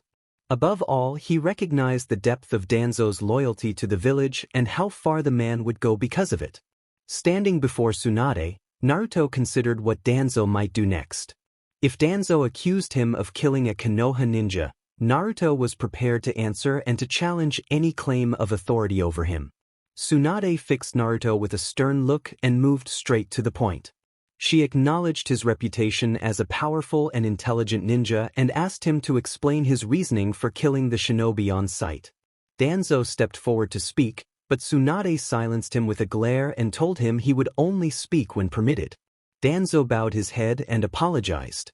Tsunade then asked Naruto to give his account as a jonin.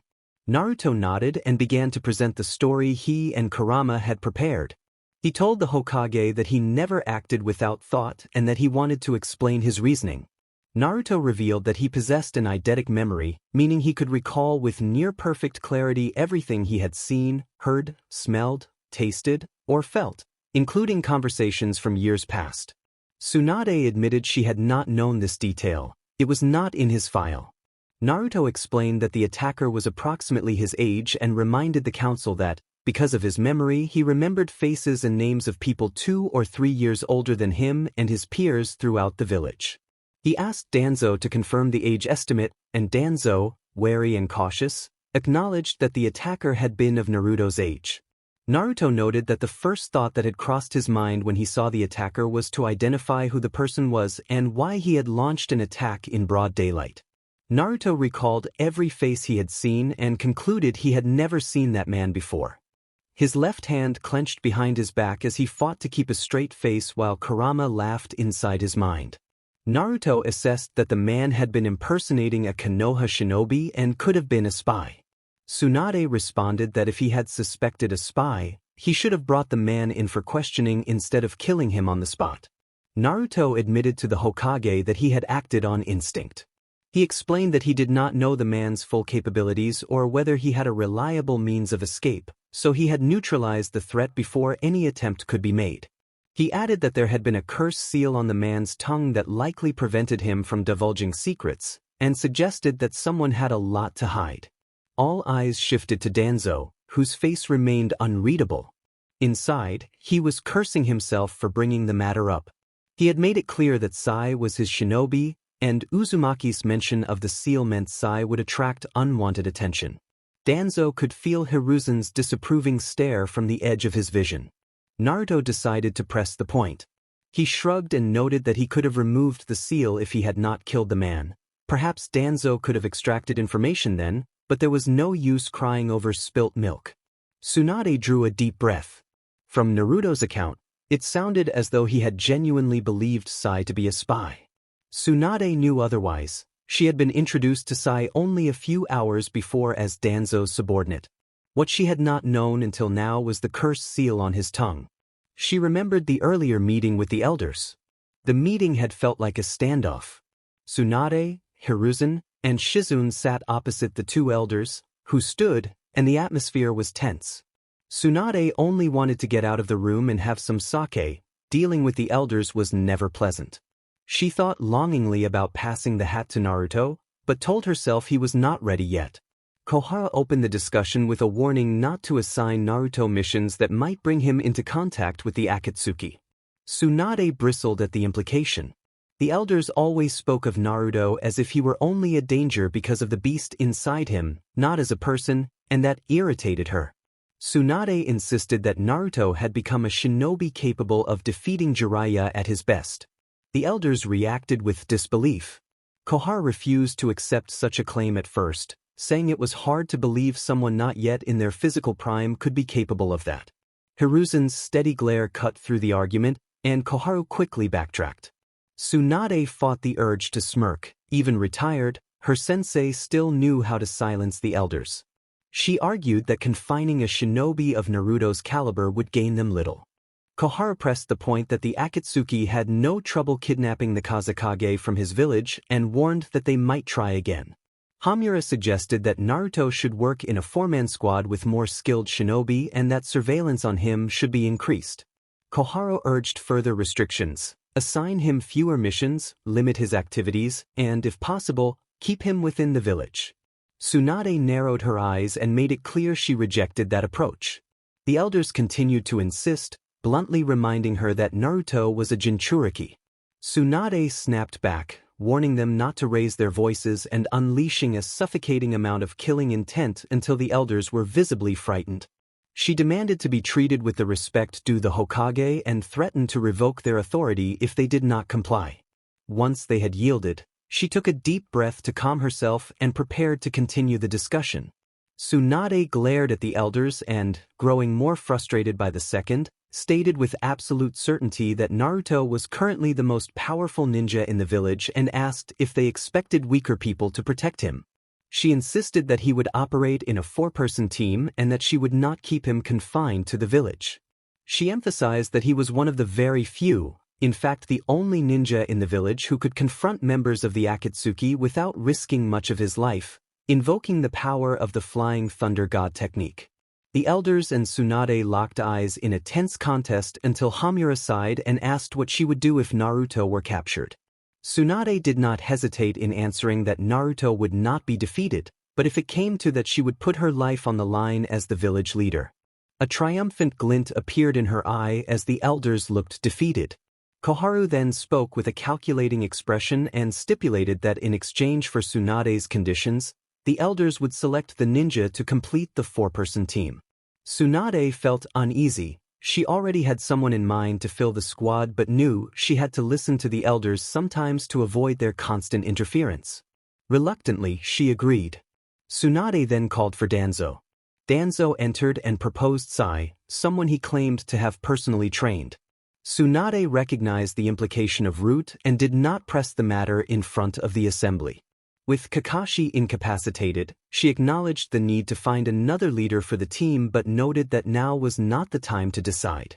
Tsunade later addressed Naruto, recounting his report and warning him that he was free to go but must not repeat the earlier action.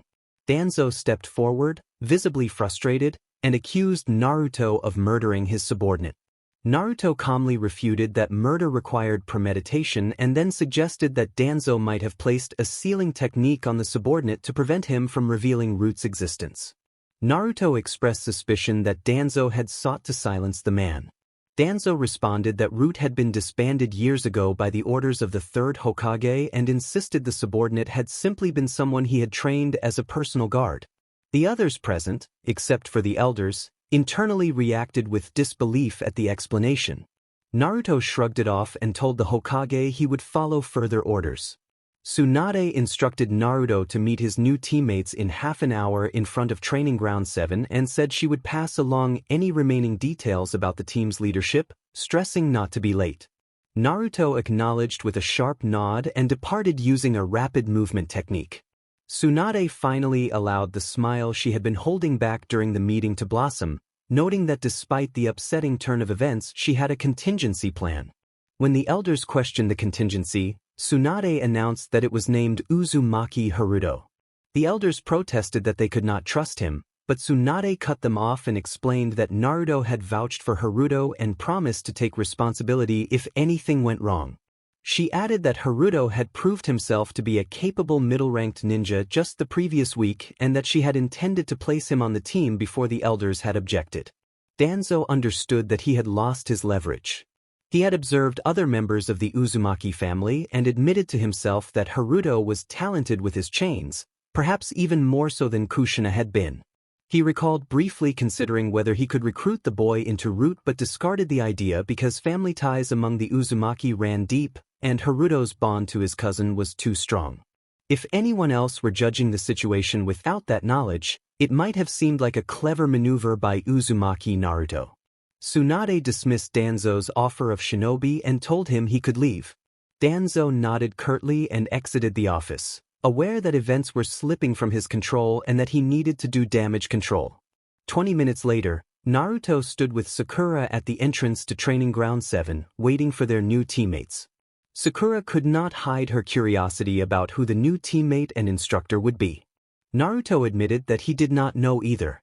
After a few moments of silence, Naruto spoke cautiously and hesitantly about the earlier incident in Tsunade's office. Sakura shook her head and explained that it was fine and that she understood his perspective. Sakura then reflected on her own past, recalling that she had once been unable to see past Sasuke and had not taken the world seriously until the second phase of the exam. She admitted that all she had wanted was for Sasuke to look at her as she looked at him and acknowledged that she had been unkind in the past. Naruto quickly made clear that he had never called her that. Sakura gave a humorless chuckle and told him he had not needed to. Her behavior had spoken for itself. Naruto felt impressed by how far his teammate had come, recognizing that admitting one's faults was the hardest step toward growth. It was essentially a blow to the ego and pride, meant to make them crumble before they could be repaired. Sakura shook off the thoughts and told Naruto that she never wanted to think back to those days. Naruto replied that he completely understood. After a few moments of silence, Naruto broke it by asking whether Sakura had enjoyed meeting his cousin. Sakura coughed, her face flushing with surprise, and Naruto patted her back. She leveled off and glared, vehemently insisting that nothing inappropriate had happened. Naruto laughed and made it clear he had only been teasing. Sakura, still embarrassed, warned she might rough him up, and Naruto raised his hands in surrender and said he was joking. Naruto then asked more directly whether she had had a good time showing Naruto around Konoha. Sakura, avoiding his gaze, nodded and said Naruto's cousin had been very kind. Naruto suggested that Naruto must have asked her out, and Sakura snapped in disbelief, asking how he knew. Naruto replied that Naruto was his cousin. She hesitated, then admitted that it seemed likely, and insisted that one did not ask a complete stranger out right after meeting them. Naruto noticed the pink on her cheek and thought she clearly felt some attraction toward his cousin. He recalled that his cousin did not give up easily, thanks in part to Jiraiya. 2 chakra signatures approached their position, one familiar and one not. Naruto appeared first, wearing a Chunin vest over a standard uniform and his headband across his forehead. Beside him stood a man in a Jonin vest who was to replace Kakashi. Naruto studied the man's ordinary features: brown spiky hair and coal-black, diamond-shaped eyes, and stretched his senses to read the chakra. The man's chakra was high Jonin level, refined, extremely calm, and revealing natural affinities for earth and water. Naruto detected something more as well. The presence of 2 strong affinities suggested a bloodline limit, and the unusual strength of both affinities marked the man as exceptional. Naruto set those deductions aside and smiled, introducing himself as Uzumaki Naruto and saying they could call him Naruto. The man acknowledged that he already knew who Naruto was and introduced himself as Yamato. Yamato's calm expression hid a trace of nervousness, but he observed the group with quiet approval. Naruto realized the man likely had an ANBU background, a conclusion that made sense of how Tsunade had found someone to fill Kakashi's role. He turned to Naruto and commented that Tsunade had chosen him for Team 7. Naruto eagerly explained that Tsunade had promoted him to Chunin after the test and had considered placing him on Naruto's team. With the previous member gone, she had returned him to the team. Naruto nodded, proud of his cousin. Naruto then greeted Sakura warmly, and Sakura smiled back once she recovered her composure. Naruto beamed at the chance to be on a team with both his cousin and Sakura. Yamato watched the exchange with approval, not awkward or out of place but as if he welcomed the fact that the team members already knew each other. Seeing the conversation winding on, Naruto told them they had had enough socializing for now. With their attention on him, Yamato explained the team structure. While one might assume he was the leader, the situation was more nuanced, and because Naruto held Jonin rank he would automatically have a say in team dynamics. Yamato explained that he and Naruto would share the leadership position between them. Sakura nodded sharply, and Naruto frowned briefly before nodding as well. Yamato clarified that the team would take orders from either of them depending on who was present, and outlined the mission. Assemble at the gate in 1 hour, travel to Tenchi Bridge, intercept the spy, and bring him in for questioning. After the others acknowledged the plan, Yamato dismissed them so they could pack their supplies. Naruto left for home at once, surprising Naruto, who raised his eyebrows and wondered what had put his cousin in such a hurry. Naruto called a quick goodbye to meet them at the gate, formed a ram hand sign, and used an instant movement technique to vanish. Sakura sighed and climbed onto the rooftops, admitting to herself that she needed to learn the same technique. Later, Naruto returned home, kicked off his sandals, and headed to his study. He retrieved a large travel scroll from the corner, pressed his palm to one of the characters, and infused it with chakra. In a small puff of smoke, a normal-sized scroll appeared. He secured it to his belt and closed the larger one, satisfied with a simple system that let him be ready for missions at a moment's notice. He murmured a quiet blessing for sealing techniques as he returned the scroll to its place. Leaving his study locked, Naruto went to the kitchen where Temari stood at the stove flipping a pancake, humming a tune in casual clothes. Naruto approached and wrapped his arms around her waist in a gentle greeting.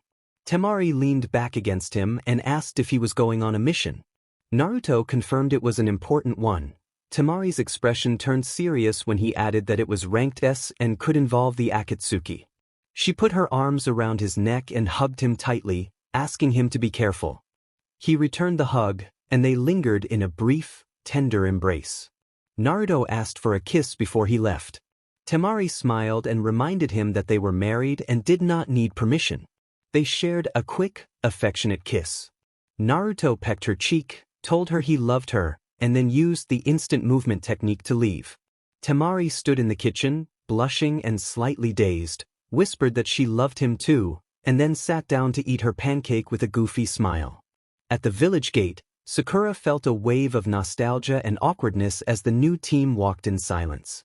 Naruto kept a dry expression as they traveled. He made a joking remark that they would not be punished for speaking, which relieved Haruto. Haruto began chatting immediately, unable to stay quiet during the journey, and drew Sakura into conversation. She was initially overwhelmed but soon responded to his easy, low-voiced enthusiasm.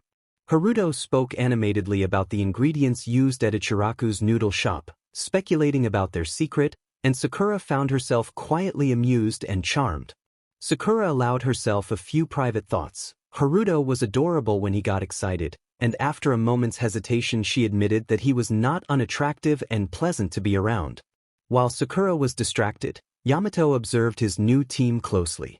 When Tsunade had asked him to take over leadership in place of Kakashi, he had been surprised and humbled. He respected Kakashi as a seasoned leader and had once led a highly successful covert ops unit himself. Yamato believed that teams performed best when members felt comfortable with each other, and he saw real potential in this arrangement. The bond between Naruto and Sakura remained intact, and Sakura had already warmed to Naruto's cousin, which reassured him about the team's chemistry. It was obvious that the redhead had a crush on the pinkette, and while relationships between teammates were frowned upon because they could disrupt the team's performance, keeping it off the field should pose no problem. From what Yamato knew about the Uzumaki clan, they valued family above all. Naruto and Haruto were cousins, so that settled it. Yamato felt confident this team could work. Still, he knew that relations mattered as much as teamwork. Naruto and Sakura had worked together before and knew how to coordinate. Naruto and Haruto had some experience together, but Yamato could not be certain about Haruto and Sakura. Haruto was talented better than good, and his early promotion to Chunin proved it. The question was whether the redhead knew how to work with the pinkette. They walked for a while until Yamato suggested they rest and visit a nearby hot spring. Haruto brightened at the idea, Sakura agreed enthusiastically, and Naruto shrugged that he had no problem with it. 20 minutes later, the three men relaxed in the onsen with content expressions. Haruto sighed and remarked that nothing ever got old about a good hot spring. Yamato nodded, pleased at the chance to strengthen bonds within the newly formed team. Naruto, finishing up washing his hair underwater, surfaced and asked if bonding had been Yamato's intention. Yamato admitted that this was a fresh team and he wanted to be sure they could work together. Naruto waved off Yamato's nervousness and prepared to leave the bath. Haruto groaned in mock annoyance at his cousin's casual modesty as Naruto wrapped a towel around himself and stepped toward the changing area, then mentioned that he needed to speak with Sakura about something. Haruto's expression shifted when he realized Sakura might be nearby. Curiosity flickered across his face. Naruto noticed Haruto's movement toward the partition and called to Yamato for help. Yamato turned and, spotting Haruto, adopted a stern expression and told a cautionary tale about how Jiraiya had once learned a hard lesson from Tsunade and had come away badly shaken for his trouble. The story was enough to stop Haruto in his tracks. The redhead reconsidered and decided not to press the matter. The next morning, Naruto found Yamato already up.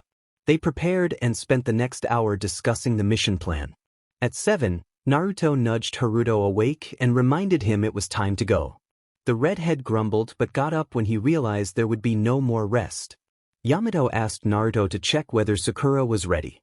Naruto knocked on her door and informed her that they would be departing in an hour. Sakura replied she only needed a moment to prepare. An hour later they were back on the road.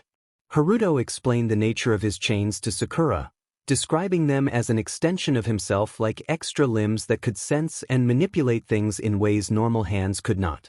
Sakura, dry and practical, pointed out that hands already had fingers, and Haruto clarified that his chains functioned differently from what she imagined. Yamato glanced back at them, and Naruto smirked, understanding exactly what Haruto meant. Haruto went on to explain that he could manifest a large number of chains, but that the human brain had adapted to coordinate only 4 limbs, which shaped how he trained and used his ability. Haruto explained that even if he manifested 20 chains, he could only move them in one direction toward a single target. Sakura showed understanding with a small expression of realization. Haruto added that for the longest time he had been unable to control his chains separately, comparing it to trying to write with both hands at the same time. Sakura reacted with mild annoyance and asked why he had not said that at the beginning. Haruto protested that he had, which led Sakura to take a deep breath and remind herself that it was not his fault. Everyone grasped concepts differently. She found the way he was trying so hard to explain it quietly endearing and smiled. Haruto continued by recalling Jiraiya's training.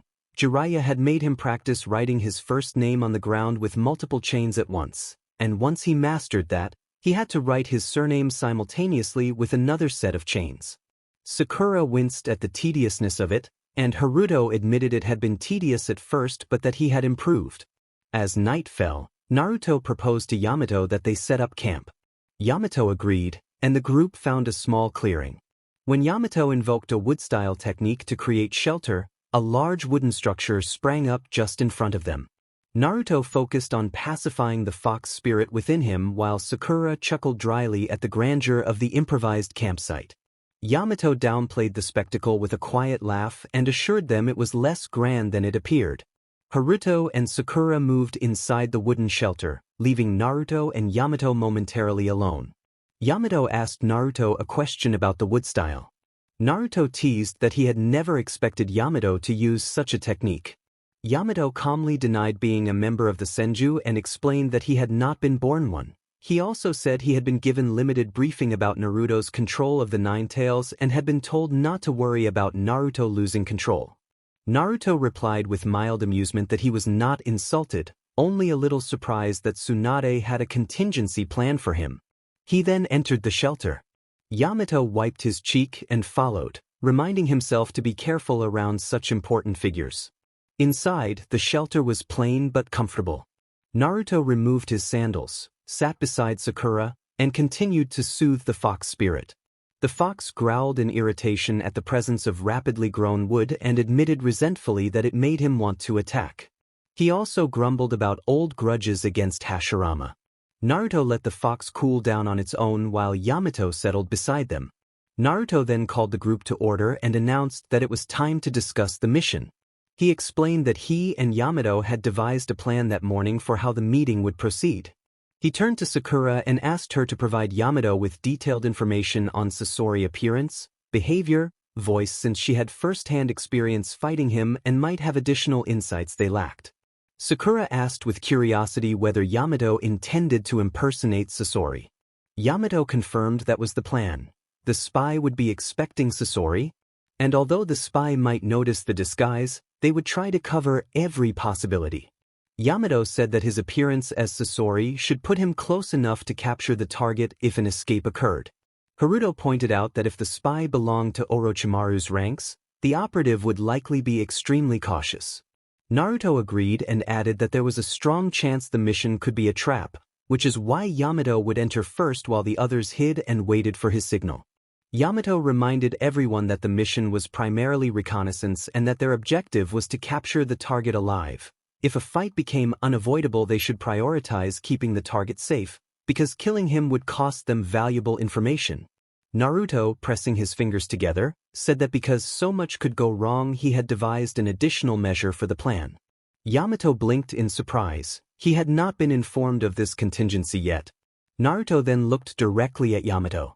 Naruto proposed a cautious plan. He would create a barrier a few miles from the bridge that would put their spy to sleep seconds after entering it, and if the spy tried to escape, Naruto would jump in and use a teleportation technique to remove him from the area. Yamato considered the idea. He had been the one supposed to meet the spy in person and would be separated from the rest of the team, so Naruto would have to move quickly if the spy tried to run. The plan, however, was better than Yamato attempting the capture alone. All Naruto needed to do was touch the spy to secure him. Yamato agreed that it was a very good idea and outlined the tactical approach. Yamato would restrain the target while Naruto moved in and teleported the spy away. If a fight became unavoidable, they would split into pairs, Naruto with Haruto and Sakura with Yamato. Naruto countered that it would be more effective for Yamato to pair with him instead. He explained that Sakura fought best up close while Yamato's wood-style techniques were better at mid-range, and pairing Sakura with Yamato would leave her running after the enemy. Haruto's chains, Naruto argued, were fast and reliable for pursuit and capture. Binding an opponent with those chains would let Sakura move in to subdue them more easily. Naruto and Yamato, by contrast, were better at baiting and luring and were comparatively quicker. Yamato recognized Naruto's tactical sense and the usefulness of his sealing skills. Sakura, however, pointed out an important flaw. They had never fought together as a team, and knowing one another's abilities was different from coordinating in combat. Yamato approved her observation and scheduled a simulation for the next day so they could get a feel for each other's strengths and timing, a common practice for newly formed special units. At Yamato's order to rest, Naruto lay back and tried to relax. He missed his wife. Kurama teased inwardly that Jiraiya would be proud and scolding of his wandering thoughts, and Naruto mentally scolded himself. After the training exercise, Yamato praised Haruto and Naruto for a successful capture. Naruto fist bumped the redhead while Sakura looked on with a small smile. Sakura's skills were better suited to dealing heavy damage and incapacitating opponents rather than restraining them. Haruto complimented Naruto on the shadow clone decoy, noting that Naruto and Sakura had done well keeping the target from moving freely. Naruto told Haruto that he might not be available to assist next time and suggested Haruto be more creative with his chains. Haruto admitted he had been careful to avoid accidentally injuring a teammate, and Naruto reminded him to keep that caution. Sakura, uneasy at the thought of a missed strike, voiced her concern, and Haruto quickly reassured her that he would not cause harm. Yamato ordered everyone to prepare to move out and emphasized the importance of arriving before noon, warning that missing the deadline would jeopardize the mission.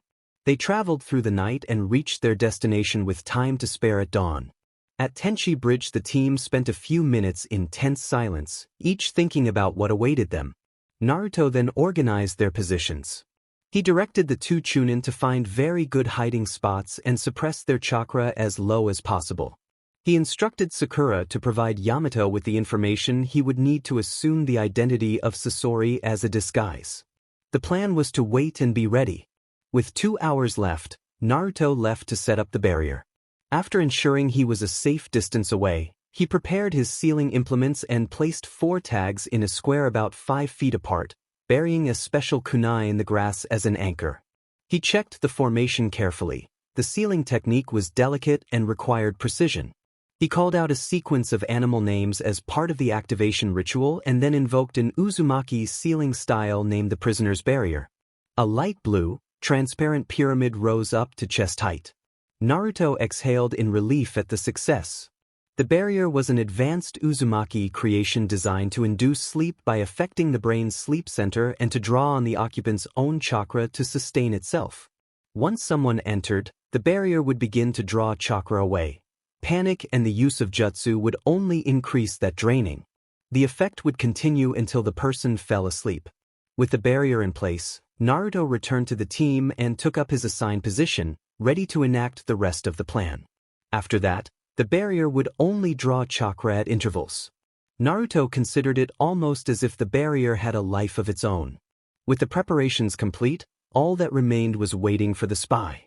Naruto turned and was about to flash to Haruto's mark when he stopped.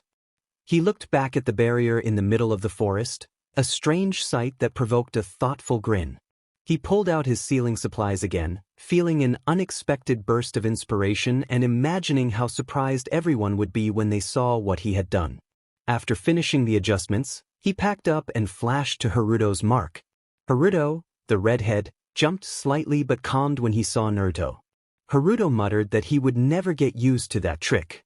Naruto patted his shoulder sympathetically and walked out of the hiding spot towards Sakura and Yamato, who were finishing the disguise. He and Yamato arranged the signal, Naruto marked him, and once they were done Sakura returned to her hiding spot. It was only a matter of waiting for the man. He arrived on schedule, reaching the far side of the bridge 5 minutes before noon. He wore a gray robe with a hood pulled low to conceal his features. Naruto kept his senses active, scanning for anyone who might have followed the man. He pressed a finger to the ground and extended his sensing, then frowned at the result. The chakra signature felt oddly familiar, and the spy had a shadow. There was also a blur on his radar near the other side of the bridge, close enough to be hidden but detectable. Naruto recognized that blur as the effect of a high-level camouflage, the same phenomenon Jiraiya had once explained to him. It was not precise enough to identify, but enough to reveal presence. If Naruto trusted his instincts, he might make a guess about the nature of the chakra behind the blur. The realization came like a flash. He cursed in his head when he identified the signature. The spy was Kabuto. It was too late to warn Yamato directly, so Naruto focused on the blur instead. The feeling there was distorted as expected, and perfectly calm, with no turmoil in the chakra to give further clues. That calm itself told Naruto something. Whoever hid like that was skilled enough to dupe a sensory ninja. Orochimaru could have sent someone from the Sound Village to tail the man, or it could be a natural ability, given Orochimaru's penchant for experimentation. In short, the enemy could be anyone. Naruto suppressed his chakra and stopped sensing. He watched silently as Yamato stepped forward to make contact, and the hooded man shifted so his face was visible to them. Naruto imagined Sakura's surprise on the other side of the road and strained his hearing to follow the exchange. Yamato asked whether the man had been followed. Kabuto replied that it was safe. When Yamato inquired after his condition, Kabuto explained that he still felt somewhat distorted after being released from a jutsu, and that the effect could be overwhelming at times. Sakura, listening anxiously from her hiding place, murmured that Kabuto had been the Akatsuki spy all along. Haruto, equally apprehensive, asked whether Sakura recognized the man. Sakura confirmed that she did and added that Naruto might be right, this could be a trap. Haruto placed a hand on her shoulder and made it clear that whether it was a trap or not, they could not back out now and had to see it through. Sakura nodded and turned back toward the bridge. Yamato wasted no time and told the man he had questions. The man answered that he was short on time and had risked his life to get there without letting Orochimaru know. Yamato demanded the location of the hideout and the whereabouts of Uchiha Sasuke. Naruto mentally winced at how obvious the question sounded for someone in disguise. Kabuto hesitated before giving an answer. He said the hideout was on a small island in a lake to the north and that they would move in 3 days. Sasuke was there as well.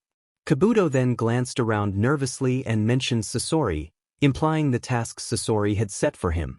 He explained that even after Orochimaru's reincarnation, Orochimaru used a jutsu to protect cellular specimens from his discarded body, which had prevented Kabuto from analyzing the cellular data. Yamato listened and acknowledged the explanation, although the details did not entirely make sense to him. Haruto whispered to Sakura that Kabuto was being overly cautious, and Sakura replied that in this situation being cautious was preferable. Haruto countered that if Kabuto was too wary, he might arouse suspicion and complicate their plan, recalling lessons from his travels with Jiraiya. Kabuto began to fidget and asked for the object they had discussed, saying he could not stay longer or he would be killed if Orochimaru discovered him. Yamato agreed and reached silently for a kunai. Before he could act, both he and Kabuto froze in shock as Orochimaru appeared behind them, an amused expression on his face. A snake coiled around Kabuto in a sudden display of presence, and Orochimaru chuckled as if he had been listening all along. Naruto seethed internally at the realization that the situation had been a setup. Kabuto reacted quickly, throwing his cloak aside and backing away from Yamato in a swift motion that left no visible harm but created immediate tension. Kabuto claimed that he had almost failed to arrive in time and thanked Sasori for an intervention that had helped him succeed. Naruto found the exchange puzzling. Only 3 years earlier, Kabuto had been fiercely loyal to Orochimaru. He wondered why Kabuto would appear to switch sides. Something did not add up. There was no way a figure like Orochimaru would be fooled for long by a spy. Naruto and the others readied themselves, aware that the meeting had gone from careful negotiation to a dangerous encounter. Naruto wondered what was happening. On the bridge, Yamato breathed a sigh of relief. Thanks to that coincidence, he had misunderstood the disguised person's actions and had not seen through the disguise yet. He narrowed his eyes in thought, uneasy now that Orochimaru had arrived and uncertain how to proceed. Orochimaru, one of the 3 legendary ninjas, noted that the outfit brought back memories of the old days and addressed Sasori. Yamato asked whether Orochimaru had followed them here, trying to buy time. Orochimaru smirked cruelly and explained that he wanted to thank Yamato for sending the boy, since the boy had been useful. When developing new techniques, Orochimaru said, he usually had to test them on many live subjects, but the boy's medical skills had allowed him to reuse a single test subject repeatedly. His eyes never left the disguised form as he admitted he had been running a bit low on subjects. Naruto narrowed his eyes. In Yamato's position, a signal would not be possible. Naruto would have to act on his own. He resolved to wait for an opening. Yamato, meanwhile, weighed his options. He could not take Orochimaru on alone, and revealing his position would risk everything. He hoped Naruto would spot an opportunity and move, otherwise, he would have to give himself away. Naruto watched Kabuto activate a chakra scalpel and raise his hand. Seeing the move, Naruto decided it was time to act. Yamato, focused on Kabuto, almost failed to react in time when Kabuto swung. A hand gripped Yamato's wrist an inch from Sasori. Kabuto's expression twisted into shock when he recognized the owner of that hand. Naruto moved quickly, pressing his palm to the medic and activating a teleportation technique that removed him. Into the barrier. Naruto smirked at Orochimaru's stunned reaction as the spy was whisked away. He allowed the smirk to grow into a grin and declared the mission accomplished. If Naruto had to describe his position, he would have compared it to a scene from a cowboy movie Temari once liked, standing on a bridge, facing down a notorious villain, with the breeze and the ominous creaking of the wood. He felt the thrill of the confrontation even though he knew the mission parameters. Orochimaru's stupefied expression vanished in an instant, replaced by barely restrained fury. Naruto took pleasure in the reaction and taunted him with a casual greeting. Orochimaru narrowed his eyes and demanded to know what Naruto had done. Naruto shrugged and said he had merely removed the medic to ask him a few questions. Orochimaru insisted that Kabuto would not break. Naruto countered that Orochimaru did not seem to know certain interrogators as well as he thought, referring to specialists skilled in interrogation and information gathering. Naruto spread his arms in mock offense and teased Orochimaru about politeness, the reputation Orochimaru held among the legendary trio. Orochimaru glared, surprised that Kabuto had been captured so easily, but he admitted that almost anything was possible with a teleportation technique like the one Naruto had used. Orochimaru thought back to how Kabuto had worked for other factions before him, and he acknowledged internally that Kabuto had been an exceptional spy never suspected of double-dealing. He had been curious when Kabuto said he was to meet Sasori at the bridge, and he had come prepared to confront his old partner. Sasori's elimination would undermine the organization and make Orochimaru's enemies work harder, so Orochimaru had seized the opportunity to intervene. For that reason, Orochimaru expected to be able to control the situation. He had not expected the sudden appearance of Namikaze or the quick teleportation that took his spy away. He ordered the disguised person to drop the disguise, accused them of working with Naruto, and demanded that the hidden allies reveal themselves. Wood creaked and began to fall behind Naruto. Yamato moved to stand beside him, signaling to Sakura and Haruto with his left arm. Sakura and Haruto sprang from their hiding places and landed behind the 2 high-ranking ninja. Orochimaru smirked when his gaze landed on Haruto and remarked that he had not expected there to be another red-headed member of the Uzumaki clan still alive. Orochimaru tipped his head and congratulated Naruto for finding a member of his long-lost clan. Naruto gave the man credit for being both polite and condescending.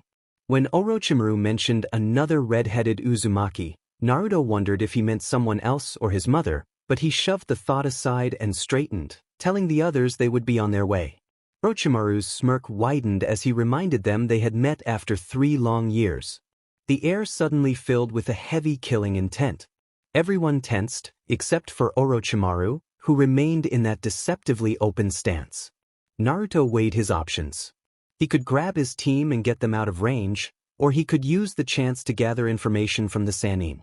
He kept his tone casual and asked what Orochimaru wanted to talk about. Orochimaru's smirk stayed in place. In a blur, Naruto moved beside him and struck to disable Orochimaru's left arm. The Kusanagi remained clutched in his right.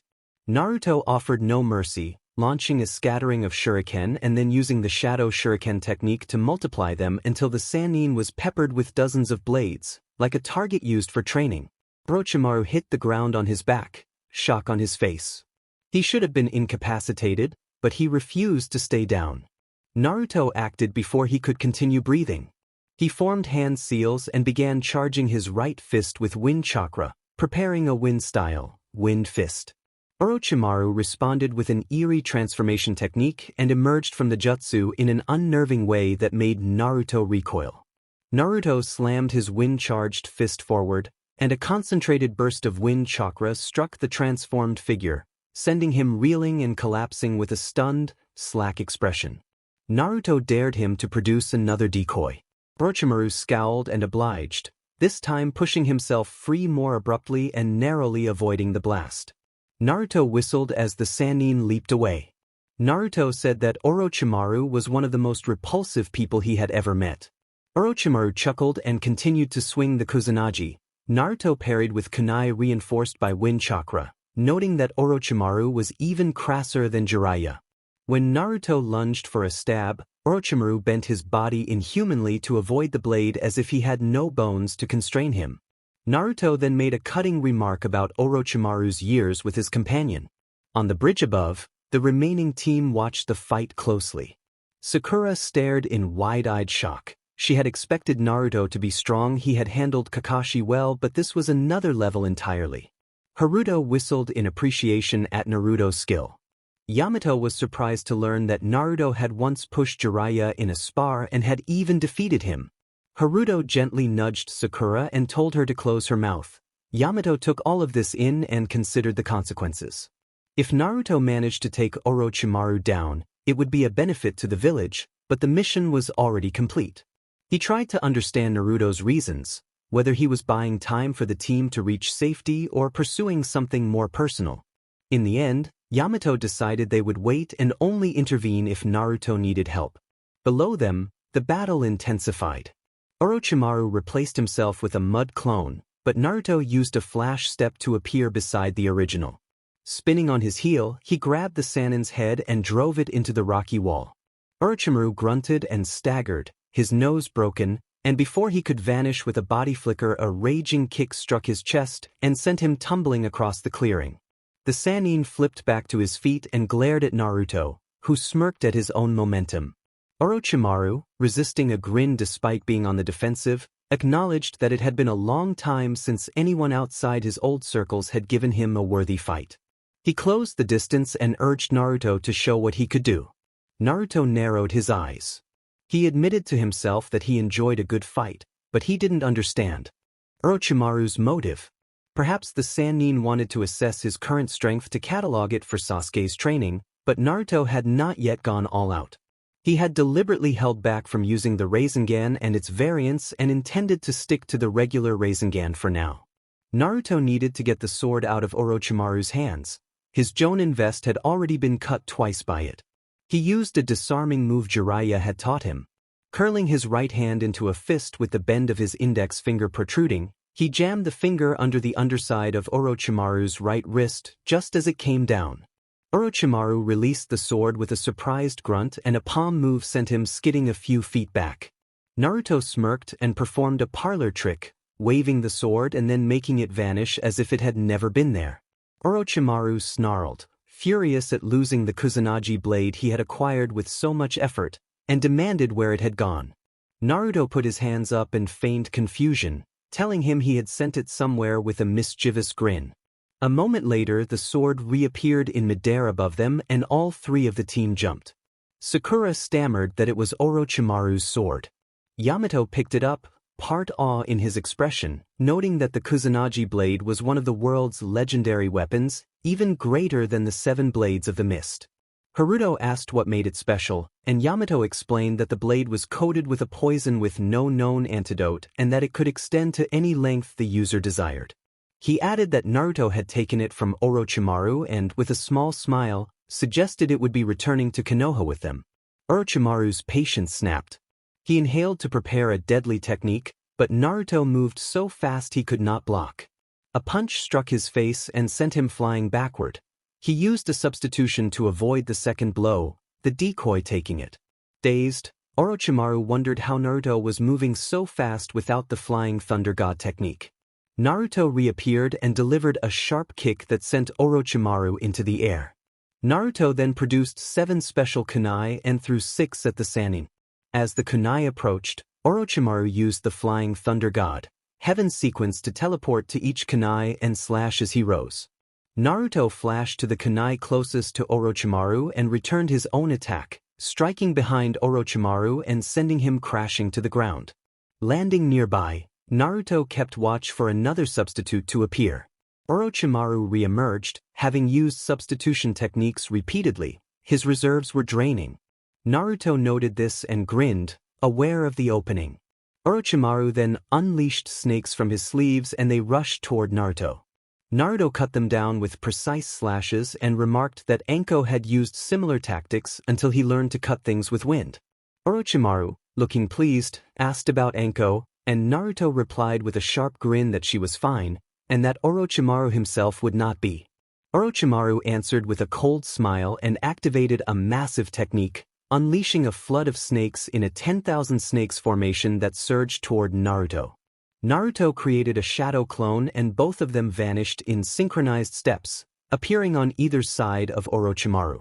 The snakes split between the 2 targets. The clone moved into Orochimaru's space and formed a paralysis barrier that temporarily froze the Sannin and a portion of the snakes. Naruto reappeared at his original position, slammed a seal tag to the ground, and formed an array that circled Orochimaru and the clone. He pulsed his chakra and activated the seal. The array flared and detonated in a spectacular, non-graphic explosion that rose as a pillar of fire into the sky. Naruto, Sakura, and Yamato shielded themselves from the shockwave. Sakura demanded to know what it was, and Naruto, grinning broadly, identified it as a sealing technique and said Naruto had been inspired by what he'd read. Naruto, having moved away, watched the blaze with satisfaction. The Hellfire card had been one of his favorite tools for clearing large numbers of foes on a battlefield. If Orochimaru had survived, Naruto believed he would no longer have enough chakra to continue. He moved to the kunai buried in the ground after his attack, everything around still smoldering, but there was no sign of Orochimaru. Naruto kept glancing around, trying to find the elusive member of the legendary 3. There was no way Orochimaru would let Naruto think he had been scared off. A sudden buzz at Naruto's neck made him jump back just in time as Orochimaru burst from the ground in front of him, poised as if to stab with only a hand. Naruto landed a good distance away and grinned, noting that the other had become the first to survive his Hellfire card. Orochimaru panted as he regained his footing. It was fortunate he still had enough energy to form one last body, otherwise he would have been killed. The clone had paralyzed him in place, preventing a last-moment substitution. The clone vanished with the explosion, and he had borne the blast long enough to take its full force before escaping. He shed skin once more and performed the subterranean escape technique without hand seals. It required more energy than doing it properly, but he managed. He had good reason to rely on close-quarters combat and swordsmanship against Naruto. Orochimaru cursed inwardly, certain that at this rate he would lose. Naruto did not even look winded. Orochimaru blamed the Uzumaki bloodline and the 9 tails sealed within him. It seemed wisest to retreat for now. Before he could move, Naruto was back, slashing with 3-pronged throwing knives. Orochimaru contorted his body like a snake to evade the attacks, but he was growing exhausted and weaker. He knew this artificial body would not last. He needed Sasuke's body as soon as possible. He flipped back to create distance and mold energy for a body flicker, but a 3-pronged throwing knife appeared within inches of his chest and Naruto was nowhere to be seen. Orochimaru knew where the blonde was, but he was too slow again. Something slammed into his back, rotating at high speed and forcing him forward. Naruto pushed the spiraling sphere deeper, and the force threw Orochimaru away with brutal blunt impact. The legendary Sannin was sent flying a few dozen feet and came to rest on the ground, motionless. The spiraling sphere had struck with devastating force, leaving him sprawled and barely conscious. A throwing knife had lodged in his back.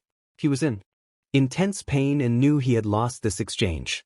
There was only one way out, and it would take precise timing. He could hear footsteps closing in. Carefully, he began to mold his energy, counting breaths and waiting for the moment to act. Naruto crouched low, determined to end the confrontation. He raised his throwing knife, prepared to deliver a finishing blow, and wondered how Jiraiya and Tsunade would react when told of Orochimaru's fate. Orochimaru chuckled and declared that it was too late, then vanished in a swirl of leaves. Naruto blinked and snorted, unsurprised by the escape. He observed that, for someone who hated the Leaf Village, Orochimaru liked their style. He stood as the others landed behind him. Yamato's concern was clear, and Naruto waved it away, assuring him he was fine. Yamato expressed disbelief that Orochimaru had gotten away in his condition.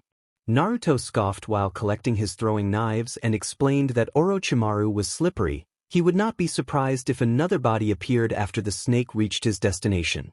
Yamato stepped forward with a serious frown and reminded Naruto that they had finished their mission. Naruto sighed as he surveyed the ruined ground and told them he had something else in mind, asking if they wanted to hear it. Yamato decided to listen. Naruto argued that forcing Orochimaru to retreat made it highly likely the enemy had returned to his base and proposed they check it out. Yamato shook his head and reminded them that Tsunade had emphasized this was meant to be a reconnaissance only. They had what they needed and should return. Yamato considered the situation carefully. As a former member of the Covert Special Forces, he knew the importance of sticking to mission parameters. They existed to minimize risk to the shinobi. He had led many missions and had rarely gone beyond the set objectives only when there had been solid reason. Naruto's idea had merit. The intelligence they might gather could give the Leaf Village a significant advantage over Orochimaru. But Yamato also read the unspoken possibility. There was a chance they would find Uchiha Sasuke. Yamato looked at his team. Haruto, Sakura, and he himself had not participated in the fight and were not drained. Naruto still had vast reserves of energy and could likely sustain high-level techniques for a long time. He appeared uninjured. Their team had motive, capability, and energy. The question was whether this was the right time to act. To be continued. Yamato looked up at Naruto, contemplative, and suggested they weigh the pros and cons.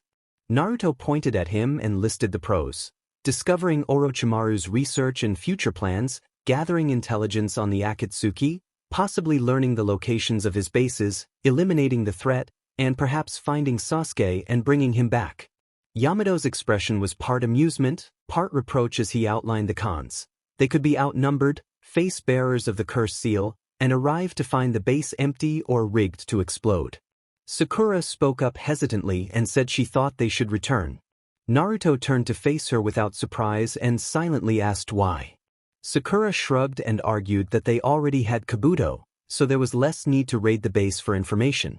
As Orochimaru's right-hand man and a spy, Kabuto likely knew things that other villages would prize. Naruto raised his eyebrows in acknowledgement and admitted she had a very good point. Sakura smirked and reminded him that she was also intelligent.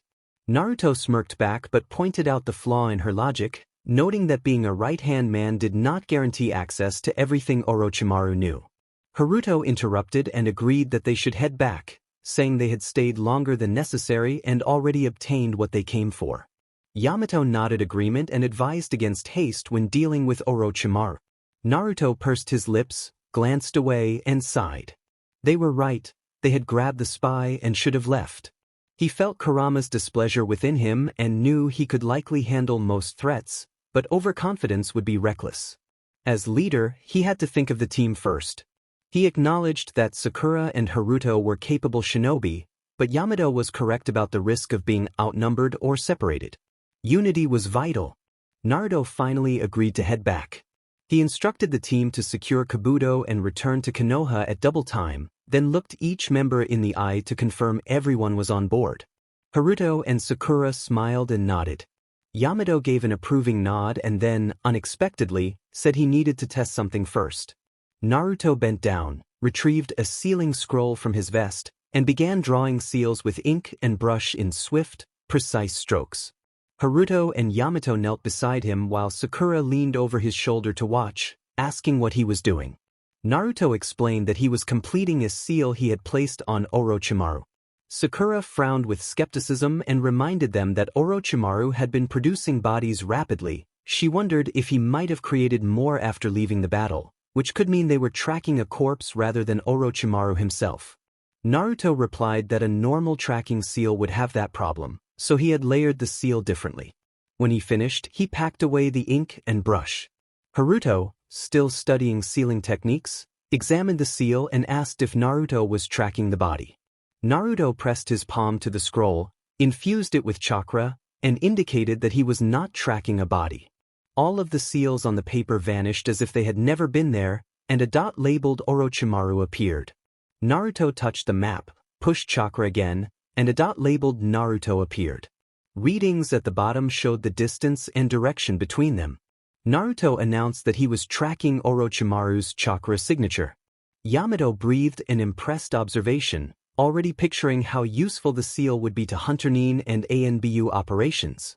Naruto explained that while Orochimaru could change bodies, his core chakra signature would remain. The tracking seal was imprinted on that core chakra, his internal reserves rather than on transient external aspects like curse seals. Haruto grinned in disbelief and asked when Naruto had put the seal on Orochimaru. Naruto chuckled and said he had done it during their earlier encounter. Yamato made an approving sound and then asked how Naruto could be sure he was not tracking a curse seal.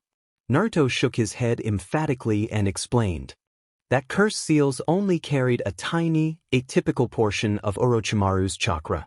His seal traced the core reserves held inside the body, the largest concentration of chakra, which differed from the nature of the curse seals. He rolled the scroll, tied it, and placed it back in his vest. Naruto said he would give it to Tsunade and let her decide what to do with it. He stood, stretched, and told the team they should fetch Kabuto and get out, instructing everyone to hold on to him.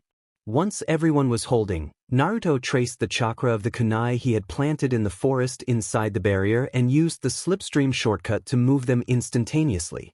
The four of them reappeared in an empty clearing. Naruto took a few moments to look around and confirm that they had not been followed.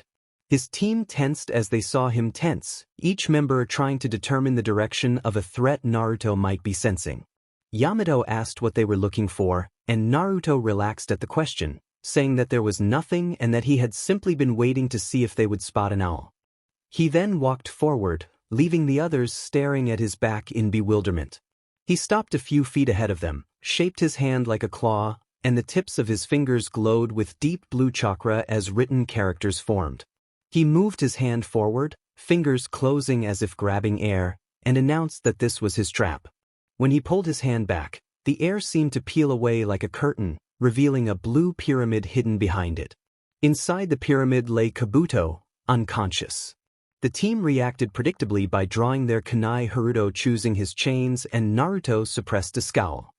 He did not believe his trap had been that simple for Kabuto to escape. Sakura whispered, asking what it was, and Naruto formed seals before pressing his palm to the pyramid. The structure dissolved into wisps of chakra. He explained that it had been an Uzumaki-style barrier designed to keep prisoners contained. Sakura tilted her head, impressed. Naruto opened a scroll and began writing characters for a sealing mark. The prisoner scroll he had brought was not exactly suited for sealing the rogue medic while he remained alive, but Naruto thought a few adjustments should work. Haruto stepped up beside him and complimented him on the fight.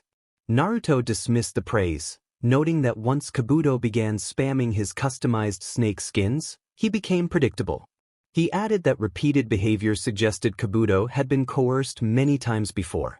Naruto finished the scroll, placed it on the unconscious medic, and pulsed chakra. In a soft pop of smoke, Kabuto vanished, sealed inside the scroll. Naruto wrapped the scroll and tucked it into his vest, breathing that the mission was accomplished. Yamato nodded, pleased despite their encounter with Orochimaru, and pointed out that they not only had their spy but had also acquired Orochimaru's favored sword. Naruto asked what would happen to the sword. Yamato shrugged and offered it as loot, saying Naruto could keep it or give it to the Hokage. Naruto extended his hand for it. Haruto raised an eyebrow and noted that Naruto did not know how to wield a sword. Naruto replied that he knew someone who could and that person would appreciate and benefit from it. Yamato tossed the sword to Naruto, who caught it by the handle and took a moment to appreciate the legendary blade. He gave a few experimental swings to test its weight and balance. He was not an expert compared to seasoned swordsmen, he was an amateur, but he had enough skill to get by.